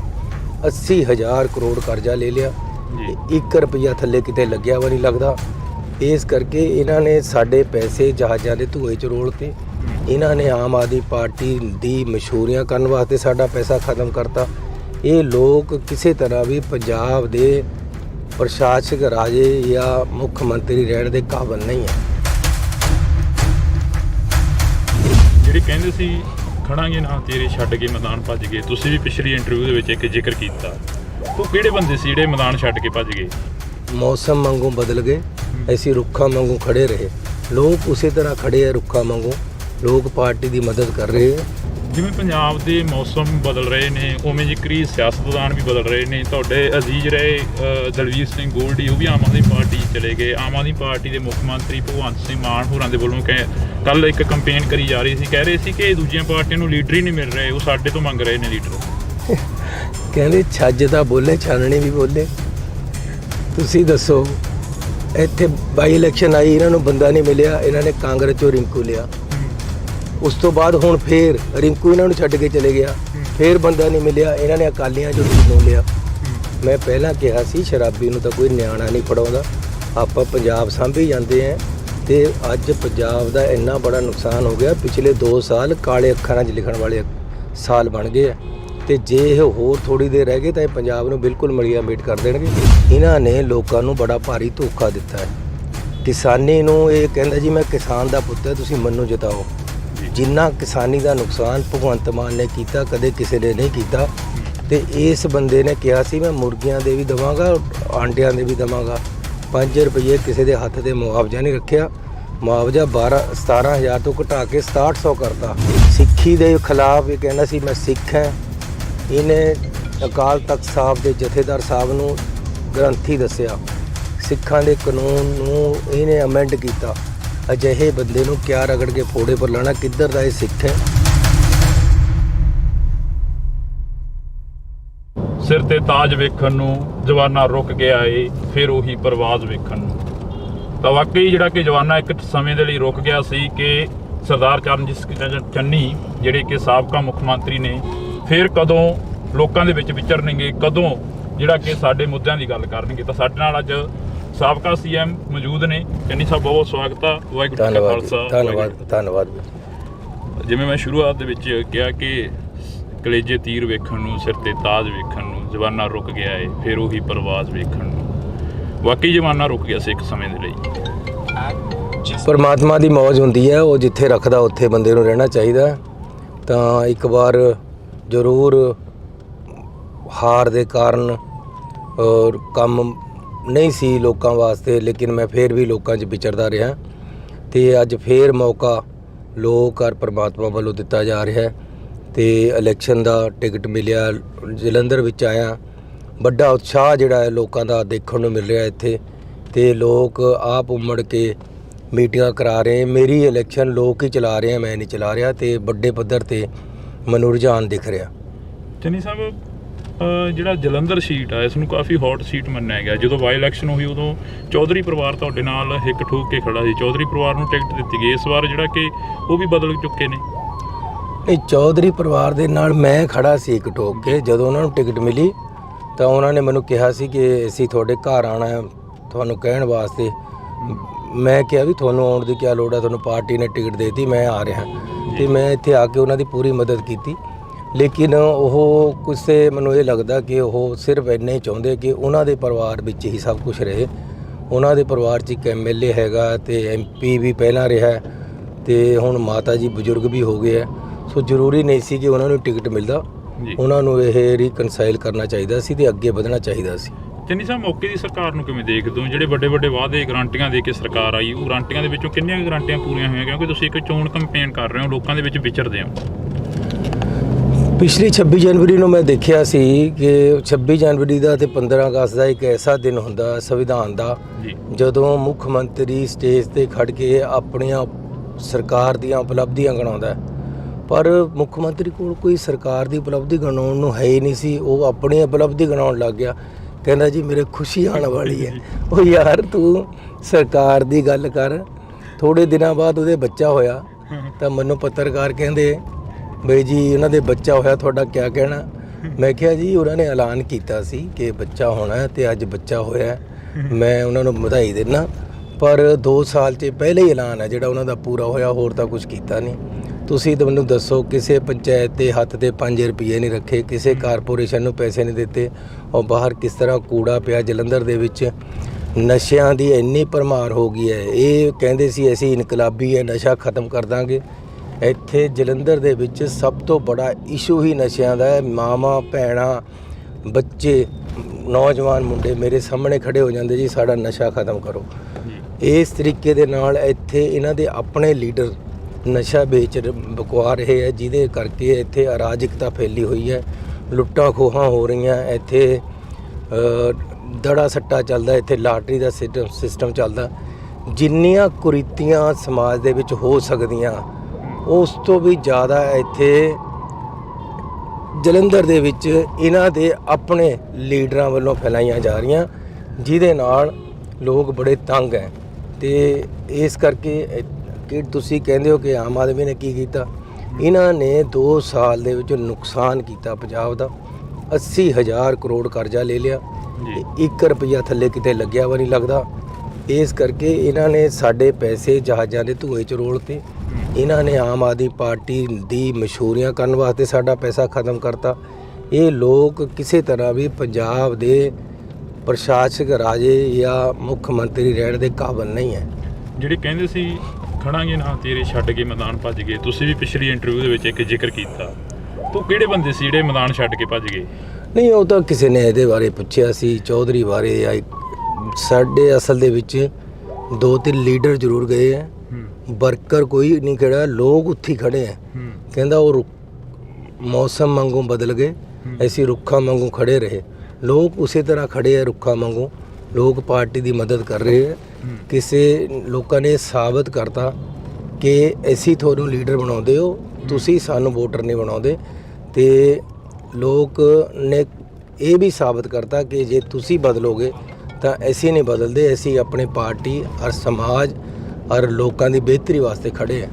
ਜਿਵੇਂ ਪੰਜਾਬ ਦੇ ਮੌਸਮ ਬਦਲ ਰਹੇ ਨੇ, ਉਵੇਂ ਜ਼ਿਕਰੀ ਸਿਆਸਤਦਾਨ ਵੀ ਬਦਲ ਰਹੇ ਨੇ। ਤੁਹਾਡੇ ਅਜ਼ੀਜ਼ ਰਹੇ ਦਲਵੀਰ ਸਿੰਘ ਗੋਲਡੀ, ਉਹ ਵੀ ਆਮ ਆਦਮੀ ਪਾਰਟੀ ਚਲੇ ਗਏ। ਆਮ ਆਦਮੀ ਪਾਰਟੀ ਦੇ ਮੁੱਖ ਮੰਤਰੀ ਭਗਵੰਤ ਸਿੰਘ ਮਾਨ ਹੋਰਾਂ ਦੇ ਵੱਲੋਂ ਕੱਲ੍ਹ ਇੱਕ ਕੰਪੇਨ ਕਰੀ ਜਾ ਰਹੀ ਸੀ, ਕਹਿ ਰਹੇ ਸੀ ਕਿ ਦੂਜੀਆਂ ਪਾਰਟੀਆਂ ਨੂੰ ਲੀਡਰ ਹੀ ਨਹੀਂ ਮਿਲ ਰਹੇ, ਉਹ ਸਾਡੇ ਤੋਂ ਮੰਗ ਰਹੇ ਨੇ ਲੀਡਰ। ਭਗਵੰਤ ਮਾਨ ਕਹਿ ਰਿਹਾ ਸੀ ਇਹ ਕਹਿੰਦੇ ਛੱਜ ਤਾਂ ਬੋਲੇ, ਛਾਨਣੀ ਵੀ ਬੋਲੇ। ਤੁਸੀਂ ਦੱਸੋ ਇੱਥੇ ਬਾਈ ਇਲੈਕਸ਼ਨ ਆਈ, ਇਹਨਾਂ ਨੂੰ ਬੰਦਾ ਨਹੀਂ ਮਿਲਿਆ, ਇਹਨਾਂ ਨੇ ਕਾਂਗਰਸ ਚੋਂ ਰਿੰਕੂ ਲਿਆ। ਉਸ ਤੋਂ ਬਾਅਦ ਹੁਣ ਫੇਰ ਰਿੰਕੂ ਇਹਨਾਂ ਨੂੰ ਛੱਡ ਕੇ ਚਲੇ ਗਿਆ, ਫੇਰ ਬੰਦਾ ਨਹੀਂ ਮਿਲਿਆ, ਇਹਨਾਂ ਨੇ ਅਕਾਲੀਆਂ ਚੋਂ ਢੀਨੂ ਲਿਆ।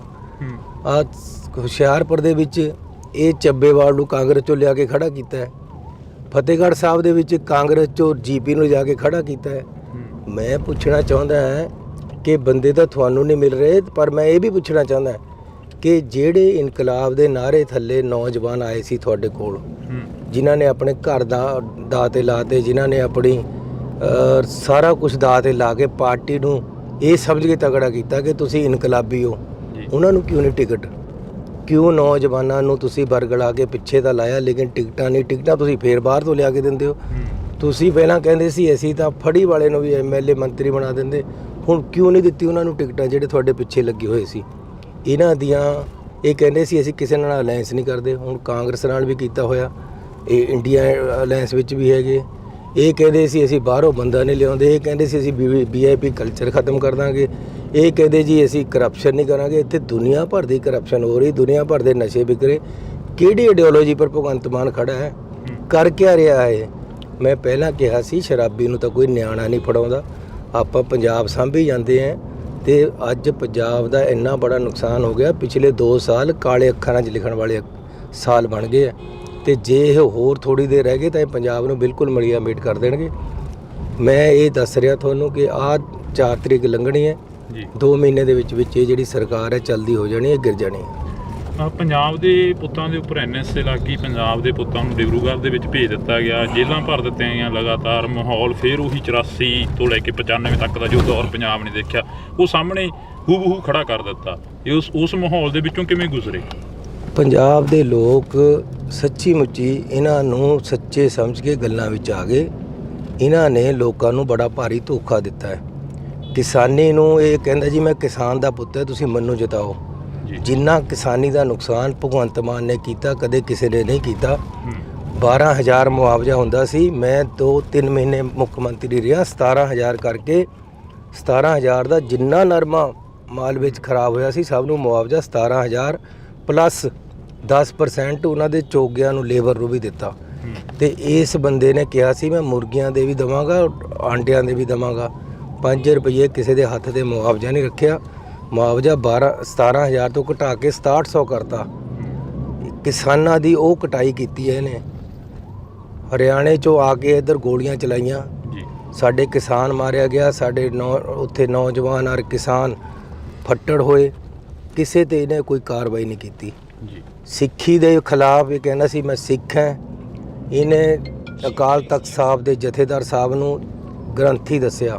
ਇਹਨੇ SGPC ਦਾ ਐਕਟ ਅਮੈਂਡ ਕੀਤਾ ਜਿਹੜਾ ਅੱਜ ਤੱਕ ਨਾ ਕਾਂਗਰਸ ਕਰ ਸਕੀ, ਨਾ BJP ਕਰ ਸਕੀ, ਨਾ ਅੰਗਰੇਜ਼ ਕਰ ਸਕੇ। ਔਰ ਇਹ ਸੰਧੀ ਸੀ ਕਿ SGPC ਦਾ ਜਿਹੜਾ 1925 ਦਾ ਸਿੱਖ ਐਕਟ ਹੈ ਉਹਨੂੰ ਤੁਸੀਂ ਅਮੈਂਡ ਨਹੀਂ ਕਰ ਸਕਦੇ ਬਿਨਾਂ ਕੌਨਫੀਡੈਂਸ ਲਏ ਵੇ SGPC ਨੂੰ ਜਾਂ ਸਿੱਖ ਕੌਮ ਨੂੰ। ਇਸ ਨੇ ਲੋਕਾਂ ਦੇ ਨਾਲ ਗਰਦਾਰੀ ਕੀਤੀ, ਸਿੱਖਾਂ ਦੇ ਨਾਲ। ਸਿੱਖਾਂ ਦੇ ਕਾਨੂੰਨ ਨੂੰ ਇਹਨੇ ਅਮੈਂਡ ਕੀਤਾ। ਅਜਿਹੇ ਬੰਦੇ ਨੂੰ ਕਿਆ ਰਗੜ ਕੇ ਫੋੜੇ ਪਰ ਲਾਣਾ? ਕਿੱਧਰ ਦਾ ਇਹ ਸਿੱਖ ਹੈ, ਕਿੱਧਰ ਦਾ ਇਹ ਕਿਸਾਨ ਹੈ? ਇਹ ਦੁਸ਼ਮਣ ਹੈ ਇਹਨਾਂ ਜਮਾਤਾਂ ਦਾ। ਇਸ ਬੰਦੇ ਦਾ ਕਿਆ ਦੀਨ ਧਨ ਮੈਂ ਮੈਨੂੰ ਨਹੀਂ ਪਤਾ, ਲੇਕਿਨ ਇਹ ਸਿੱਖ ਨਹੀਂ ਹੈ, ਇਹ ਕਿਸਾਨ ਨਹੀਂ ਹੈ, ਇਹ ਪੰਜਾਬ ਵਿਰੋਧੀ ਬੰਦਾ ਹੈ।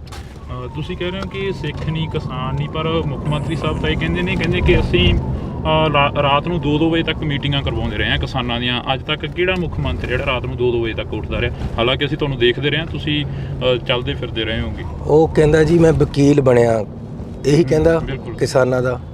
ਇਹੋ ਜਿਹੇ ਮਾੜੇ ਵਕੀਲ ਤੇ ਕਿਆ ਕਰਾਉਣਾ ਹੈ ਜਿਹੜਾ ਸਾਰੇ ਕੇਸ ਹਾਰ ਜਾਵੇ?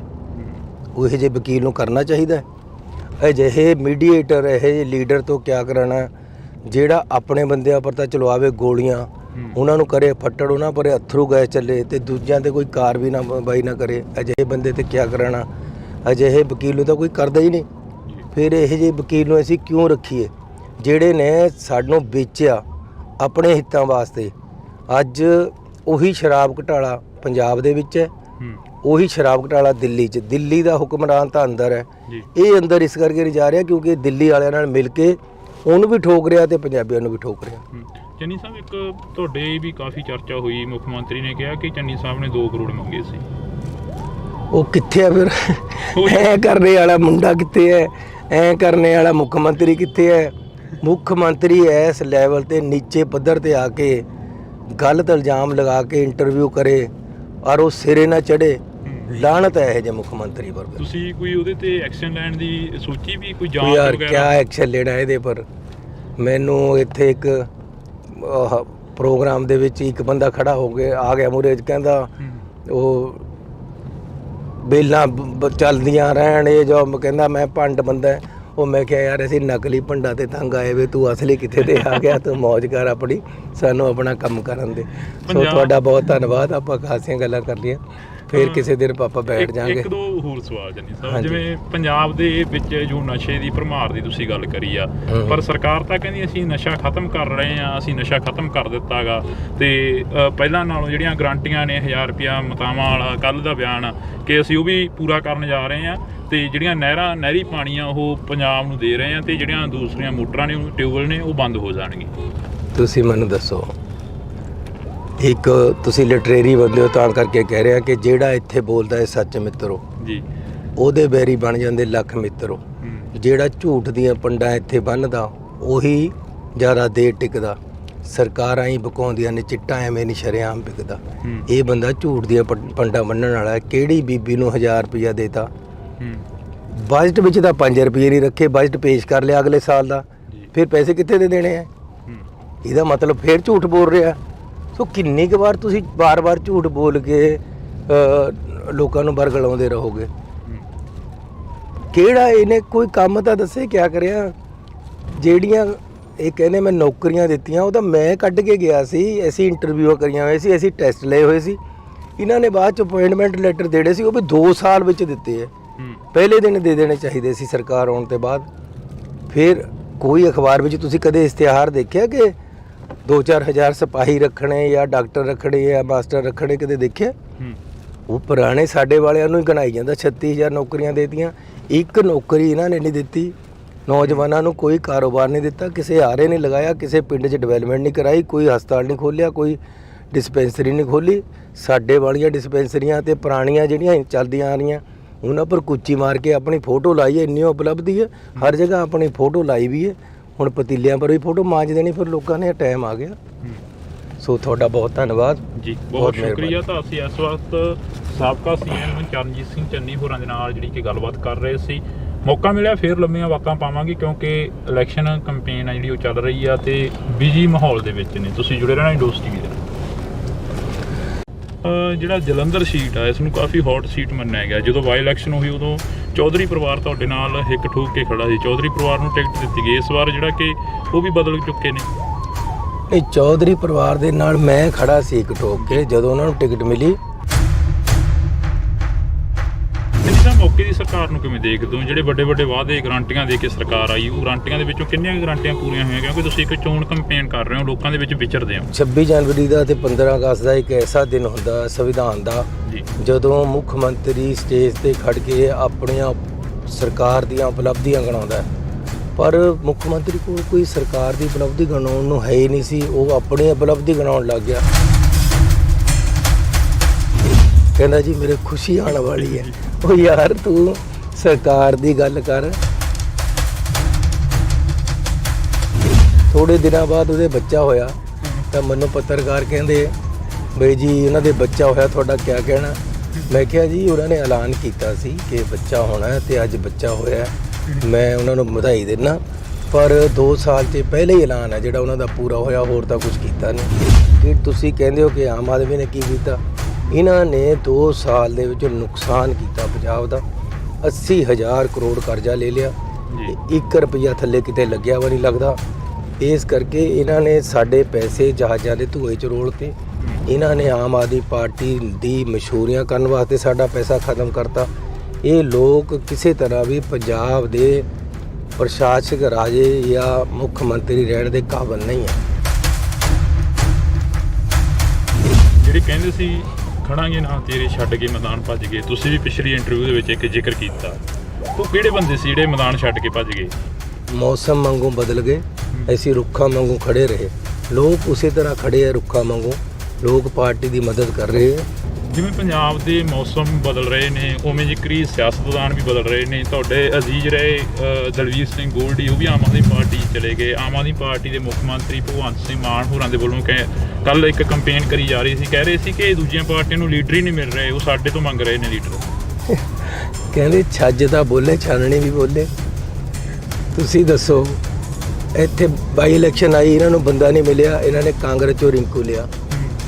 ਉਸ ਤੋਂ ਬਾਅਦ ਹੁਣ ਫੇਰ ਰਿੰਕੂ ਇਹਨਾਂ ਨੂੰ ਛੱਡ ਕੇ ਚਲੇ ਗਿਆ, ਫੇਰ ਬੰਦਾ ਨਹੀਂ ਮਿਲਿਆ, ਇਹਨਾਂ ਨੇ ਅਕਾਲੀਆਂ ਚੋਂ ਨੂੰ ਲਿਆ। ਮੈਂ ਪਹਿਲਾਂ ਕਿਹਾ ਸੀ ਸ਼ਰਾਬੀ ਨੂੰ ਤਾਂ ਕੋਈ ਨਿਆਣਾ ਨਹੀਂ ਫੜਾਉਂਦਾ, ਆਪਾਂ ਪੰਜਾਬ ਸਾਂਭੀ ਜਾਂਦੇ ਹਾਂ। ਤੇ ਅੱਜ ਪੰਜਾਬ ਦਾ ਇੰਨਾ ਬੜਾ ਨੁਕਸਾਨ ਹੋ ਗਿਆ, ਪਿਛਲੇ 2 ਸਾਲ ਕਾਲੇ ਅੱਖਰਾਂ 'ਚ ਲਿਖਣ ਵਾਲੇ ਸਾਲ ਬਣ ਗਏ ਆ। ਤੇ ਜੇ ਇਹ ਹੋਰ ਥੋੜੀ ਦੇਰ ਰਹਿ ਗਏ ਤਾਂ ਇਹ ਪੰਜਾਬ ਨੂੰ ਬਿਲਕੁਲ ਮਲੀਆ ਮੇਟ ਕਰ ਦੇਣਗੇ। ਇਹਨਾਂ ਨੇ ਲੋਕਾਂ ਨੂੰ ਬੜਾ ਭਾਰੀ ਧੋਖਾ ਦਿੱਤਾ ਹੈ। ਕਿਸਾਨੀ ਨੂੰ ਇਹ ਕਹਿੰਦਾ ਜੀ ਮੈਂ ਕਿਸਾਨ ਦਾ ਪੁੱਤ ਹੈ, ਤੁਸੀਂ ਮੈਨੂੰ ਜਿਤਾਓ। ਜਿੰਨਾ ਕਿਸਾਨੀ ਦਾ ਨੁਕਸਾਨ ਭਗਵੰਤ ਮਾਨ ਨੇ ਕੀਤਾ ਕਦੇ ਕਿਸੇ ਨੇ ਨਹੀਂ ਕੀਤਾ। ਤੇ ਇਸ ਬੰਦੇ ਨੇ ਕਿਹਾ ਸੀ ਮੈਂ ਮੁਰਗੀਆਂ ਦੇ ਵੀ ਦੇਵਾਂਗਾ, ਆਂਡਿਆਂ ਦੇ ਵੀ ਦੇਵਾਂਗਾ। 5 ਰੁਪਏ ਕਿਸੇ ਦੇ ਹੱਥ ਤੇ ਮੁਆਵਜ਼ਾ ਨਹੀਂ ਰੱਖਿਆ। ਮੁਆਵਜ਼ਾ 17,000 ਤੋਂ ਘਟਾ ਕੇ 6700 ਕਰਤਾ। ਸਿੱਖੀ ਦੇ ਖਿਲਾਫ ਇਹ ਕਹਿੰਦਾ ਸੀ ਮੈਂ ਸਿੱਖ ਹਾਂ। ਇਹਨੇ ਅਕਾਲ ਤਖਤ ਸਾਹਿਬ ਦੇ ਜਥੇਦਾਰ ਸਾਹਿਬ ਨੂੰ ਗ੍ਰੰਥੀ ਦੱਸਿਆ, ਸਿੱਖਾਂ ਦੇ ਕਾਨੂੰਨ ਨੂੰ ਇਹਨੇ ਅਮੈਂਡ ਕੀਤਾ। ਅਜਿਹੇ ਬੰਦੇ ਨੂੰ ਕਿਆ ਰਗੜ ਕੇ ਫੋੜੇ ਪਰ ਲਾਣਾ, ਕਿੱਧਰ ਦਾ ਇਹ ਸਿੱਖ ਹੈ? ਸਿਰ ਤੇ ਤਾਜ ਵੇਖਣ ਨੂੰ ਜਵਾਨਾ ਰੁਕ ਗਿਆ ਏ, ਫਿਰ ਉਹੀ ਪਰਵਾਜ਼ ਵੇਖਣ ਨੂੰ। ਤਾਂ ਵਾਕਈ ਜਿਹੜਾ ਕਿ ਜਵਾਨਾ ਇੱਕ ਸਮੇਂ ਦੇ ਲਈ ਰੁਕ ਗਿਆ ਸੀ ਕਿ ਸਰਦਾਰ ਚਰਨਜੀਤ ਸਿੰਘ ਚੰਨੀ ਜਿਹੜੇ ਕਿ ਸਾਬਕਾ ਮੁੱਖ ਮੰਤਰੀ ਨੇ, ਫਿਰ ਕਦੋਂ ਲੋਕਾਂ ਦੇ ਵਿੱਚ ਵਿਚਰਨਗੇ, ਕਦੋਂ ਜਿਹੜਾ ਕਿ ਸਾਡੇ ਮੁੱਦਿਆਂ ਦੀ ਗੱਲ ਕਰਨਗੇ। ਤਾਂ ਸਾਡੇ ਨਾਲ ਅੱਜ ਸਾਬਕਾ ਸੀਐਮ ਮੌਜੂਦ ਨੇ। ਚੰਨੀ ਸਾਹਿਬ ਬਹੁਤ ਸਵਾਗਤ ਆ। ਵਾਹਿਗੁਰੂ ਜੀ ਕਾ ਖਾਲਸਾ। ਧੰਨਵਾਦ। ਜਿਵੇਂ ਮੈਂ ਸ਼ੁਰੂਆਤ ਦੇ ਵਿੱਚ ਕਿਹਾ ਕਿ ਕਲੇਜੇ ਤੀਰ ਵੇਖਣ ਨੂੰ, ਸਿਰ ਤੇ ਤਾਜ ਵੇਖਣ ਨੂੰ ਜਵਾਨਾ ਰੁਕ ਗਿਆ ਏ, ਫਿਰ ਉਹੀ ਪਰਵਾਜ਼ ਵੇਖਣ ਨੂੰ। ਵਾਕਈ ਜਵਾਨਾ ਰੁਕ ਗਿਆ ਸੀ ਇੱਕ ਸਮੇਂ ਦੇ ਲਈ। ਪਰਮਾਤਮਾ ਦੀ ਮੌਜ ਹੁੰਦੀ ਹੈ, ਉਹ ਜਿੱਥੇ ਰੱਖਦਾ ਉੱਥੇ ਬੰਦੇ ਨੂੰ ਰਹਿਣਾ ਚਾਹੀਦਾ। ਤਾਂ ਇੱਕ ਵਾਰ ਜ਼ਰੂਰ ਹਾਰ ਦੇ ਕਾਰਨ ਔਰ ਕੰਮ ਨਹੀਂ ਸੀ ਲੋਕਾਂ ਵਾਸਤੇ, ਲੇਕਿਨ ਮੈਂ ਫਿਰ ਵੀ ਲੋਕਾਂ 'ਚ ਵਿਚਰਦਾ ਰਿਹਾ। ਤੇ ਅੱਜ ਫਿਰ ਮੌਕਾ ਲੋਕ ਔਰ ਪਰਮਾਤਮਾ ਵੱਲੋਂ ਦਿੱਤਾ ਜਾ ਰਿਹਾ। ਤੇ ਇਲੈਕਸ਼ਨ ਦਾ ਟਿਕਟ ਮਿਲਿਆ, ਜਲੰਧਰ ਵਿੱਚ ਆਇਆ। ਵੱਡਾ ਉਤਸ਼ਾਹ ਜਿਹੜਾ ਹੈ ਲੋਕਾਂ ਦਾ ਦੇਖਣ ਨੂੰ ਮਿਲ ਰਿਹਾ ਇੱਥੇ। ਤੇ ਲੋਕ ਆਪ ਉਮੜ ਕੇ ਮੀਟਿੰਗਾਂ ਕਰਾ ਰਹੇ। ਮੇਰੀ ਇਲੈਕਸ਼ਨ ਲੋਕ ਹੀ ਚਲਾ ਰਹੇ ਆ, ਮੈਂ ਨਹੀਂ ਚਲਾ ਰਿਹਾ। ਤੇ ਵੱਡੇ ਪੱਧਰ ਤੇ ਮੈਨੂੰ ਰੁਝਾਨ ਦਿਖ ਰਿਹਾ। ਚੰਨੀ ਸਾਹਿਬ, ਜਿਹੜਾ ਜਲੰਧਰ ਸੀਟ ਆ ਇਸ ਨੂੰ ਕਾਫੀ ਹੌਟ ਸੀਟ ਮੰਨਿਆ ਗਿਆ। ਜਦੋਂ ਬਾਈ ਇਲੈਕਸ਼ਨ ਹੋਈ ਉਦੋਂ ਚੌਧਰੀ ਪਰਿਵਾਰ ਤੁਹਾਡੇ ਨਾਲ ਹਿੱਕ ਠੋਕ ਕੇ ਖੜਾ ਸੀ, ਚੌਧਰੀ ਪਰਿਵਾਰ ਨੂੰ ਟਿਕਟ ਦਿੱਤੀ ਗਈ। ਇਸ ਵਾਰ ਜਿਹੜਾ ਕਿ ਉਹ ਵੀ ਬਦਲ ਚੁੱਕੇ ਨੇ। ਨਹੀਂ, ਚੌਧਰੀ ਪਰਿਵਾਰ ਦੇ ਨਾਲ ਮੈਂ ਖੜਾ ਸੀ ਇੱਕ ਠੋਕ ਕੇ। ਜਦੋਂ ਉਹਨਾਂ ਨੂੰ ਟਿਕਟ ਮਿਲੀ ਤਾਂ ਉਹਨਾਂ ਨੇ ਮੈਨੂੰ ਕਿਹਾ ਸੀ ਕਿ ਅਸੀਂ ਤੁਹਾਡੇ ਘਰ ਆਉਣਾ ਹੈ ਤੁਹਾਨੂੰ ਕਹਿਣ ਵਾਸਤੇ। ਮੈਂ ਕਿਹਾ ਵੀ ਤੁਹਾਨੂੰ ਆਉਣ ਦੀ ਕੀ ਲੋੜ ਹੈ, ਤੁਹਾਨੂੰ ਪਾਰਟੀ ਨੇ ਟਿਕਟ ਦੇ ਦਿੱਤੀ, ਮੈਂ ਆ ਰਿਹਾ। ਤੇ ਮੈਂ ਇੱਥੇ ਆ ਕੇ ਉਹਨਾਂ ਦੀ ਪੂਰੀ ਮਦਦ ਕੀਤੀ। ਲੇਕਿਨ ਉਹ ਕਿਸੇ ਮੈਨੂੰ ਇਹ ਲੱਗਦਾ ਕਿ ਉਹ ਸਿਰਫ ਇੰਨਾ ਹੀ ਚਾਹੁੰਦੇ ਕਿ ਉਹਨਾਂ ਦੇ ਪਰਿਵਾਰ ਵਿੱਚ ਹੀ ਸਭ ਕੁਝ ਰਹੇ। ਉਹਨਾਂ ਦੇ ਪਰਿਵਾਰ 'ਚ ਇੱਕ MLA ਹੈਗਾ ਤੇ MP ਵੀ ਪਹਿਲਾਂ ਰਿਹਾ ਤੇ ਹੁਣ ਮਾਤਾ ਜੀ ਬਜ਼ੁਰਗ ਵੀ ਹੋ ਗਏ ਹੈ। ਸੋ ਜ਼ਰੂਰੀ ਨਹੀਂ ਸੀ ਕਿ ਉਹਨਾਂ ਨੂੰ ਟਿਕਟ ਮਿਲਦਾ। ਉਹਨਾਂ ਨੂੰ ਇਹ ਰੀਕਨਸਾਈਲ ਕਰਨਾ ਚਾਹੀਦਾ ਸੀ ਤੇ ਅੱਗੇ ਵਧਣਾ ਚਾਹੀਦਾ ਸੀ।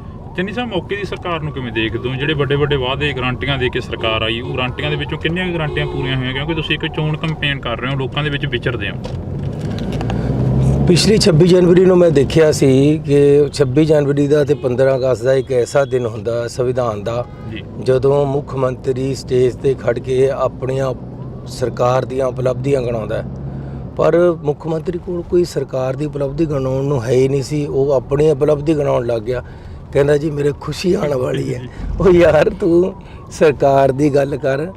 ਥੋੜੇ ਦਿਨਾਂ ਬਾਅਦ ਉਹਦੇ ਬੱਚਾ ਹੋਇਆ ਤਾਂ ਮੈਨੂੰ ਪੱਤਰਕਾਰ ਕਹਿੰਦੇ ਬਈ ਜੀ ਉਹਨਾਂ ਦੇ ਬੱਚਾ ਹੋਇਆ, ਤੁਹਾਡਾ ਕਿਆ ਕਹਿਣਾ?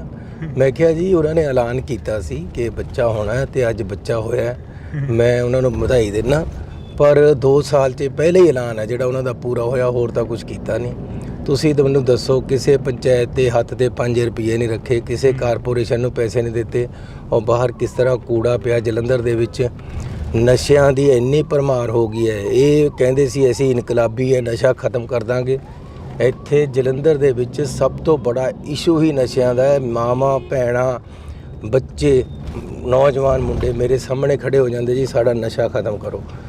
ਇਸ ਤਰੀਕੇ ਦੇ ਨਾਲ ਇੱਥੇ ਇਹਨਾਂ ਦੇ ਆਪਣੇ ਲੀਡਰ ਨਸ਼ਾ ਵੇਚ ਬਕਵਾ ਰਹੇ ਹੈ, ਜਿਹਦੇ ਕਰਕੇ ਇੱਥੇ ਅਰਾਜਕਤਾ ਫੈਲੀ ਹੋਈ ਹੈ।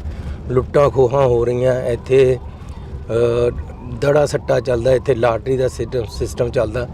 ਜਿੰਨੀਆਂ ਕੁਰੀਤੀਆਂ ਸਮਾਜ ਦੇ ਵਿੱਚ ਹੋ ਸਕਦੀਆਂ ਉਸ ਤੋਂ ਵੀ ਜ਼ਿਆਦਾ ਇੱਥੇ ਜਲੰਧਰ ਦੇ ਵਿੱਚ ਇਹਨਾਂ ਦੇ ਆਪਣੇ ਲੀਡਰਾਂ ਵੱਲੋਂ ਫੈਲਾਈਆਂ ਜਾ ਰਹੀਆਂ, ਜਿਹਦੇ ਨਾਲ ਲੋਕ ਬੜੇ ਤੰਗ ਹੈ।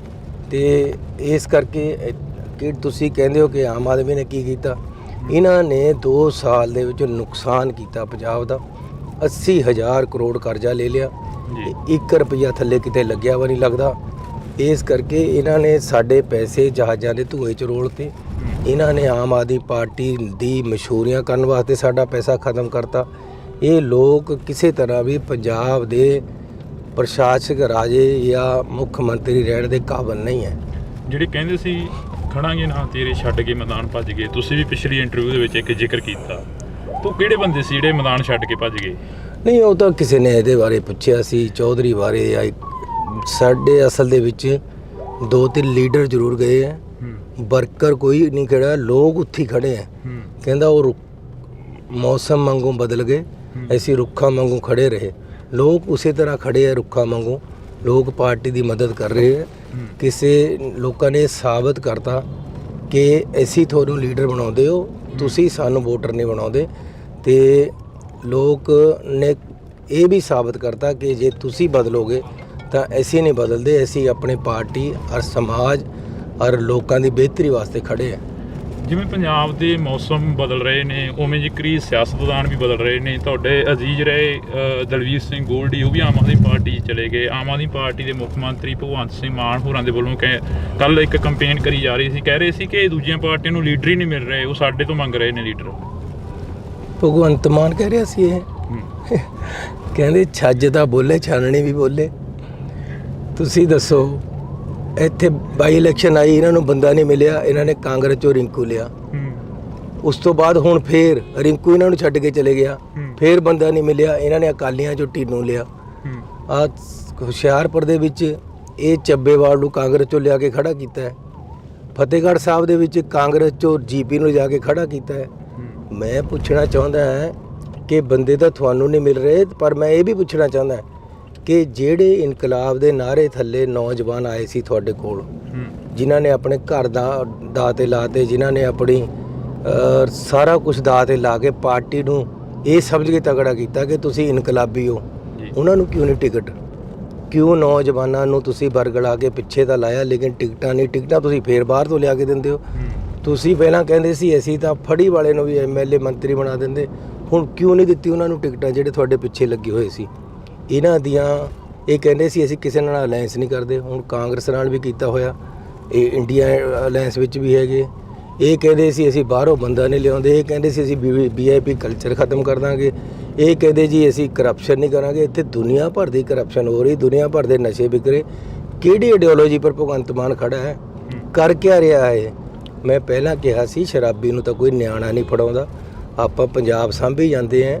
ਤੇ ਅੱਜ ਪੰਜਾਬ ਦਾ ਇੰਨਾ ਬੜਾ ਨੁਕਸਾਨ ਹੋ ਗਿਆ, ਪਿਛਲੇ 2 ਸਾਲ ਕਾਲੇ ਅੱਖਰਾਂ 'ਚ ਲਿਖਣ ਵਾਲੇ ਸਾਲ ਬਣ ਗਏ ਆ। ਤੇ ਜੇ ਇਹ ਹੋਰ ਥੋੜ੍ਹੀ ਦੇਰ ਰਹਿ ਗਏ ਤਾਂ ਇਹ ਪੰਜਾਬ ਨੂੰ ਬਿਲਕੁਲ ਮਲੀਆ ਮੇਟ ਕਰ ਦੇਣਗੇ। ਮੈਂ ਇਹ ਦੱਸ ਰਿਹਾ ਤੁਹਾਨੂੰ ਕਿ ਆਹ 4 ਤਰੀਕ ਲੰਘਣੀ ਹੈ, 2 ਮਹੀਨੇ ਦੇ ਵਿੱਚ ਇਹ ਜਿਹੜੀ ਸਰਕਾਰ ਹੈ ਚਲਦੀ ਹੋ ਜਾਣੀ ਹੈ, ਗਿਰ ਜਾਣੀ ਹੈ। ਪੰਜਾਬ ਦੇ ਪੁੱਤਾਂ ਦੇ ਉੱਪਰ NSA ਲੱਗ ਗਈ, ਪੰਜਾਬ ਦੇ ਪੁੱਤਾਂ ਨੂੰ ਡਿਬਰੂਗੜ੍ਹ ਦੇ ਵਿੱਚ ਭੇਜ ਦਿੱਤਾ ਗਿਆ, ਜੇਲ੍ਹਾਂ ਭਰ ਦਿੱਤੀਆਂ ਗਈਆਂ ਲਗਾਤਾਰ। ਮਾਹੌਲ ਫਿਰ ਉਹੀ 84 ਤੋਂ ਲੈ ਕੇ 95 ਤੱਕ ਦਾ ਜੋ ਦੌਰ ਪੰਜਾਬ ਨੇ ਦੇਖਿਆ, ਉਹ ਸਾਹਮਣੇ ਹੂ ਖੜਾ ਕਰ ਦਿੱਤਾ। ਇਹ ਉਸ ਮਾਹੌਲ ਦੇ ਵਿੱਚੋਂ ਕਿਵੇਂ ਗੁਜ਼ਰੇ? ਪੰਜਾਬ ਦੇ ਲੋਕ ਸੱਚੀ ਮੁੱਚੀ ਇਹਨਾਂ ਨੂੰ ਸੱਚੇ ਸਮਝ ਕੇ ਗੱਲਾਂ ਵਿੱਚ ਆ ਗਏ। ਇਹਨਾਂ ਨੇ ਲੋਕਾਂ ਨੂੰ ਬੜਾ ਭਾਰੀ ਧੋਖਾ ਦਿੱਤਾ ਹੈ। ਕਿਸਾਨੀ ਨੂੰ ਇਹ ਕਹਿੰਦਾ ਜੀ ਮੈਂ ਕਿਸਾਨ ਦਾ ਪੁੱਤ ਹੈ, ਤੁਸੀਂ ਮੈਨੂੰ ਜਿਤਾਓ। ਜਿੰਨਾ ਕਿਸਾਨੀ ਦਾ ਨੁਕਸਾਨ ਭਗਵੰਤ ਮਾਨ ਨੇ ਕੀਤਾ ਕਦੇ ਕਿਸੇ ਨੇ ਨਹੀਂ ਕੀਤਾ। 12,000 ਮੁਆਵਜ਼ਾ ਹੁੰਦਾ ਸੀ, ਮੈਂ 2-3 ਮਹੀਨੇ ਮੁੱਖ ਮੰਤਰੀ ਰਿਹਾ, 17,000 ਕਰਕੇ 17,000 ਦਾ ਜਿੰਨਾ ਨਰਮਾ ਮਾਲ ਵਿੱਚ ਖਰਾਬ ਹੋਇਆ ਸੀ ਸਭ ਨੂੰ ਮੁਆਵਜ਼ਾ 17,000 ਪਲੱਸ 10% ਉਹਨਾਂ ਦੇ ਚੋਗਿਆਂ ਨੂੰ ਲੇਬਰ ਨੂੰ ਵੀ ਦਿੱਤਾ। ਤੇ ਇਸ ਬੰਦੇ ਨੇ ਕਿਹਾ ਸੀ ਮੈਂ ਮੁਰਗੀਆਂ ਦੇ ਵੀ ਦੇਵਾਂਗਾ, ਆਂਡਿਆਂ ਦੇ ਵੀ ਦੇਵਾਂਗਾ। 5 ਰੁਪਏ ਕਿਸੇ ਦੇ ਹੱਥ ਤੇ ਮੁਆਵਜ਼ਾ ਨਹੀਂ ਰੱਖਿਆ।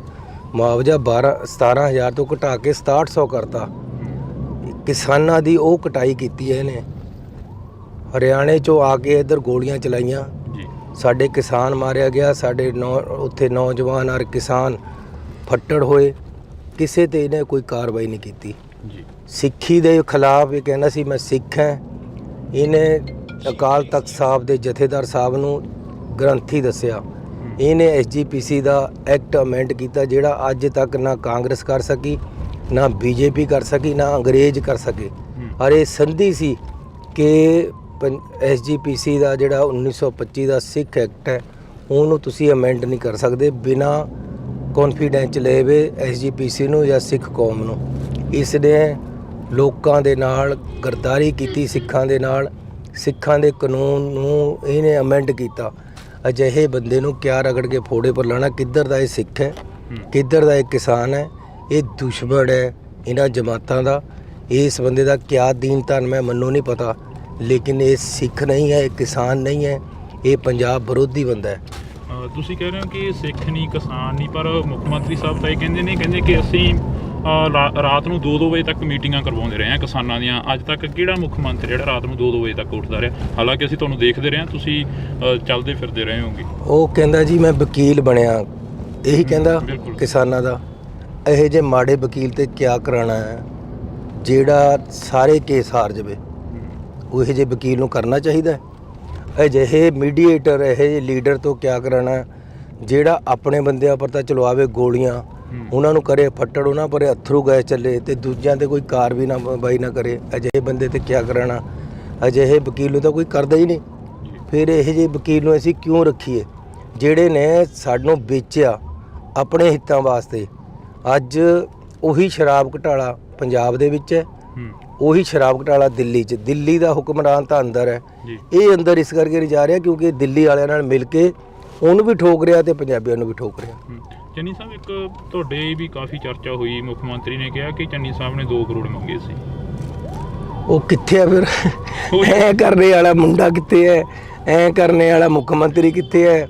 ਮੁੱਖ ਮੰਤਰੀ ਇਸ ਲੈਵਲ ਤੇ ਨੀਚੇ ਪੱਧਰ ਤੇ ਆ ਕੇ ਗਲਤ ਇਲਜ਼ਾਮ ਲਗਾ ਕੇ ਇੰਟਰਵਿਊ ਕਰੇ ਔਰ ਉਹ ਸਿਰੇ ਨਾ ਚੜੇ, ਲਾਹਨਤ ਹੈ ਇਹ ਜੇ ਮੁੱਖ ਮੰਤਰੀ ਪਰ। ਤੁਸੀਂ ਕੋਈ ਉਹਦੇ ਤੇ ਐਕਸ਼ਨ ਲੈਣ ਦੀ ਸੋਚੀ ਵੀ? ਕੋਈ ਜਾਂਚ ਯਾਰ ਵਗੈਰਾ? ਕਿਆ ਐਕਸ਼ਨ ਲੈਣਾ ਇਹਦੇ ਪਰ? ਮੈਨੂੰ ਇੱਥੇ ਇੱਕ ਪ੍ਰੋਗਰਾਮ ਦੇ ਵਿੱਚ ਇੱਕ ਬੰਦਾ ਖੜਾ ਹੋ ਗਿਆ, ਆ ਗਿਆ ਮੂਹਰੇ, ਕਹਿੰਦਾ ਉਹ ਬੇਲਾਂ ਚੱਲਦੀਆਂ ਰਹਿਣ, ਇਹ ਜੋ ਕਹਿੰਦਾ ਮੈਂ ਭੰਡ ਬੰਦਾ। ਉਹ ਮੈਂ ਕਿਹਾ ਯਾਰ ਅਸੀਂ ਨਕਲੀ ਭੰਡਾਂ ਤੇ ਤੰਗ ਆਏ ਵੇ, ਤੂੰ ਅਸਲੀ ਕਿੱਥੇ ਤੇ ਆ ਗਿਆ? ਤੂੰ ਮੌਜ ਕਰ ਆਪਣੀ, ਸਾਨੂੰ ਆਪਣਾ ਕੰਮ ਕਰਨ ਦੇ। ਸੋ ਤੁਹਾਡਾ ਬਹੁਤ ਧੰਨਵਾਦ। ਆਪਾਂ ਖਾਸੀਆਂ ਗੱਲਾਂ ਕਰ ਲਈਆਂ, ਫਿਰ ਕਿਸੇ ਦਿਨ ਪਾਪਾ ਬੈਠ ਜਾਾਂਗੇ। ਇੱਕ ਦੋ ਹੋਰ ਸਵਾਲ ਚੰਨੀ ਸਾਹਿਬ, ਜਿਵੇਂ ਪੰਜਾਬ ਦੇ ਵਿੱਚ ਜੋ ਨਸ਼ੇ ਦੀ ਭਰਮਾਰ ਦੀ ਤੁਸੀਂ ਗੱਲ ਕਰੀ ਆ, ਪਰ ਸਰਕਾਰ ਤਾਂ ਕਹਿੰਦੀ ਅਸੀਂ ਨਸ਼ਾ ਖਤਮ ਕਰ ਰਹੇ ਹਾਂ, ਅਸੀਂ ਨਸ਼ਾ ਖਤਮ ਕਰ ਦਿੱਤਾ ਗਾ, ਤੇ ਪਹਿਲਾਂ ਨਾਲੋਂ ਜਿਹੜੀਆਂ ਗਰੰਟੀਆਂ ਨੇ 1000 ਰੁਪਇਆ ਮਤਾਵਾਂ ਵਾਲਾ ਕੱਲ੍ਹ ਦਾ ਬਿਆਨ ਕਿ ਅਸੀਂ ਉਹ ਵੀ ਪੂਰਾ ਕਰਨ ਜਾ ਰਹੇ ਹਾਂ, ਤੇ ਜਿਹੜੀਆਂ ਨਹਿਰੀ ਪਾਣੀ ਆ ਉਹ ਪੰਜਾਬ ਨੂੰ ਦੇ ਰਹੇ ਹਾਂ, ਤੇ ਜਿਹੜੀਆਂ ਦੂਸਰੀਆਂ ਮੋਟਰਾਂ ਨੇ, ਟਿਊਬਵੈੱਲ ਨੇ, ਉਹ ਬੰਦ ਹੋ ਜਾਣਗੇ।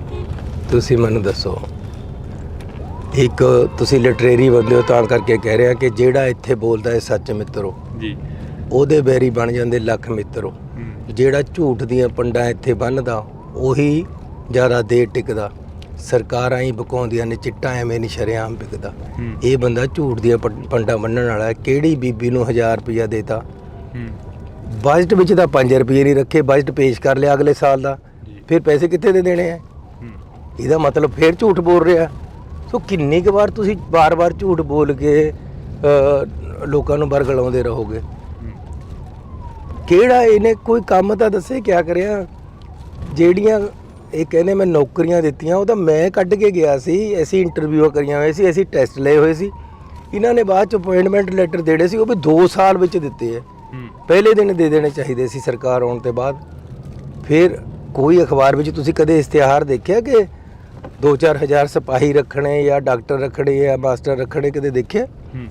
ਉਹ ਪੁਰਾਣੇ ਸਾਡੇ ਵਾਲਿਆਂ ਨੂੰ ਹੀ ਗਣਾਈ ਜਾਂਦਾ। 36,000 ਨੌਕਰੀਆਂ ਦੇਤੀਆਂ, ਇੱਕ ਨੌਕਰੀ ਇਹਨਾਂ ਨੇ ਨਹੀਂ ਦਿੱਤੀ।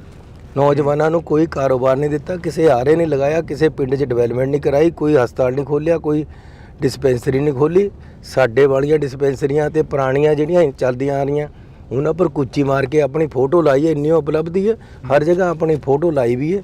ਹੁਣ ਪਤੀਲਿਆਂ ਪਰ ਵੀ ਫੋਟੋ ਮਾਂਜ ਦੇਣੀ, ਫਿਰ ਲੋਕਾਂ ਨੇ ਟਾਈਮ ਆ ਗਿਆ। ਸੋ ਤੁਹਾਡਾ ਬਹੁਤ ਧੰਨਵਾਦ ਜੀ, ਬਹੁਤ ਬਹੁਤ ਮਿਹਰਬਾਨੀ। ਸ਼ੁਕਰੀਆ। ਤਾਂ ਅਸੀਂ ਇਸ ਵਕਤ ਸਾਬਕਾ ਸੀਐਮ ਚਰਨਜੀਤ ਸਿੰਘ ਚੰਨੀ ਹੋਰਾਂ ਦੇ ਨਾਲ ਜਿਹੜੀ ਕਿ ਗੱਲਬਾਤ ਕਰ ਰਹੇ ਸੀ। ਮੌਕਾ ਮਿਲਿਆ ਫੇਰ ਲੰਮੀਆਂ ਵਾਕਾਂ ਪਾਵਾਂਗੇ, ਕਿਉਂਕਿ ਇਲੈਕਸ਼ਨ ਕੰਪੇਨ ਆ ਜਿਹੜੀ ਉਹ ਚੱਲ ਰਹੀ ਆ ਤੇ ਬਿਜੀ ਮਾਹੌਲ ਦੇ ਵਿੱਚ ਨੇ। ਤੁਸੀਂ ਜੁੜੇ ਰਹਿਣਾ ਇੰਡੋਸ ਟੀਵੀ ਦੇ ਨਾਲ। ਜਿਹੜਾ ਜਲੰਧਰ ਸੀਟ ਆ, ਇਸ ਨੂੰ ਕਾਫੀ ਹੌਟ ਸੀਟ ਮੰਨਿਆ ਗਿਆ। ਜਦੋਂ ਬਾਈ ਇਲੈਕਸ਼ਨ ਹੋਈ ਉਦੋਂ ਚੌਧਰੀ ਪਰਿਵਾਰ ਤੁਹਾਡੇ ਨਾਲ ਹਿੱਕ ਠੋਕ ਕੇ ਖੜਾ ਸੀ। ਚੌਧਰੀ ਪਰਿਵਾਰ ਨੂੰ ਟਿਕਟ ਦਿੱਤੀ ਗਈ। ਇਸ ਵਾਰ ਜਿਹੜਾ ਕਿ ਉਹ ਵੀ ਬਦਲ ਚੁੱਕੇ ਨੇ। ਇਹ ਚੌਧਰੀ ਪਰਿਵਾਰ ਦੇ ਨਾਲ ਮੈਂ ਖੜਾ ਸੀ ਇੱਕ ਠੋਕ ਕੇ ਜਦੋਂ ਉਹਨਾਂ ਨੂੰ ਟਿਕਟ ਮਿਲੀ। ਤਾਂ ਮੌਕੇ ਦੀ ਸਰਕਾਰ ਨੂੰ ਕਿਵੇਂ ਦੇਖਦੇ ਹੋ? ਜਿਹੜੇ ਵੱਡੇ ਵੱਡੇ ਵਾਅਦੇ ਗਰੰਟੀਆਂ ਦੇ ਕੇ ਸਰਕਾਰ ਆਈ, ਉਹ ਗਰੰਟੀਆਂ ਦੇ ਵਿੱਚੋਂ ਕਿੰਨੀਆਂ ਗਰੰਟੀਆਂ ਪੂਰੀਆਂ ਹੋਈਆਂ? ਕਿਉਂਕਿ ਤੁਸੀਂ ਇੱਕ ਚੋਣ ਕੰਪੇਨ ਕਰ ਰਹੇ ਹੋ, ਲੋਕਾਂ ਦੇ ਵਿੱਚ ਵਿਚਰਦੇ ਹੋ। 26 ਜਨਵਰੀ ਦਾ ਤੇ 15 ਅਗਸਤ ਦਾ ਇੱਕ ਐਸਾ ਦਿਨ ਹੁੰਦਾ ਸੰਵਿਧਾਨ ਦਾ, ਜੀ, ਜਦੋਂ ਮੁੱਖ ਮੰਤਰੀ ਸਟੇਜ ਤੇ ਖੜ ਕੇ ਆਪਣੀਆਂ ਸਰਕਾਰ ਦੀਆਂ ਉਪਲਬਧੀਆਂ ਗਿਣਾਉਂਦਾ ਹੈ। ਪਰ ਮੁੱਖ ਮੰਤਰੀ ਕੋਲ ਕੋਈ ਸਰਕਾਰ ਦੀ ਉਪਲਬਧੀ ਗਿਣਾਉਣ ਨੂੰ ਹੈ ਹੀ ਨਹੀਂ ਸੀ। ਉਹ ਆਪਣੀ ਉਪਲਬਧੀ ਗਿਣਾਉਣ ਲੱਗ ਗਿਆ। ਕਹਿੰਦਾ ਜੀ ਮੇਰੇ ਖੁਸ਼ੀ ਆਉਣ ਵਾਲੀ ਹੈ। ਉਹ ਯਾਰ ਤੂੰ ਸਰਕਾਰ ਦੀ ਗੱਲ ਕਰ।